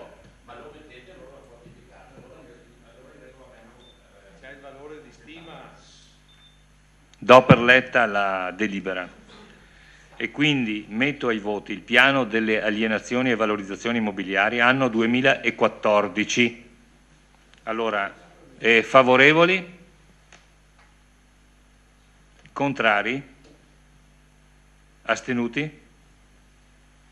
Quindi mi riepiloga 4 contrari, 11 favorevoli. Gli scrutatori hanno verificato 11 favorevoli e nessun astenuto. La proposta è quindi accolta e metto in votazione l'immediata eseguibilità. Quindi metto subito i voti favorevoli all'immediata eseguibilità. 11 favorevoli, astenuti, contrari, 4 contrari. 11 favorevoli, nessun astenuto, 4 contrari.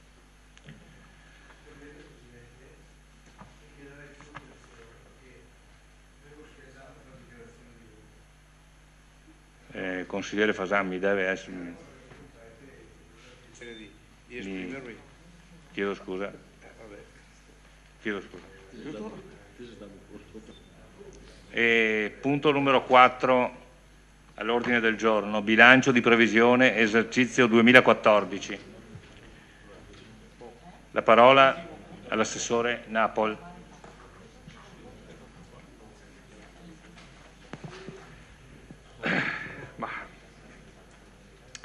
Diciamo, data l'ora tarda, vediamo di accelerare un po' i tempi. Chiedo scusa, facciamo accomodare i revisori. Chiedo scusa. E naturalmente il dottoressa Alvassore, chiaramente.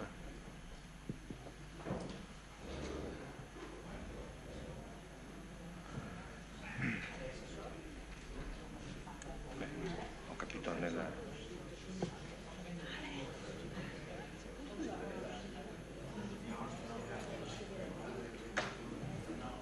Allora, siccome il consigliere Pasocco è uscito dall'aula, va nominato un terzo scrutatore, quindi se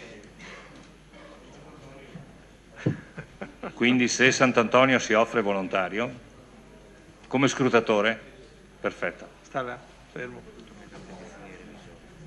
Ma io stesso. Perché vai là?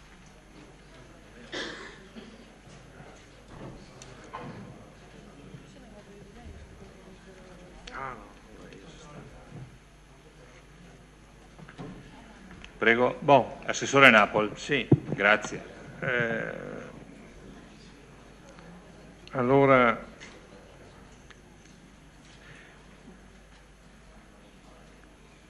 è chiaro che diciamo, il bilancio di quest'anno si caratterizza per essere un bilancio diviso sostanzialmente a metà o anche un po' di più, nel senso che noi siamo intervenuti a fine giugno e su un impianto di bilancio già ormai consolidato e in stato avanzato nel suo corso. E quindi diciamo così, l'intervento nostro è stato semplicemente quello di accompagnare la situazione già esistente con interventi quasi nulli in termini di scelta nella locazione delle risorse finanziarie.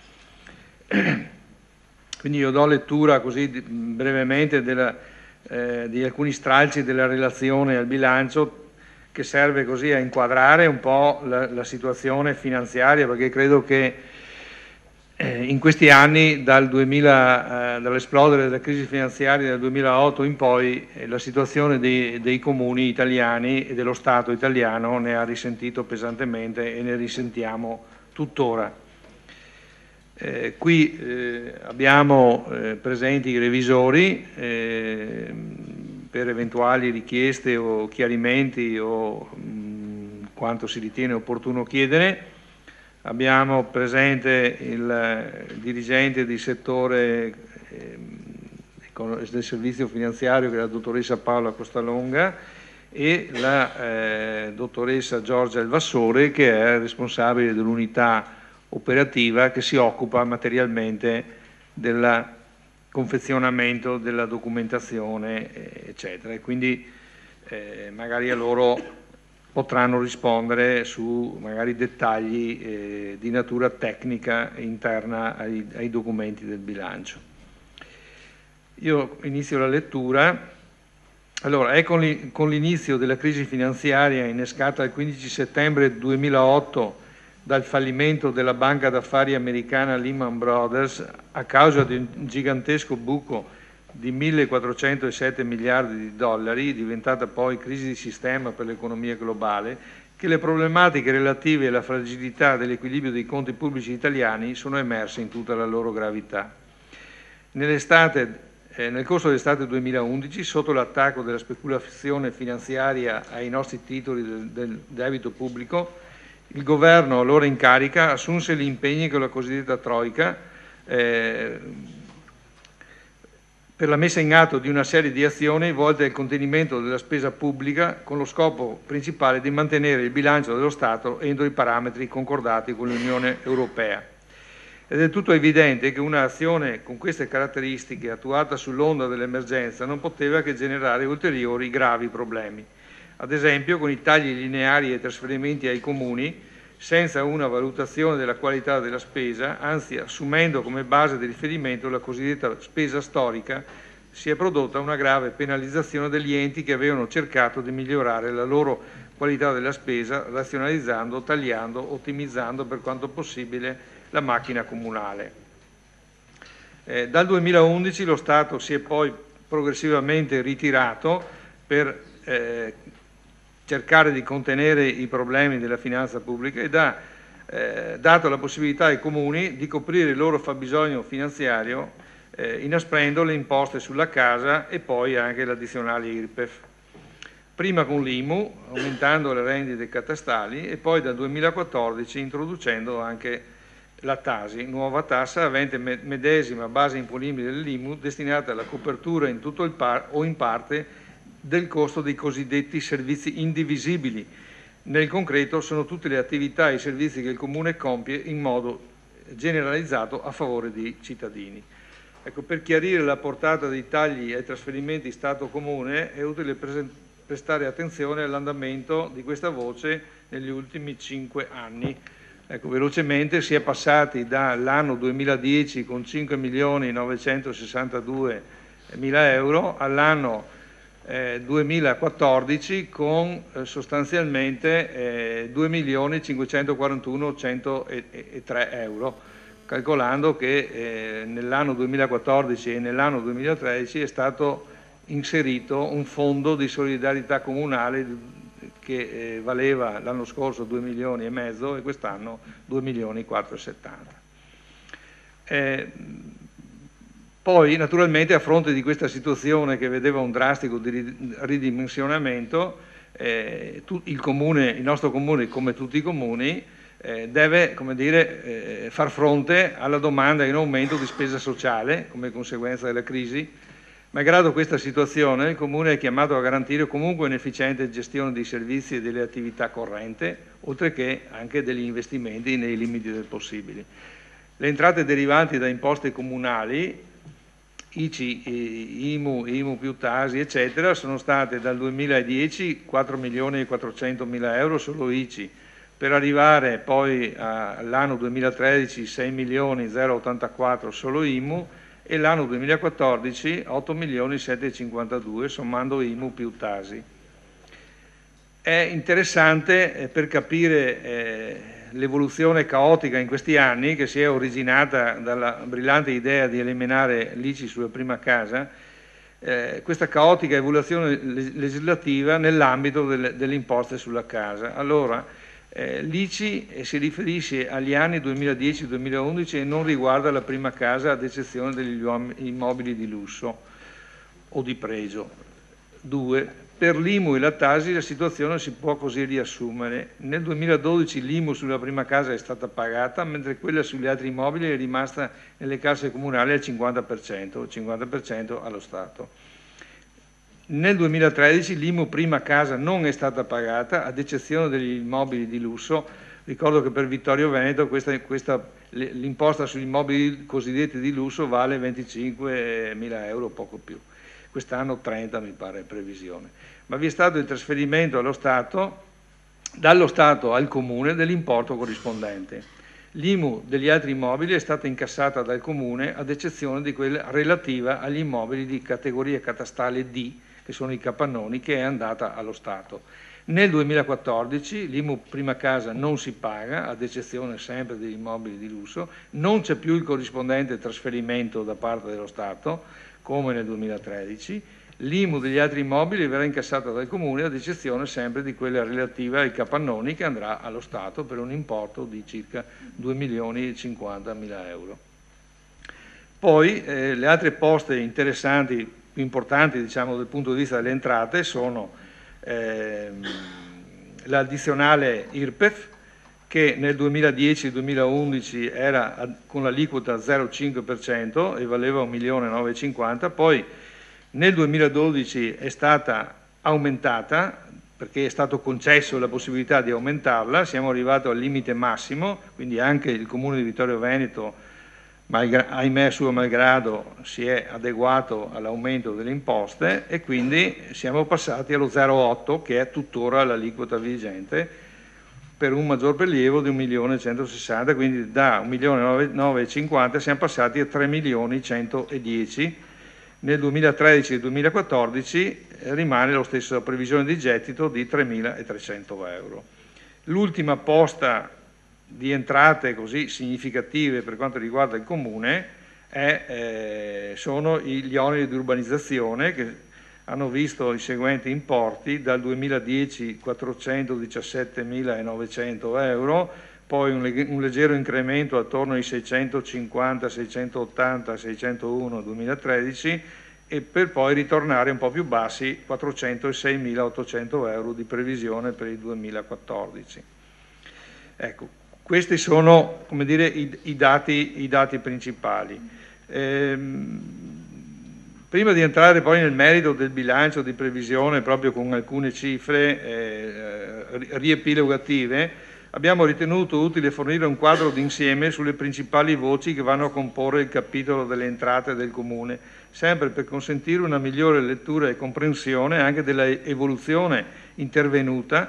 Abbiamo prodotto i dati relativi agli ultimi 5 anni. Questo perché crediamo sia necessario impostare il lavoro attorno al bilancio su basi diverse rispetto al passato. Per arrivare a questo risultato è necessario che gli amministratori abbiano piena consapevolezza della realtà dei fatti, del percorso che ci ha portati all'attuale situazione, delle possibilità e dei limiti che possiamo incontrare nell'esercitare l'azione amministrativa in coerenza con il programma di mandato.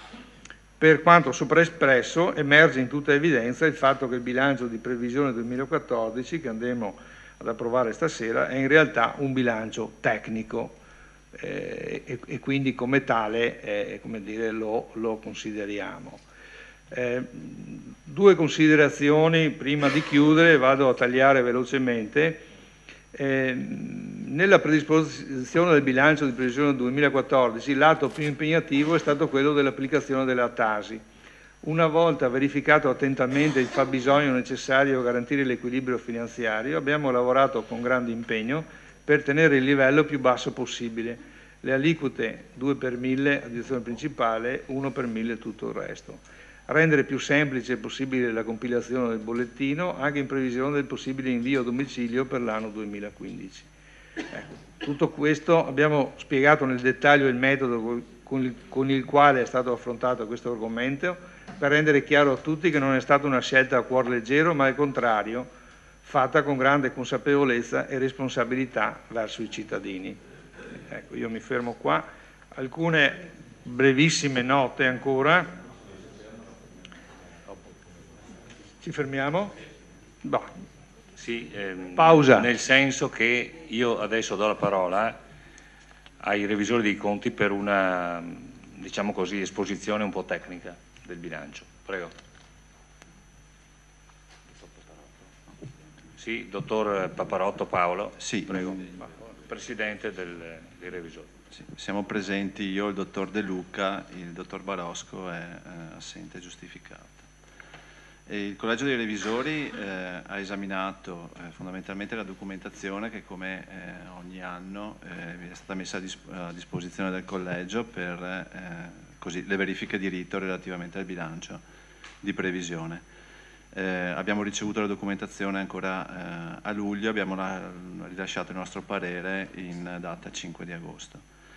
L'elenco della documentazione è quello riportato all'interno della relazione e quindi il bilancio per l'esercizio 2014, il rendiconto del 2013, il bilancio pluriennale 2014-2016. Tra tutta la documentazione che è allegata al bilancio sono comprese tutte quante le varie delibere relative alla programmazione triennale del fabbisogno di personale, quella legata fondamentalmente alle imposte, quindi alle aliquote, piuttosto che a tutte quelle che sono i documenti che di solito formano l'intero bilancio. Il nostro parere chiaramente ha preso in esame tutta la documentazione, abbiamo verificato gli equilibri per quanto riguarda la gestione del 2013 e gli equilibri del bilancio 2014. Abbiamo verificato che le previsioni fossero coerenti, abbiamo verificato l'attendibilità e la congruità delle previsioni dell'anno 2014 rispetto alle entrate correnti, alle spese correnti, agli organismi partecipati, alle spese in conto capitale e all'indebitamento. E abbiamo verificato l'attendibilità e la congruità del bilancio pluriennale 2014-2016. Rispetto a tutta quanta la documentazione esaminata, riguardo alle previsioni di parte corrente per l'anno 2014 abbiamo ritenuto congrue le previsioni di spesa e attendibili le entrate previste sulla base di tutti quelli che sono stati diciamo così, gli elementi che abbiamo verificato: rendiconto 2013, stato di attuazione dei programmi, bilancio delle società e delle aziende partecipate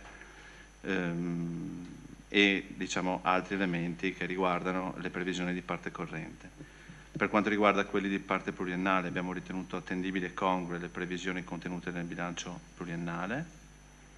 Per quanto riguarda le previsioni relative agli investimenti abbiamo ritenuto conforme la previsione dei mezzi di copertura finanziaria delle spese per investimenti, conformi all'elenco annuale degli interventi e al programma triennale dei lavori pubblici allegati al bilancio. Per quanto riguarda il patto di stabilità, l'ente può conseguire negli anni 2014, 2015 e 2016 gli obiettivi di finanza pubblica. Per quanto riguarda gli organismi partecipati, come sapete questo è poi uno dei temi abbastanza così importanti, anche in base a quelle che sono le indicazioni della riforma e i vari tentativi di modificare la norma in merito, ma comunque da questo punto di vista l'ente sicuramente è stato sicuramente in grado di verificare tutte quante le varie partecipate e quindi in grado di monitorare la situazione contabile, gestionale e organizzativa e il rispetto delle norme di legge sui vincoli di finanza pubblica delle partecipate, sia dirette che indirette. Riguardo al sistema informativo e contabile, l'organo di revisione, al fine di consentire il controllo delle limitazioni disposte, ritiene necessario che il sistema informativo contabile sia organizzato per la rilevazione contestuale delle seguenti spese, quindi il monitoraggio continuo e presente per quanto riguarda le spese del personale, quelle per incarichi di collaborazione, quelle sottoposte a determinati limiti di legge. Per quanto riguarda gli equilibri, in questa fase gli equilibri sono stati sicuramente rispettati nell'ambito del bilancio di previsione. Per effetto di tutte quelle che sono state le verifiche che abbiamo effettuato, abbiamo verificato che il bilancio sia stato redatto nell'osservanza delle norme di legge, dello statuto, del regolamento di contabilità, dei principi previsti dall'articolo 162 del TUEL. dei postulati, dei principi contabili degli enti locali e del principio contabile numero 1 degli enti locali. Abbiamo rilevato la coerenza interna, la congruità e l'attendibilità contabile delle previsioni di bilancio dei programmi e progetti. Abbiamo rilevato la coerenza esterna, in particolare la possibilità, con le previsioni proposte, di rispettare i limiti disposti per il patto di stabilità e delle norme relative al concorso degli enti locali alla realizzazione degli obiettivi di finanza pubblica. Per tutto questo abbiamo espresso, per quanto chiaramente di nostra competenza, parere favorevole sulla proposta di bilancio di previsione 2014 sui documenti allegati. Bene, grazie al dottor Paparotto. Apro il dibattito sul punto numero 4.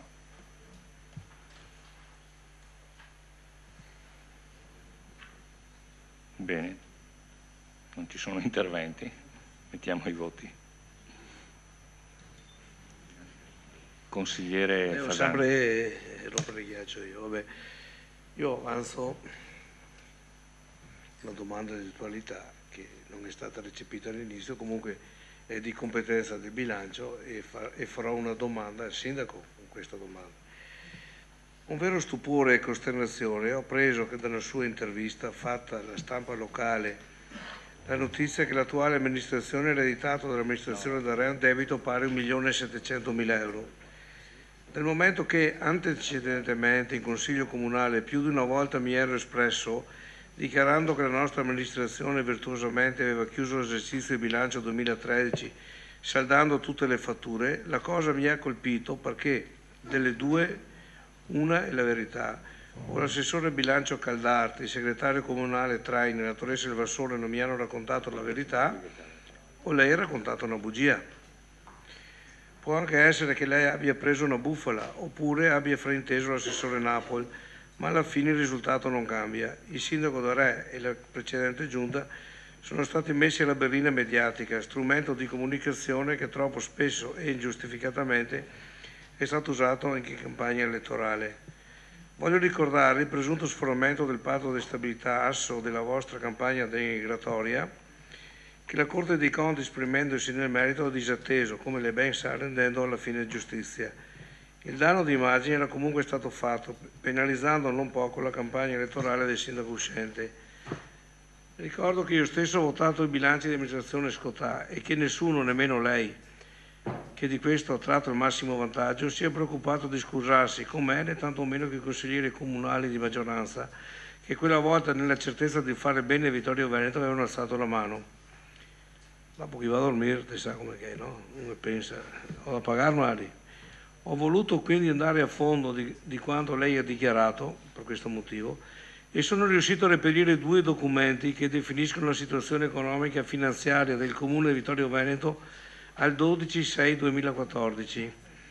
Tali documenti che allego e che lei ha, gentile sindaco, e credo che lei non abbia mai visto, altrimenti posso pensare che lei abbia mentito sapendo di mentire, ed è la cosa che io non credo, sono firme del dottor Lorenzo Traina e della dottoressa Giorgio del Vassore.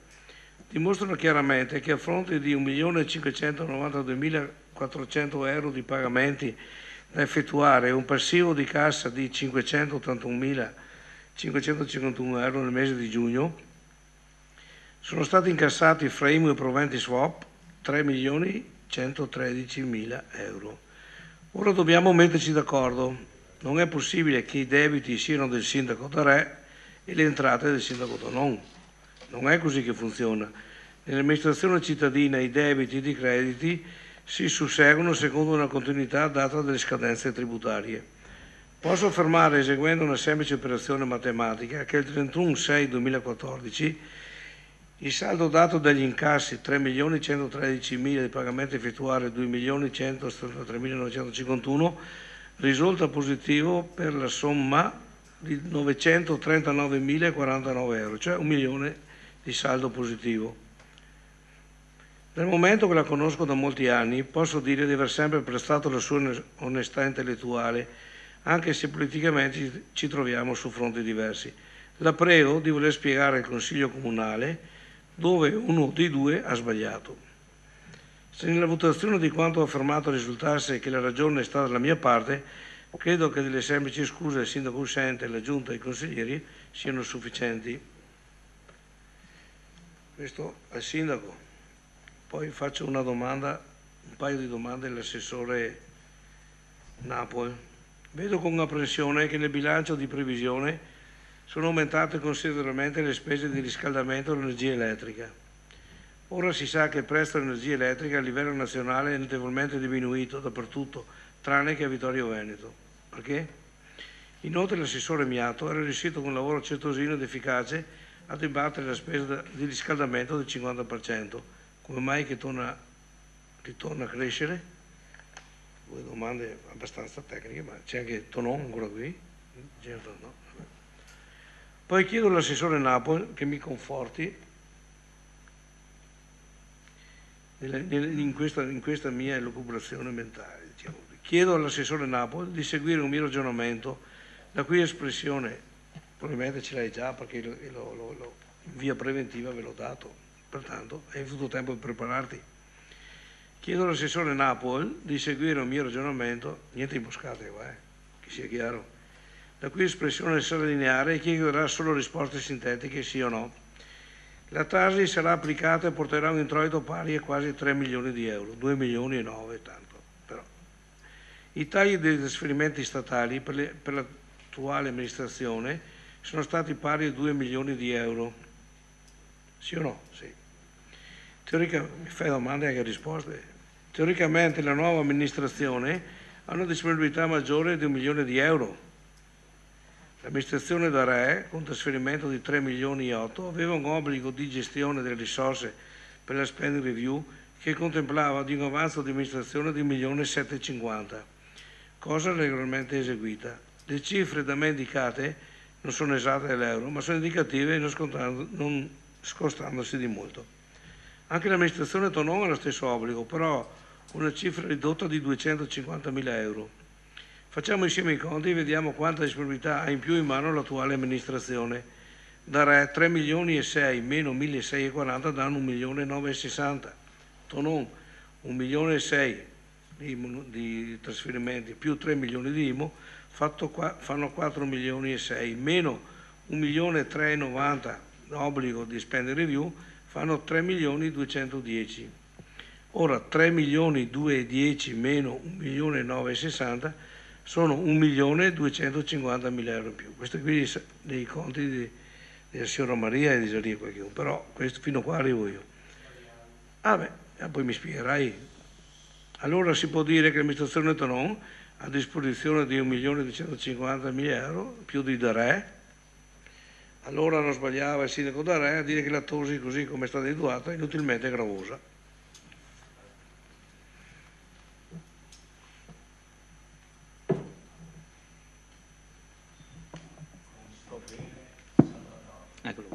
Consigliere Sant'Antonio, prego.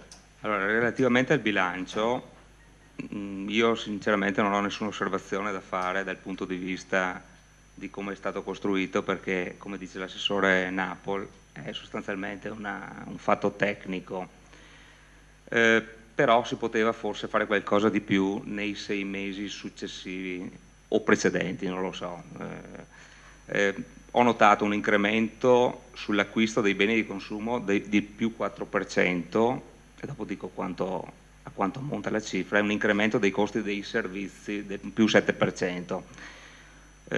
In pratica sono 500.000 euro in più rispetto al precedente bilancio, quindi la mancanza forse di controllo in questo passaggio di consegne ha determinato questo fatto. E quindi qua sostanzialmente non ho nulla da dire. Ho qualcosa da dire relativamente all'approccio di come è stata applicata la Tasi, perché l'approccio è stato un approccio, come dicevo la volta scorsa, un po' salomonico, cioè spalmando quella cifra che mancava in modo indifferente su tutte le persone. Non condividiamo questo approccio perché è antipopolare e non tiene conto sostanzialmente delle fasce disagiate. Cioè, avrei preferito, e qua c'è anche scritto nel bilancio, che mi fossero state applicate delle aliquote al 3% e delle detrazioni, il che significava far pagare chi ha i soldi e salvaguardare chi non ce li ha, chi non arriva a fine mese.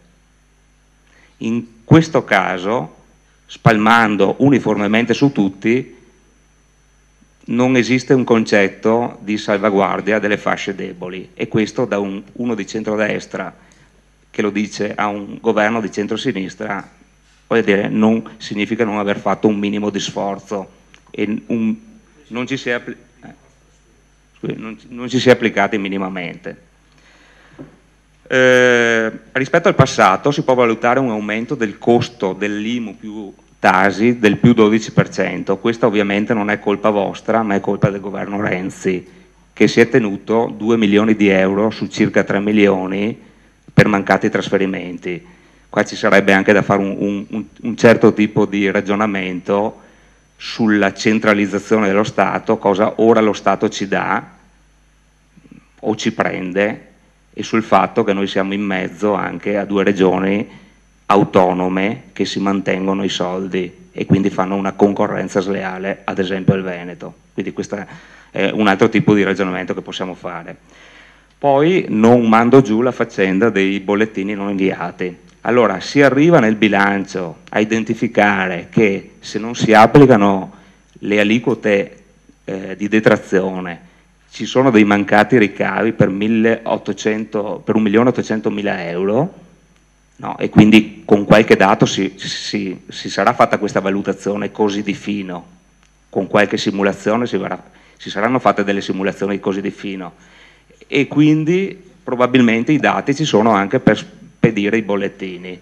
Le banche dati possono essere incrociate facilmente, e questo lo so per esperienza, e anche qua mi aspettavo una applicazione un pochettino più stringente da parte degli uffici competenti o chi, voglio dire, gestisce gli uffici competenti. Sì, vabbè. Cosa mi piacerebbe, adesso cerco di essere propositivo per il prossimo bilancio, cosa mi piacerebbe vedere nel prossimo bilancio preventivo? Beh, innanzitutto che sia discusso compatibilmente al calcolo poi dei trasferimenti che arrivano da Roma i primi mesi dell'anno, in modo che sia realmente un bilancio preventivo e non consuntivo. Possa contenere delle strategie, quindi applicare effettivamente quello che è l'azione di governo vostro politica al bilancio, quindi che ci siano delle strategie all'interno, quindi spostamenti di soldi da una parte all'altra, e quindi che ci sia una variazione a seconda che ricopi dal punto di vista politico il vostro programma, e che la Giunta cerchi nuove strade per recuperare i soldi per abbassare la Tasi, perché non basta dire ok, abbiamo speso tot e li riversiamo sui cittadini.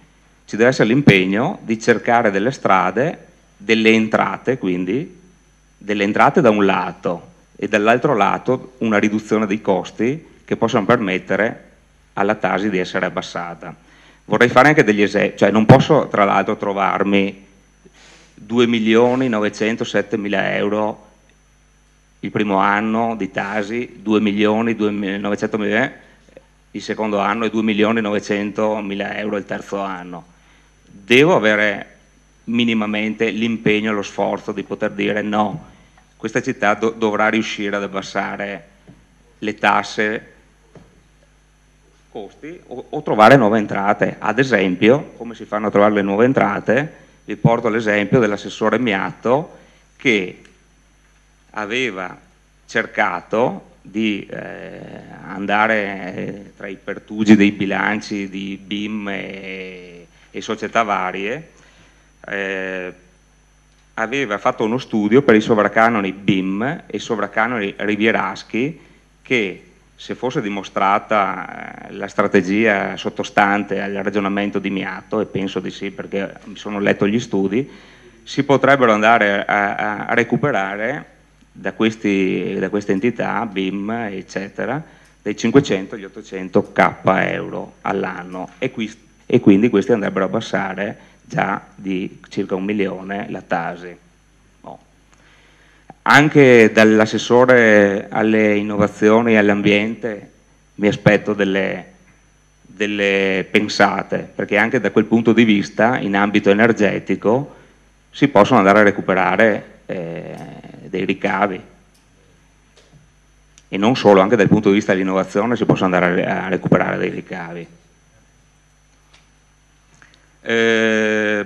Ecco, dal nuovo bilancio mi aspetto che le opere strategiche del Comune non siano solo le celebrazioni del 15-18, che sono seppur importanti.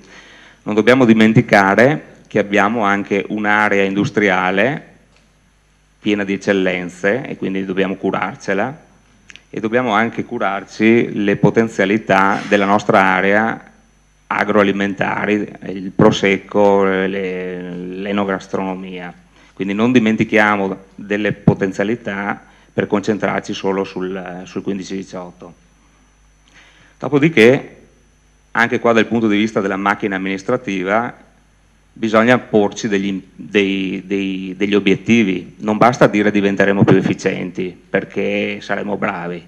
Bisogna dire noi pensiamo che da un anno all'altro il costo della macchina amministrativa passa da 8 milioni e rotti, quello che è, a magari un meno 10%, quindi imporsi degli obiettivi a inizio anno, numerici, controllabili, ok, a fine anno, e poi si controllano e chi ha fatto il proprio dovere, voglio dire, alla fine si vede. Quindi obiettivi numerici. Cosa invece mi piace del bilancio? Perché bisogna dire anche cosa c'è di positivo, non solo le cose negative. Allora, mi piace quando viene inserita la partecipazione delle minoranze nei CDA delle aziende partecipate. È un valore aggiunto avere le minoranze all'interno di ogni ente. Mi piace l'idea dello sportello, della task force europea, dello sportello che dà indicazioni a tutte le aziende o alle persone che vogliono capire come si fanno a recuperare i soldi dall'Europa. Poi ho qualche domanda molto veloce. La farmacia di Costa mi piacerebbe sapere che fine ha fatto. E ho trovato un po' scarno il programma di innovazione e informatizzazione, perché anche quella è una delle chiavi di efficienza, di miglioramento della macchina amministrativa ed anche una fonte di risparmio, perché l'informatica, se ben applicata, dà dei vantaggi. Ad esempio, se le banche dati, che si continua a dire che non sono aggiornate, cioè fossero state aggiornate, ma io sono convinto che in 10 giorni si aggiornano e posso anche scrivervelo, ok, avremmo fatto risparmiare ai cittadini dai 50 agli 80 euro per andare ai CAF a farsi compilare il modulo e quindi pagare. Basta. Grazie consigliere Sant'Antonio. Vedo nell'ordine consigliere Botteon. Grazie Presidente. Intanto ringrazio anche per le lodi, perché sicuramente valorizzano anche le critiche, quindi sicuramente ne guadagna il dialogo, quindi ringrazio il consigliere Sant'Antonio. Allora, nel parere dei revisori di quest'anno vi è sicuramente, rispetto agli anni passati, io che ho qualche anno di esperienza in Consiglio Comunale, una sezione decisamente più significativa riguardo al punto oscuro del Comune di Vittorio Veneto, ovvero i derivati. Punto oscuro su cui qualche riflettore qui e là si è acceso, però non è mai emersa in maniera chiara quella che è la situazione del Comune di Vittorio Veneto dal punto di vista dell'indebitamento, che sommasse i derivati con i mutui. Ho chiesto alla dottoressa Alvassore un prospetto che sommasse questi due debiti del Comune di Vittorio Veneto in maniera chiara dal 2014 in poi, e mi è stato fornito in maniera chiara ed è stato distribuito a tutti i membri della Commissione Bilancio questo prospetto. Il prospetto del riassunto indebitamento dal 2014 al 2027 del Comune di Vittorio Veneto. Da questo prospetto emergono chiaramente due cose. il prospetto ha una sezione quindi derivati e una sezione mutui. La somma dei mutui fa un totale di debiti di 13.409.000 euro e rotti, che in tutte le cifre, in tutte le carte del Comune di Vittorio Veneto figurano come il debito del Comune di Vittorio Veneto. Il resto non esiste, ma il resto esiste. Esiste come? Esistono le uscite che dal 2016 in poi, quelle relative al derivato del 2006, andranno ad occupare gran parte delle uscite appunto del Comune di Vittorio Veneto. 538.000 euro, poi 648, 849, 1.100.000, 1.200.000, 1.400.000 e via dicendo, per un totale sul derivato 2006 di 10.508.000 euro, ai quali bisogna sommare anche l'altro derivato molto inferiore da 905.000 euro. Il debito è A più B più C, quindi il primo derivato, il secondo derivato, il mutuo. Il totale di questi non è 13.409 euro, 13.409.000 euro magari, ma è 25.225.000 euro. Il che cambia un pochettino le carte in tavola su tutti i discorsi che ho sentito fare dalla maggioranza quando il sindaco era Antonio D'Arè, dove si è sempre detto abbiamo ereditato un debito di 23 milioni, adesso il debito è 13 milioni e 4. Non è vero, avete ereditato un debito di 23 milioni, adesso il debito è di 25 milioni. Il debito è aumentato. Ovviamente è aumentato il debito pro capite, quindi era 805 euro a abitante, adesso, quindi comprendendo i derivati, è di 880. Quindi, se si vuole, si guardano solo i mutui, così avete sempre fatto, così avete mandato a ogni cittadino di Vittorio Veneto la rivista patinata in cui i debiti appunto del comune erano 13.409.000 euro, cioè solamente la quota mutui, e si nasconde la parte derivati, come prendere la polvere, metterla sotto il tappeto e poi dire la polvere non c'è. No, la polvere c'è sotto il tappeto e poi salta fuori. Una seconda cosa emerge fortemente da questo prospetto, da questo riassunto indebitamento del 2014 al 2027, e cioè la quota annua in uscita dal Comune di Vittorio Veneto. Nel 2014, quindi quest'anno, abbiamo questi 2.200.000 euro. Nel 2015 usciranno 2.298.000 euro, quindi l'anno prossimo siamo già a posto. Fra 2 anni abbiamo 2.019, quindi abbiamo 200.000 euro in più. Poi tornano a salire, nel 2021 abbiamo 2.568.000 euro in uscita, il che vuol dire che abbiamo 300.000 euro in meno, quindi nel 2021 il Comune di Vittorio Veneto ha già, senza fare nulla, senza nessun mutuo in più, ha già 364.000 euro in più da tirar fuori, che vuol dire o aumentare le tasse o diminuire i servizi, o ottimizzare i costi come ovviamente cercheremo di fare come suggerisce, però non ci sono altre strade. Abbiamo già 364.000 euro da tirar fuori nel 2021, quindi già l'anno prossimo abbiamo 94.000 in più e via dicendo. Il Comune di Vittorio è già a posto, quindi un qualsiasi mutuo in più che andiamo a accendere va ovviamente nella parte spesa corrente e quindi deve essere compensato o con tagli di costi o con tagli di servizi o con aumento delle entrate con imposizione fiscale. Quindi voi avete in questo modo ingessato il Comune di Vittorio Veneto fino al 2024, che è un'operazione politicamente incosciente. È chiaro che bisogna cambiarla questa situazione, cercare di cambiarla, e quindi secondo me sarà necessario trovare tutte le forme possibili, se ci sono, per prendere il contratto derivato, andare in qualche istituto di credito e cercare di trasformarlo in un mutuo, in modo da avere che ritorni a saltare fuori come debito intanto normalmente, come deve essere, e che si abbia una normale, diciamo, una cadenza normale a calare della spesa e dell'indebitamento. È chiaro che nel 2024 poi non abbiamo più, cioè effettivamente nel 2024 non abbiamo più debito, l'abbiamo ridotto in questo modo, però da qui al 2024 non possiamo più accedere ai mutui, se non cambiamo le cose. No, io spero che per farlo sicuramente bisogna cambiare qualcosa. Sì, prego. Ce l'hai sto documento? Allora, il bilancio, io voglio che me lo Consigliere spieghino. D'Arè. Voglio che me lo spieghino per cortesia i revisori.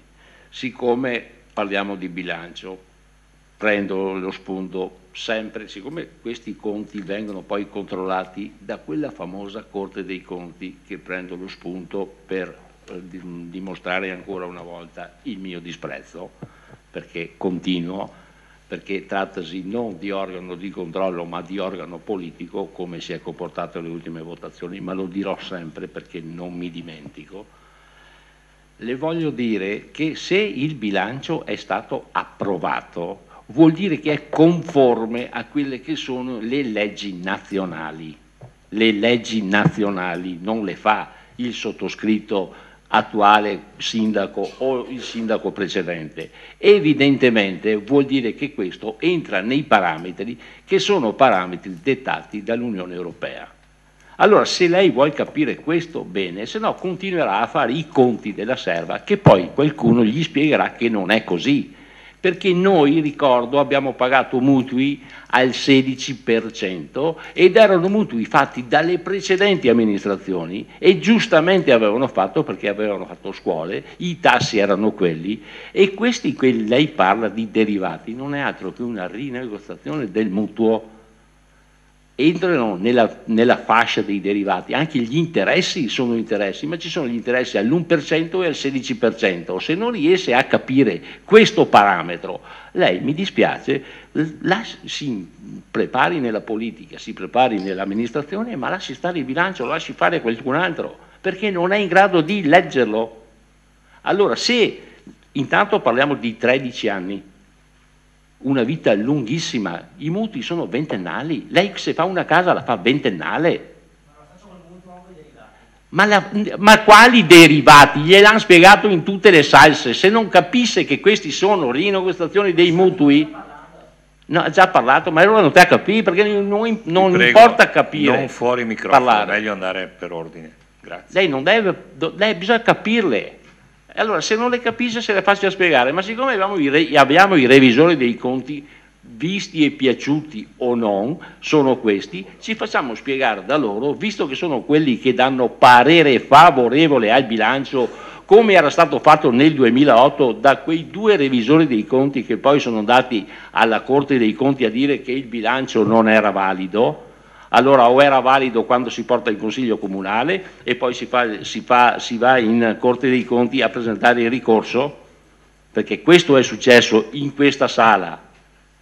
Allora o ci capiamo sui conti, se non ci capiamo sui conti lasciamo stare, perché la politica non ci capiremo mai, per fortuna o purtroppo, ma sui conti quantomeno bisogna capirsi, perché tutti le amministrazioni che si sono succedute si sono sobbarcati mutui fatti dalle amministrazioni precedenti, ma penso che tutte le amministrazioni facciano le cose per fare le cose, non per accendere i mutui. Non si fanno mutui per andare al casino, si fanno mutui per fare scuole, strade, per fare edifici pubblici, per fare quello che serve per una città.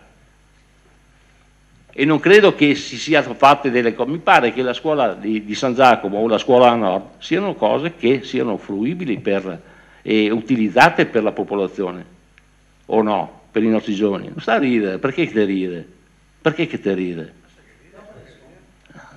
Sì, dopo te mi rispondere, ma cosa che te fai dopo quando è il momento delle repliche. Consigliere Sant'Antonio.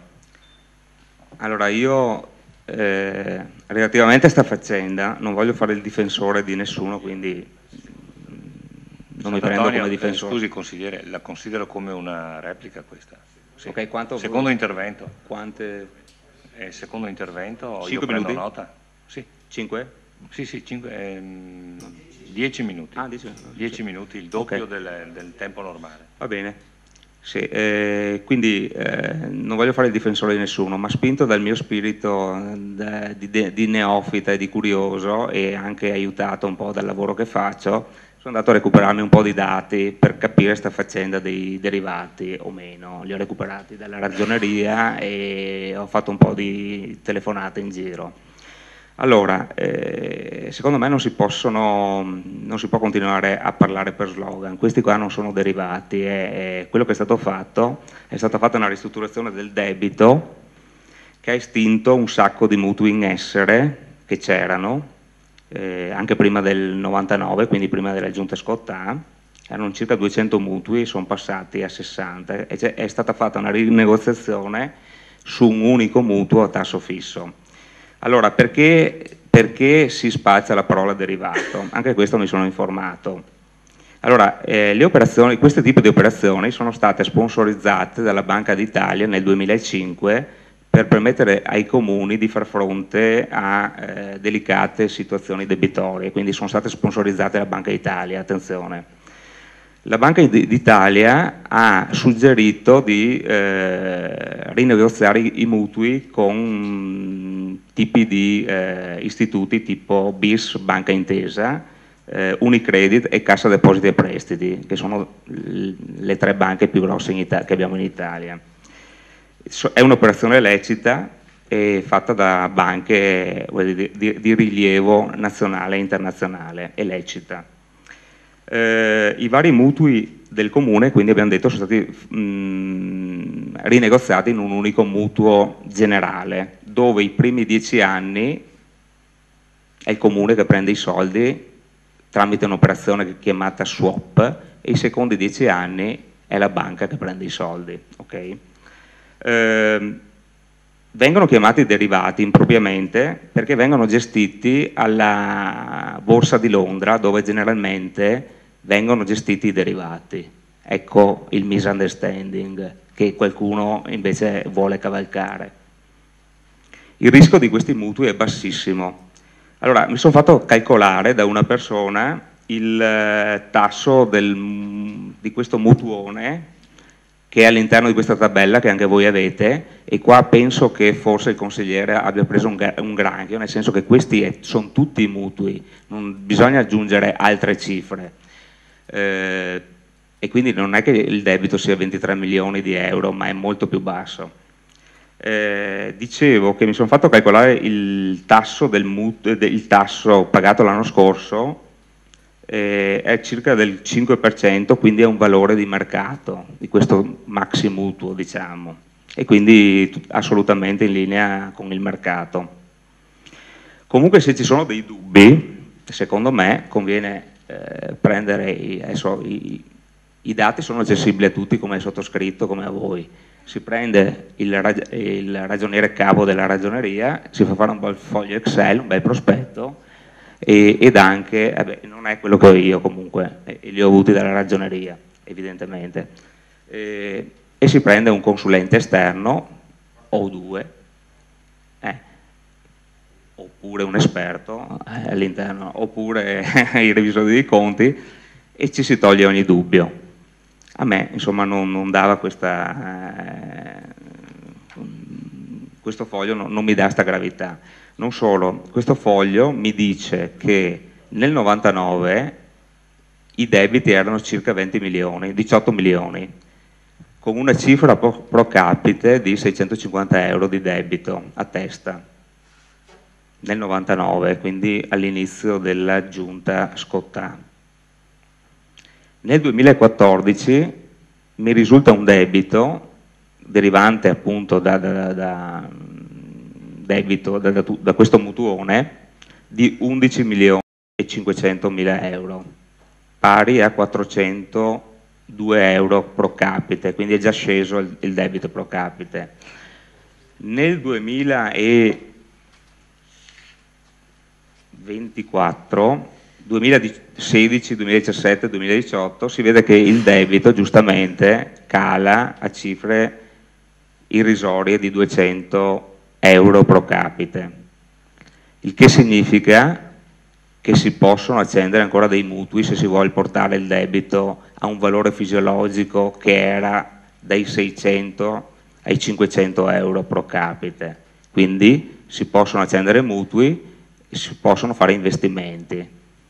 Tant'è vero che nel bilancio vostro state accendendo dei mutui nel 2014 e nel 2015 mi pare di 500 e 400 mila euro, il che significa che non siamo proprio alla canna del gas, come si usa dire.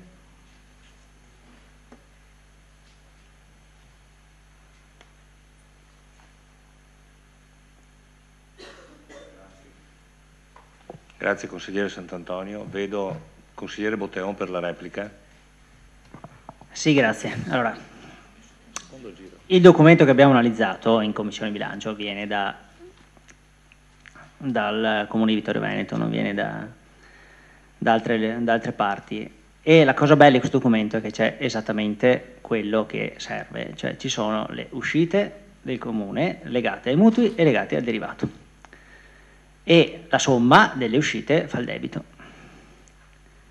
E le cifre sono quelle che ho detto prima e sono quelle che emergono da quel documento, e cioè che i mutui sono 13 milioni e 4, il derivato 10 milioni e 5.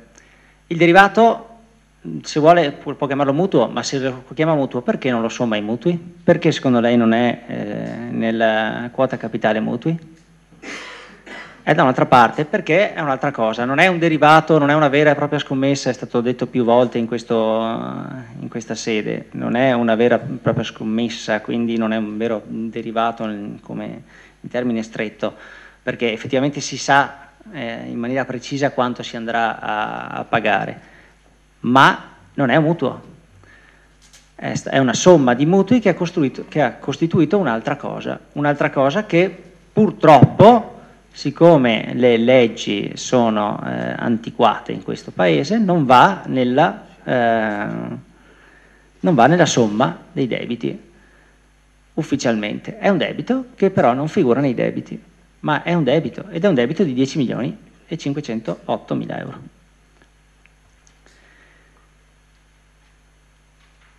E chiedo scusa anche al consigliere Darè, allora, il mio sorriso non era offensivo, era sul fatto che lei dice con quei soldi abbiamo fatto delle cose. È vero, sono state fatte delle cose, però dovrebbe essere nella politica che qualcuno fa delle operazioni con dei denari che ottiene anche dalle banche e che poi quelli che arrivano in seguito concorrono a pagare, ma anche tu stesso concorri a pagare.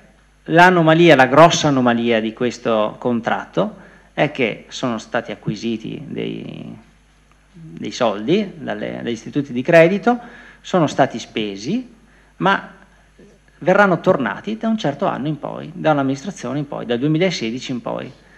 E questa è una cosa assolutamente anomala che è legale purtroppo, è legale, lei dice legale, è vero, è legale, ma non dovrebbe esserlo secondo me, purtroppo è un'anomalia da parte dello Stato italiano che spesso rispetto a strumenti anche finanziari come questo si trova arretrato e non fornisce gli strumenti. Quindi io non l'accuso di illegalità e non vi accuso di illegalità su questo aspetto, ma sicuramente di incoscienza politica e di anche mancanza di rispetto, sicuramente mancanza di rispetto nei confronti dei vittoriesi che vengono informati da voi. Scusi, sto parlando io, poi lei si prenota e mi replica.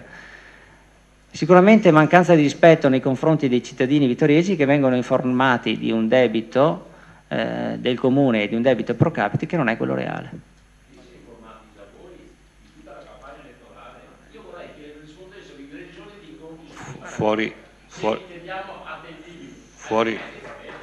Fuori onda non viene neanche registrato. Consigliere De Bastiani. Allora, per quanto riguarda il bilancio, mi astengo anch'io da commentare, perché siamo a un bilancio di previsione a fine anno ha il valore che ha. Ricordo, l'anno scorso l'abbiamo fatto ancora più tardi e non per colpa dell'amministrazione, ma per colpa di regole. D'accordo. Sui derivati, velocemente, Constato che anche il collega Sant'Antonio, come tutti noi, non ne capisce niente dei derivati. C'è no, perché è veramente una cosa misteriosa, un ginepraio. Le consiglio, non so se è ancora se si trova ancora in rete, c'è un documento, una conferenza tenuta dalla lista dell'allora candidato sindaco Scaglia, che hanno fatto una serata sui derivati. C'era un esperto, l'unico che io ho sentito parlare con cognizione di causa di derivati, che spiegava come i derivati in realtà non estinguevano i mutui precedenti, ma erano un debito ulteriore che si sommava a quelli precedenti. Provi a vedere se lo trovo ancora in rete, perché è veramente interessante. Cioè, se quel signore ha ragione, cioè, i mutui non sono stati estinti, ma sono ancora in essere. In più abbiamo l'operazione derivati. E aggiungo che, e questa è una cosa che probabilmente l'amministrazione, noi, il Consiglio Comunale, dovremmo affrontare, è stato certificato in questa aula che quell'operazione conteneva costi occulti per oltre 400.000 euro. E per esempio mi sembra che il comune di Verona, Tosi, abbia fatto un'operazione per cercare di recuperare appunto quei costi occulti, quindi lo hanno fatto altri comuni. Credo che potremo valutare anche noi se è possibile agire su questo indirizzo. 400.000 euro non sono bruscolini. Approfitto, vado un momento fuori tema, ma sarò velocissimo. La colpa è un po' anche della burocrazia, perché io ho ancora in cartellina una lettera del 24 aprile indirizzata al sindaco e per conoscenza al presidente del consiglio comunale, allora Altiga, al sindaco allora Darè, al presidente del collegio dei revisori dei conti, dottor Papparotto, e al difensore civico regionale del Veneto.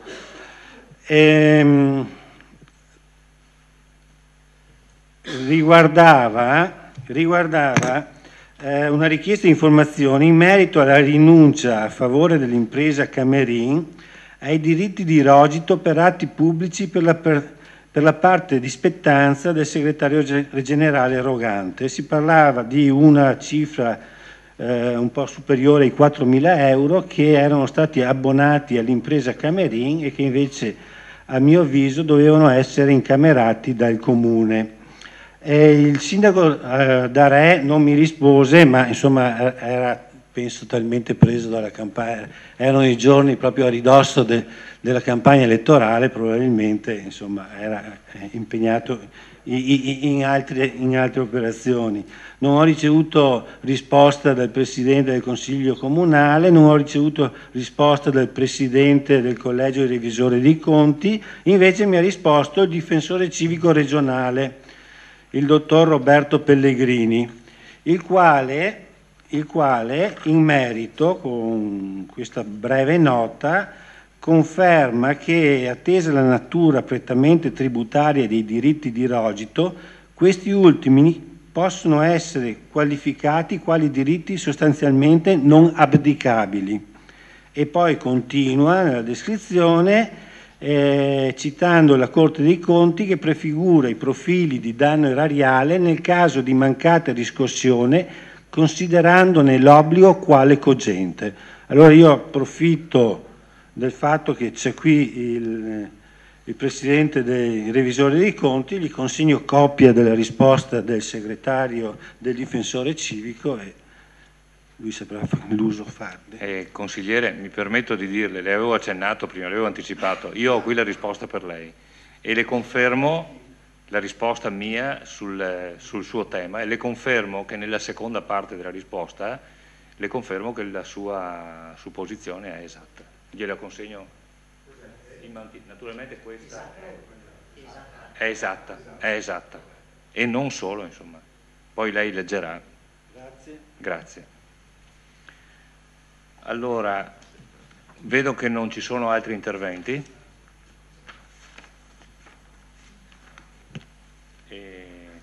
Allora le do io la parola manualmente.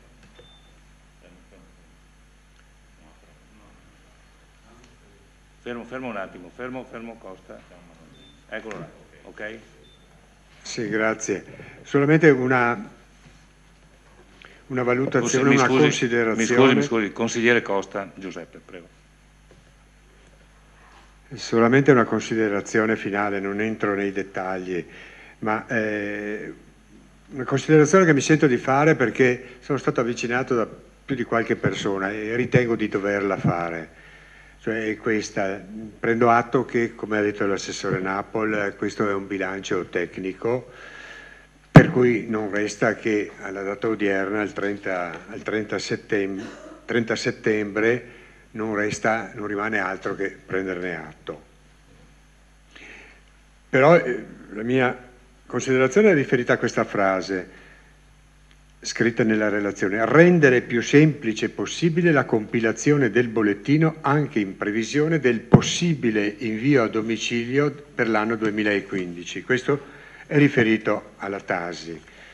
Ecco, io gradirei che qua la Giunta, tutta l'amministrazione facesse uno sforzo per togliere questo aggettivo di possibile invio, perché effettivamente parecchie persone sono un po' incavolate di questo, cioè del fatto di dover compilare questo bollettino, nel senso che si trovano in pratica a dover pagare, per pagare 20-25 euro, devono spendere 40 o 60 per andare ai CAF o dal commercialista.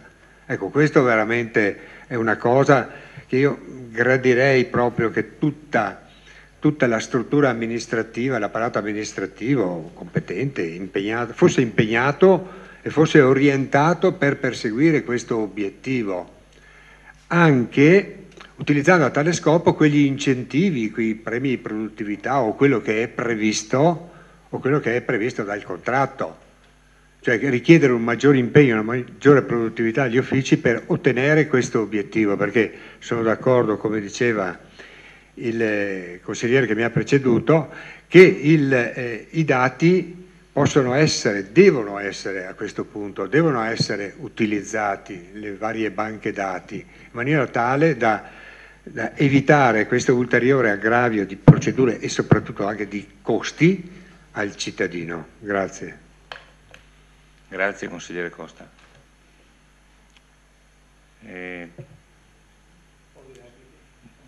Assessore Napoli. Brevemente. Sì, un po' di appunti. Ringrazio tutti gli intervenuti che così hanno dato sicuramente degli spunti interessanti. Ecco, noi ci diamo sicuramente l'impegno per il prossimo anno di arrivare prima possibile a quel bilancio. Già sarebbe un buon obiettivo arrivare a fine gennaio per essere operativi in condizioni ottimali, però vediamo.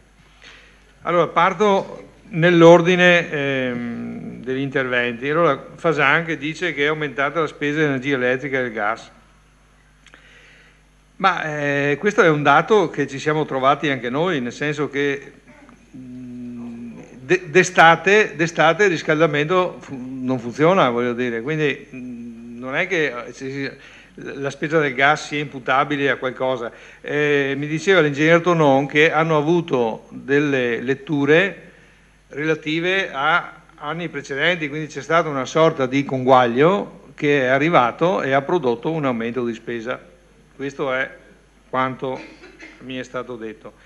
Ecco, sulla Tasi non serviva, invece purtroppo serviva, nel senso che allora questa entrata nuova di 2.907.000 euro è stata resa necessaria principalmente per far fronte al mancato trasferimento da parte dello Stato del gettito IMU sull'abitazione principale pari a quasi 2 milioni di euro che c'era l'anno scorso. La diminuzione di gettito di arretrati ICI per quasi 700.000 euro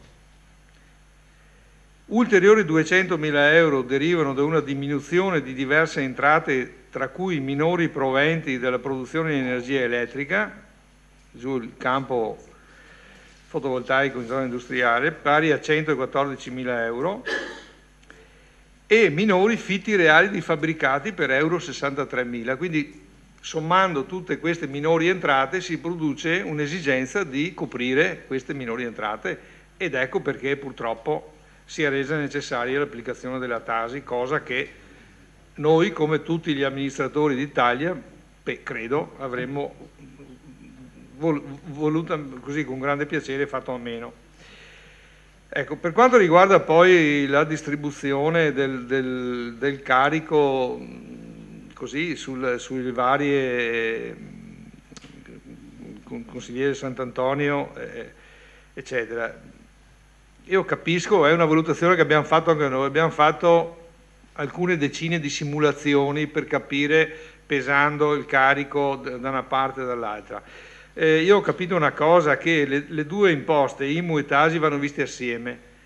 Allora, se si vedono assieme si capisce dove si va a pesare, se si tengono separate forse non si capisce bene il peso che si va ad attribuire a ciascuna come dire, categoria di immobili. Noi ritenevamo che per la realtà di Vittorio Veneto questa fosse una situazione equilibrata. Guardando, come ho già detto l'altra volta, una quindicina di comuni della provincia di Treviso, una decina sono sopra di noi, alcuni 2 o 3 sono più o meno uguali e 2 sono un po' meno.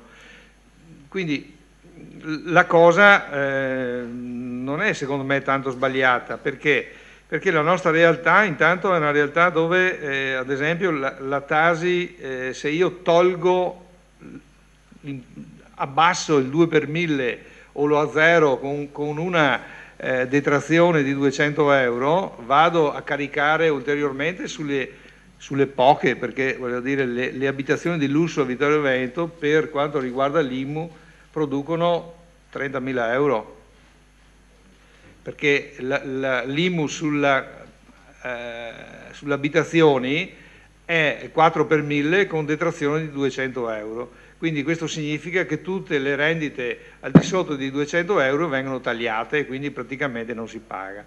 Ecco, quelli che pagano 25.000 euro, quindi vuol dire che siamo all'interno di una, come dire, di una fascia che non è molto presente a Vittorio Veneto.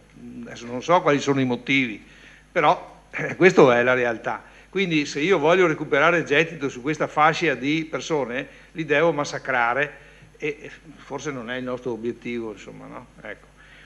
Lo stesso vale per le attività, il resto delle aree, vogliamo parlare delle aree edificabili, che c'è, insomma, io credo che oggi, fino a qualche anno fa, un'area edificabile era magari così, una prospettiva di reddito futuro, adesso è un problema, che è già tassato al 7,6 per 1000 con l'IMU, quindi la scelta di tassare l'1 per 1000 con la Tasi va in questa direzione, che comunque porta 7,6 più 1, fa 8,6. Stessa cosa per le seconde case. Allora, le seconde case a Vittorio Veneto cosa sono? Sì, ci sarà qualcuno che ha 2, 3, 5, 6, 10 appartamenti, ma quello paga già il 7,6 di imposta, più l'1%, più l'1 per 1000 di Tasi fa 8,6. Poi abbiamo la stragrande maggioranza di chi ha ereditato una casa di famiglia, di cose che, cioè, voglio dire, la situazione è parecchio complicata. Lo stesso vale per le attività produttive, i negozi, i laboratori, eccetera. Quindi la scelta di fare questo 2 per 1000 e poi un 1 per 1000 generalizzato va in questa direzione, nel senso che si chiede un contributo generalizzato a tutti. Questa è un po' una scelta, insomma, io credo che sia una scelta equilibrata, perché poi guardando gli importi che vengono fuori stiamo dai 150 euro in giù, ecco, quindi è chiaro che se si potesse fare meno, no, avremmo sicuramente fatto meno, però quest'anno è andata così. Il bollettino, e qua mi riallaccio anche al discorso di intervento del consigliere Costa. Sì, è un obiettivo, tra l'altro io ho messo prudenzialmente nella relazione ma in realtà è un obbligo di legge per il 2015. Era già stato messo quando è stata introdotta la Tasi, però l'ANCI ha detto ragazzi no, perché non siamo in grado, proprio ecco, per i motivi che ho detto, nel senso che le banche dati non riescono a essere aggiornate, tanto è vero che i comuni che mandano il bollettino a casa, alcuni lo mandano a tutti, alcuni lo mandano solo a certe categorie, sempre però con l'avvertenza di dire che tu che ricevi il bollettino, tu cittadino, devi controllare che sia giusto.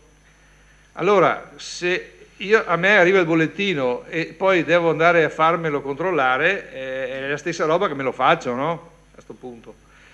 Poi c'è anche il problema dell'IMU, perché allora se io ti mando il bollettino della Tasi che ha la stessa scadenza dell'IMU e non ti mando quello dell'IMU, diventa un po' un problema.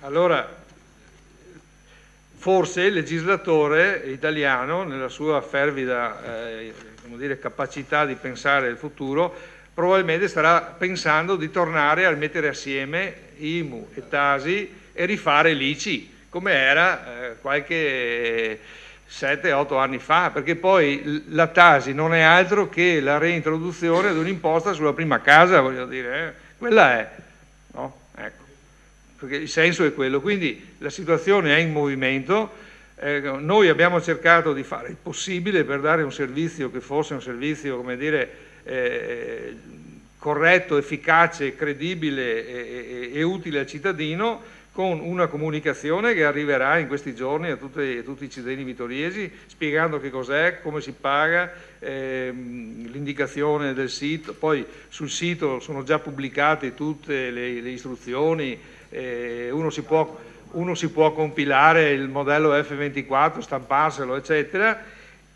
e appunto arriverà queste cose, c'è gli orari degli uffici, la disponibilità ad aiutare le persone a compilare il bollettino.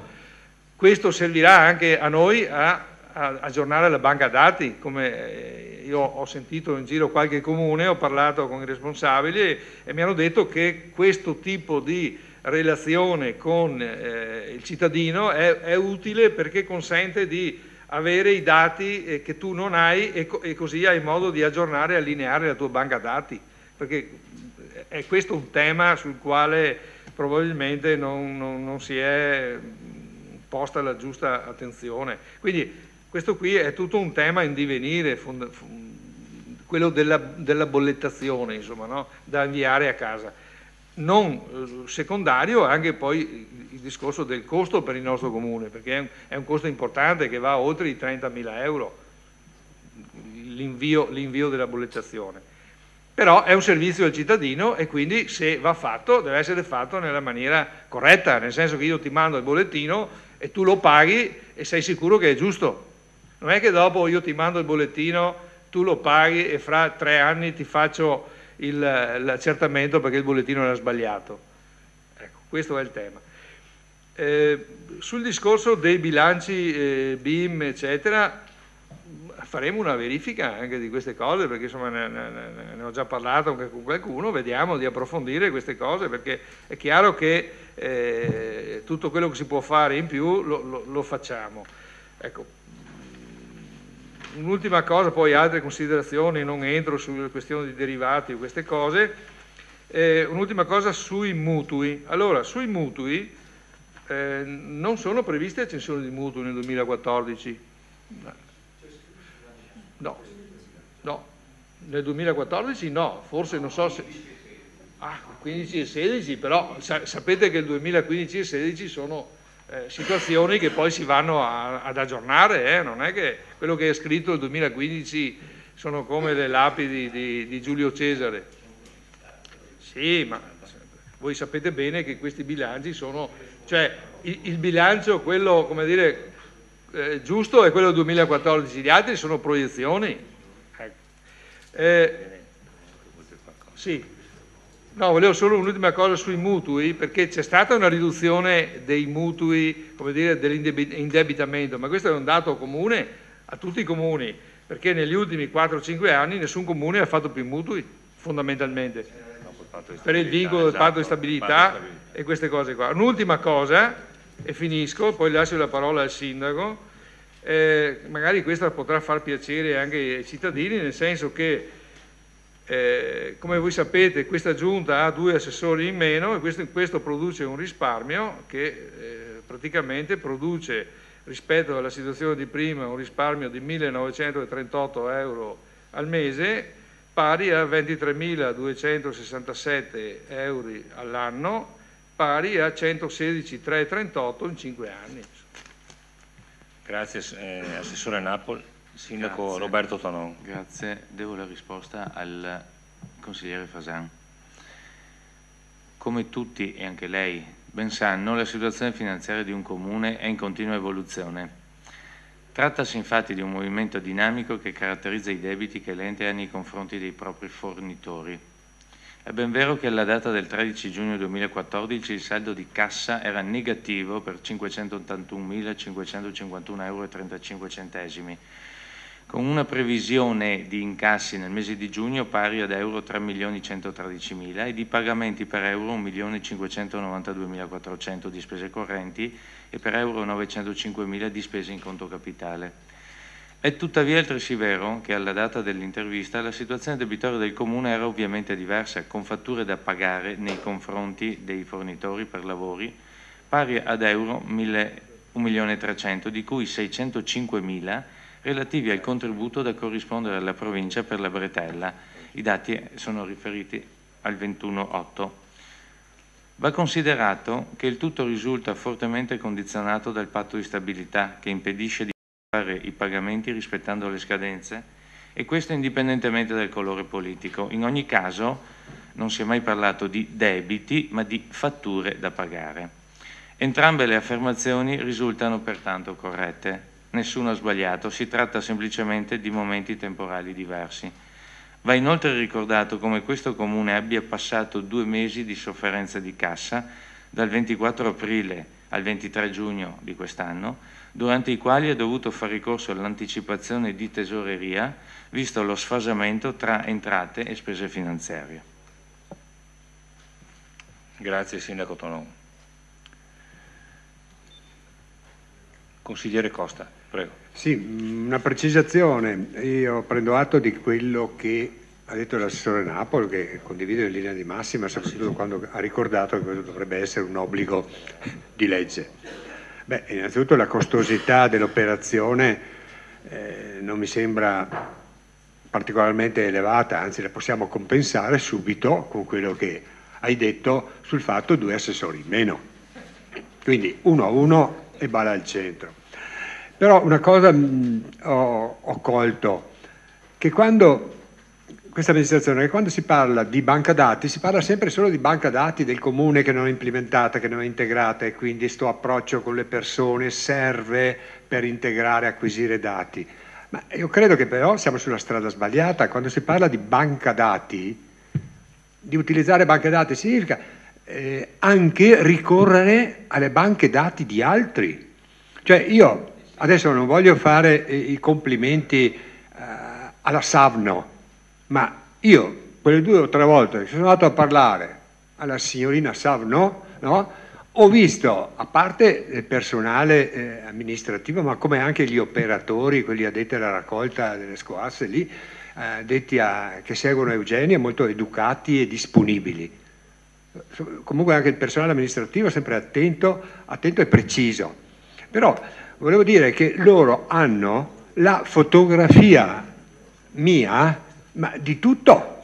Quindi a me sembra impossibile che con la fotografia mia che possiede Savno, la fotografia mia, della mia famiglia, del mio appartamento, che possiede Savno e il comune, a me sembra impossibile che non si riesca a combinare, a mettere in parallelo queste due banche dati che sono favolose, soprattutto quella della Savno. Adesso non me ne voglia quelli del Consiglio Comunale, perché la Savno, perché è da Savno, e dalla Savno perché è da lì che arrivano soldi, e quindi ovviamente l'attenzione è molto forte, mettendo assieme, combinando queste due banche dati, io credo che si raggiunga, adesso sparo, l'80-90% dei dati, prima cosa. Seconda cosa, Il comune questi dati li manda a casa agli utenti. Se dopo c'è qualche bollettino sbagliato, ovviamente, siccome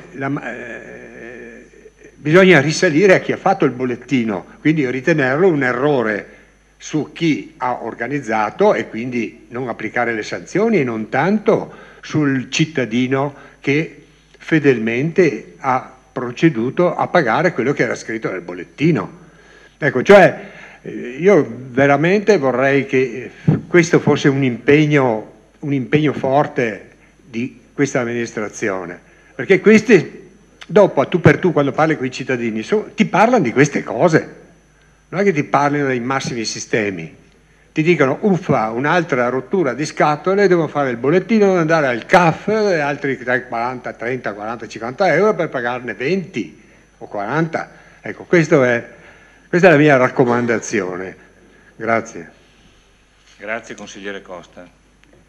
Siamo alle dichiarazioni di voto comunque. Io vorrei sentire i revisori sul discorso delle visite. Io non ho fatto nessuna...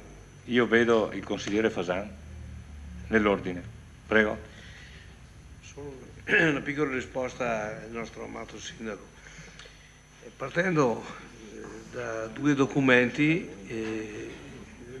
uguali, abbiamo fatto due considerazioni ben diverse. A mio parere il 31/06 noi avevamo 1 milione in cassa, lei dice che al 31/6 avevamo 1,7 milioni di debito. Adesso io le chiedo chi ha ragione, non lo so, ma i numeri sono quelli. Poi dice che non è un debito, però sono fatture da pagare. Mio nonno diceva che se non le sopa le bambagna, no? Permette? Allora io dico che se avevamo 1,7 milioni di fatture da pagare, 3,1 milioni di IMU da incassare, il saldo è 1 milione di euro positivo. Sarebbe stato più semplice dire sì, vabbè, no? Però sta di fatto che noi a 31/06 avevamo 1 milione in cassa. Consigliere Carnelossi. Sì, brevissimo. Anch'io auspico l'invio dei bollettini, ma che siano bollettini esatti, quindi piuttosto che anticipare una misura che poi avrebbe arricchito noi avvocati e i commercialisti, perché guardate, in alcune parti questo si è fatto, nella fretta e nella furia sono sbagliati e i cittadini, quando se ne accorgono, come faccio, come non faccio, e talvolta, in realtà sappiamo benissimo come sono anche le nostre pubbliche amministrazioni, soprattutto in materia tributaria o di atti amministrativi, ti dicono vabbè, fa ricorso. Quante volte è capitato su oneri concessori, su anche sull'ICI a suo tempo.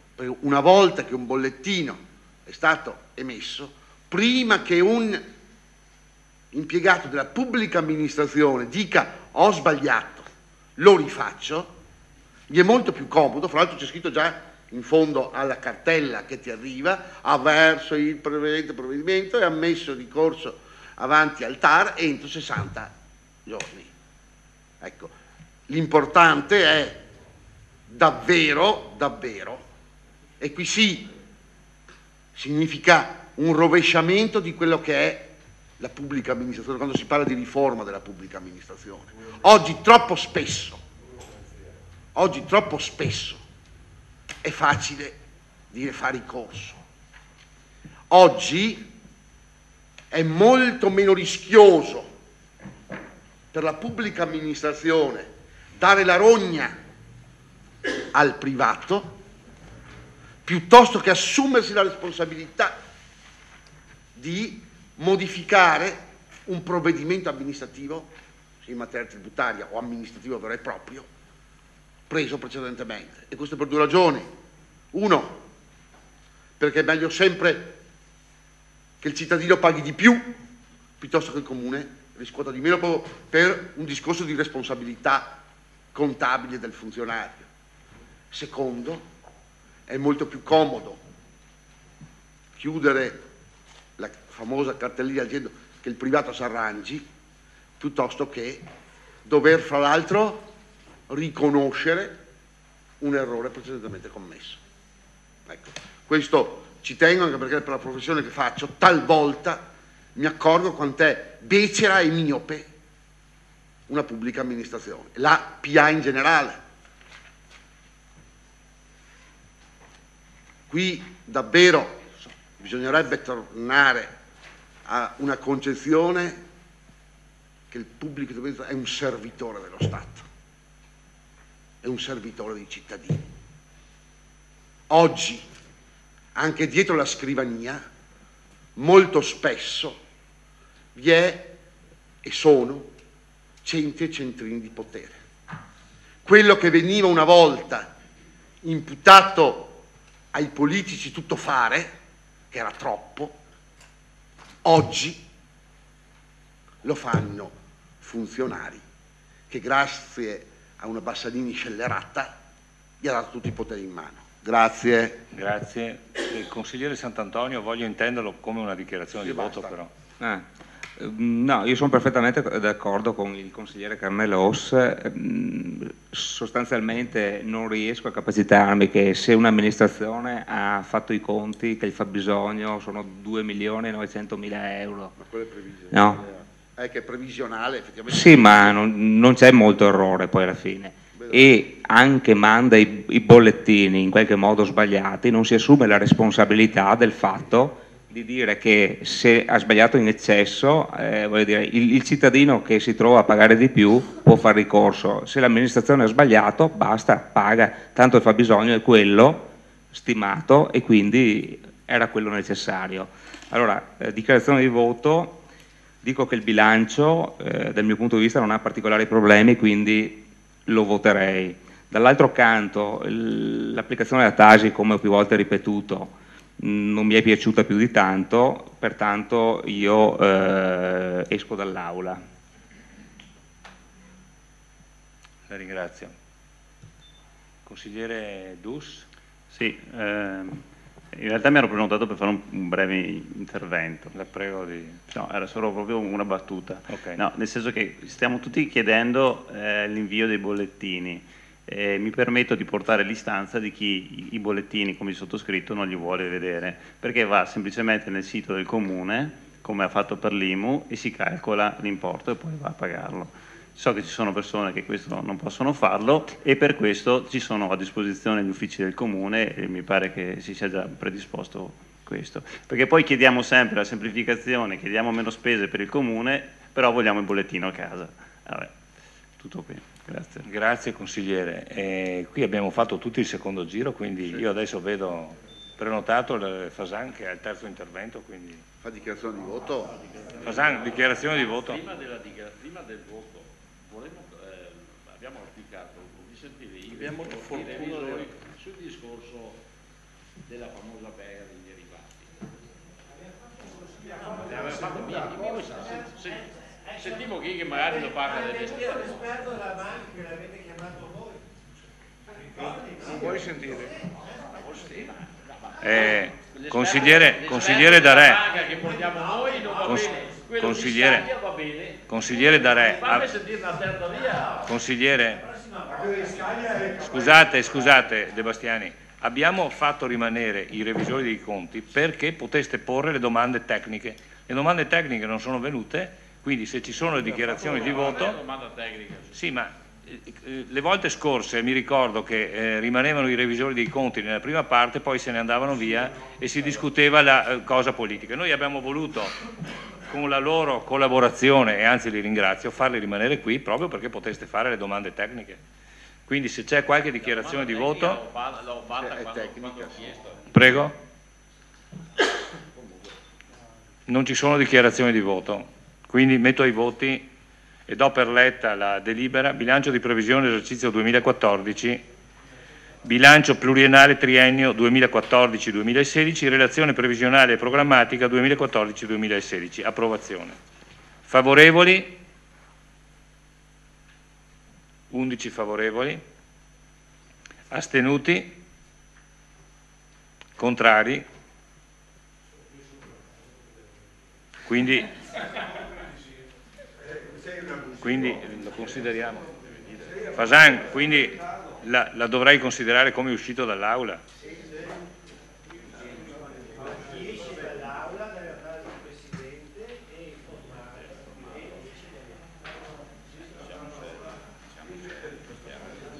Metto, fermi consiglieri un attimo, metto in votazione l'immediatamente.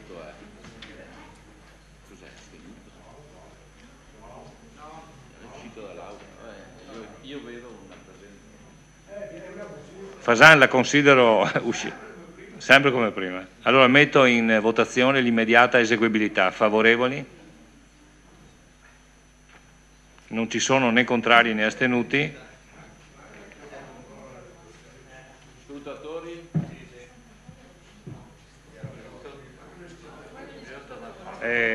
Allora Fasan, però cerchiamo di essere serie. Fasan non può fare lo scrutatore se è uscito dall'aula, scusate un attimo, bisogna essere un attimo seri, no? Era Sant'Antonio in sostituzione di Posocco. Ma io posso nominare scrutatori soltanto con la maggioranza. Allora devo nominare il terzo scrutatore in sostituzione di Sant'Antonio, Carnelos. Allora la votazione, lei deve avvallare, i 3 scrutatori li prego di avvallare la votazione. Ok. Rimetto in votazione il bilancio, rimetto in votazione il bilancio. Favorevoli? Non ci sono né contrari né astenuti. Metto in votazione l'immediata eseguibilità. 11 voti favorevoli.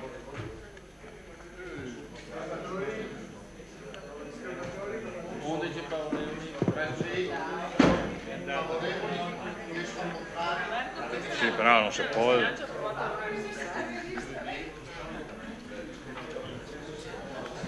Sai che va fuori, che va. La seduta è chiusa, grazie e buonanotte a tutti. Grazie.